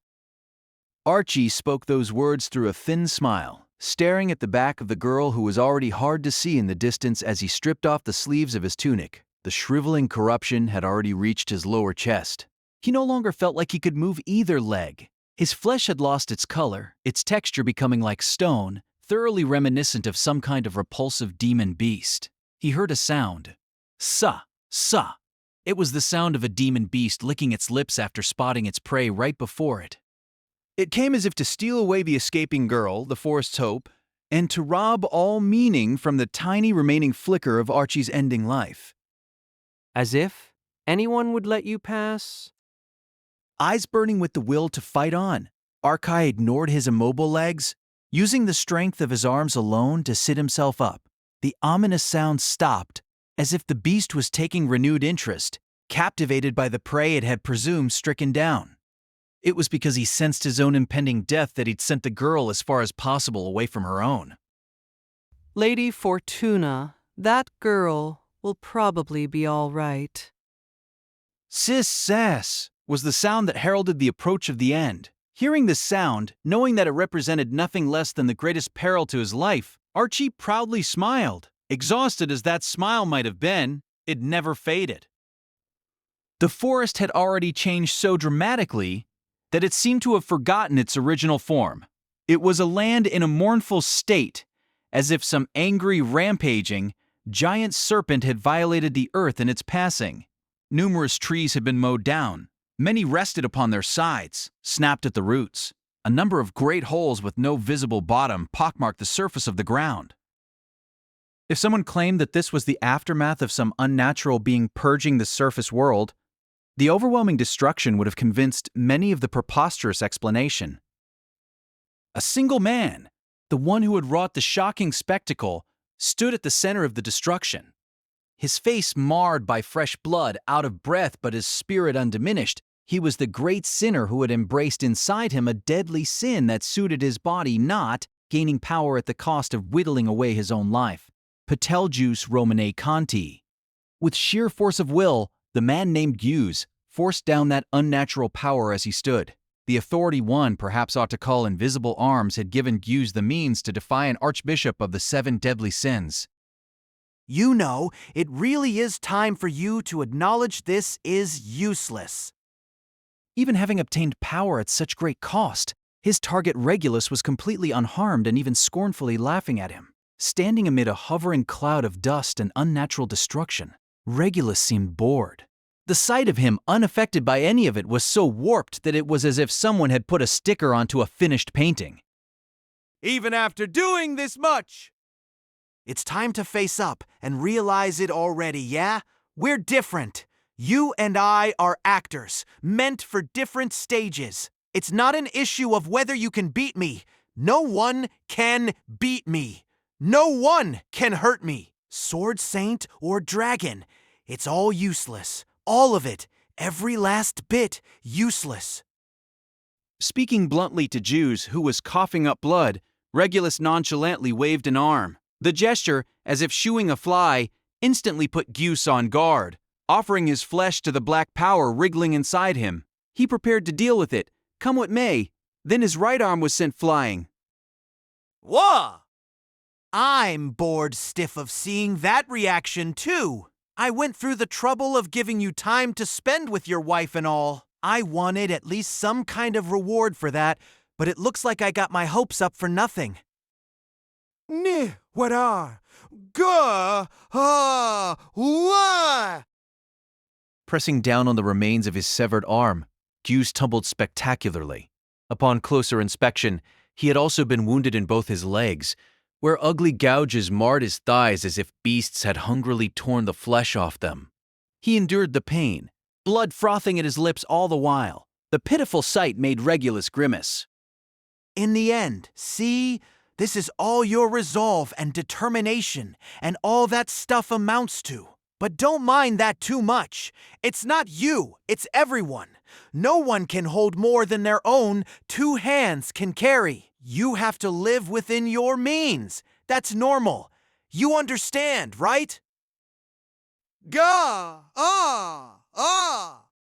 Really, I hate all this. Maybe you think I like hurting other people out of some kind of sadistic hobby, but you would be mistaken, and I would take great insult at that mischaracterization. I'm not doing this because I particularly want to. It only seems like I'm bullying you because you're weak. I don't have any desire to do things like this any longer. For good or ill, I, a satisfied man, do not want to interfere with anyone else. I am content without want. You need to accept that. The force of the bleeding had weakened, and Yuce's voice had grown too meager for yelling. His raspy, ragged breaths and the spasms of his body invited pity, like an insect on the verge of expiring. With Gyus thus on the brink of death, Regulus looked down at him, speaking without malice or enmity or anything else. He felt there was no need for personal emotions to come into play when he was merely listing off facts. To Regulus Corneas, Gyus's desperate actions were the same as a breeze. No, such a gentle wind would have at least rustled his forelocks. Accordingly, his actions did not even amount to that. As she stood in the destroyed forest, Pandora showed no more sign of change than Regulus did. The very embodiment of beauty, her lovely visage, let alone the white cloth that enveloped her small, slender torso, remained utterly unaffected. Among the masses, not everyone can think like you, and certainly not everyone will reach the same lofty realm. You are more special than others. You should be content that you are so. Your completed form is marvelous, and they, the incomplete, are marvelous in their own way. I do not seek your praise, nor do I endorse your opinion that they are marvelous or anything of the sort. At any rate, neither I nor the Black Serpent needed to show up. Lady Pandora, you could have handled this much all by yourself. Yes, that might well be the case. However, I needed to see with my own eyes just how earnestly people strive for their revered goals and just how lovely they can be while doing so. The gist is, you wanted to see the desperate faces of people backed into a corner, didn't you? Ha ha ha! If that's all, you should just put it simply so people can understand. Making a needless excuse feels like it only wastes my time. I find that way of taking it to be quite adorable. As a smile that could charm the heart came over Pandora, Regulus replied with a wicked smile of his own. From there, he turned his eyes toward the collapsed Gyus, walking over to inflict the final blow. Well, even if this body dies, it's not like you don't have spares. Dragging what's inside you and keeping a grip on the scruff of your neck will make dealing with you easier. For someone who made me use up all this time, you really are a talentless hack. As he spoke, Regulus lifted his foot over Gyus's head. It was clear he would squash Gyus's head like an overripe melon. Just before that, a voice interrupted. Al-Hayyuma. In accordance with the chant, the world accepted the transformation of mana. With a cracking sound, it became destruction made manifest. The sound of the atmosphere crackling made Regulus lift his head, scowling in disgust. If it's not one thing, then it's another. Regulus clicked his tongue. The next moment, a mighty spear of ice sufficient to blot out the sky slammed into his face, and the resulting quake, having nowhere else to go, became a ferocious shockwave that enveloped Regulus, completely crushing his slender frame. There were blasts of wind and tremors of the earth, repeating so much as to completely lose count. Fragments of shattered ice scattered all across the ground, changing the scenery to the point that one would doubt it was ever a forest to begin with. Light reflected off the glimmering ice, and in that chaotic, luminous world, a silver-haired woman stood at the fallen man's side. Juice. Hold on. What did they... what should I do? Lady Fortuna, is that you? Responding to that voice, light returned to Juice's eyes, though he was barely breathing. It was unmistakable that his life was in peril even so, but as Gyus barely kept his consciousness tethered, Fortuna nodded to him several times. Yes, that's right, it's me. Goose, to see you like this. It to say's fine, a body of flesh must someday perish. The finger who entrusted this body to me surely understood as much. More importantly, is Lady Amelia. I left her to Archie, the next guardian, so she could have a chance to escape outside. I'm sure they're all right. Thanks to you. Aye, is that so? That is very good. It's not remotely good whatsoever. As Gyuz relaxed his blood-ridden face in relief, his words made Regulus cry out with an angry voice. Blasting apart the ice-covered soil, Regulus brushed away white mist with both arms, his expression indignant. He plucked at his head, enmity resting in his eyes like nothing before. Who do you think you are, coming back and pulling that out of the blue? I was about to stomp and crush his head just now. With what right, with whose permission, do you dare interfere? With me? Me? In a fit of rage, Regulus squatted and plunged both his arms into the ground. He proceeded to swing them upward, tossing soft soil toward Fortuna and Gyuz. His demeanor was truly like that of a child, throwing a tantrum and scattering earth about. No! That debris, you must evade all of it! Eh? Fortuna was ignoring the shower of dirt and trying to refine her mana for a counterattack when Gyuz pushed her down. The action he chose over counterattack, over defense, was to push her straight to the ground without even breaking her fall. Fortuna raised her voice, questioning Gyuz's decision, and then she saw. The sand and pebbles Regulus threw had opened countless holes in the surface of the ground. These were literally countless holes. Almost like the marks raindrops left upon parched soil, the dirt Regulus had thrown gouged the ground with such penetrating power that she could not see where they bottomed out. The might of the attack was obvious from one glance at the fallen trees caught in its area of effect. They had been turned into wood chips from the countless tiny holes punched into them. A human body subjected to the same would have surely turned to bloody mist. It was nigh unbelievable destructive power, and most frightening of all was. Hey now, what did you go dodging it for? Just soak it up and turn into mincemeat. That goes for the talentless hackpedal Jews and that woman over there too. I would have been fine adding you as my 79th wife, so what's with this stupid behavior, huh? Huh? Whining loudly, Regulus thrust his arms into the ground surface once more. He could do this consecutively. He was a being who could not be harmed by some of the deadliest spells in existence, yet could kill by scattering some dirt and pebbles. In spite of this, his mental state was as immature as an infant's, destructively egotistical beyond anyone's reach. This dangerous being, like a badly raised child who was liable to bite anyone depending on his mood, had been granted power on par with a dragon. That was how Fortuna appraised the vile man before her. If you don't like me taking one limb off, I'll take all four. I'll make you regret making a fool out of me, out of greed. Please wait, Archbishop Corneas. Ah!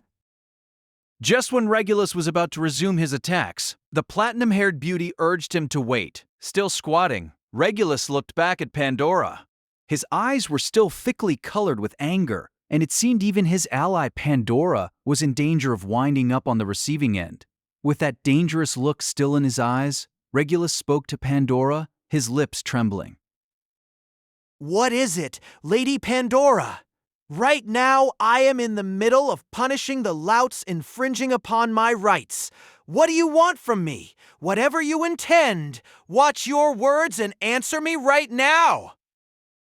Please restrain your anger, Archbishop Corneas. I will not permit you to kill him, or her, in this place. Do you not feel anything when you gaze upon them? Pandora's words were unexpected to Fortuna and Gyuz alike. It was unthinkable that she, an enemy to both of them, would plead with Regulus to spare their lives. Yet, in response to her words, Regulus, who had given himself over to rage, stopped moving. Then he looked at Fortuna and Gyuz, finally turning back to Pandora. Did you just order me to restrain my anger? His tone was quiet, sounding emotionless to the ear. However, that calm crumbled a moment later. You've got some nerve butting in where you are not wanted, woman. In that situation, where everyone was trying to have their own way, Regulus's short temper hit its limit and exploded in the worst way possible. Though they had been both on the same side, though he had paid respect to his superior, Regulus hurled sand toward Pandora without hesitation, seemingly having forgotten their relationship entirely. The might of the earthen shrapnel was immense. The dirt he scattered ravaged any part of the forest that was in its line of fire with overwhelming force, bearing down upon the beautiful girl.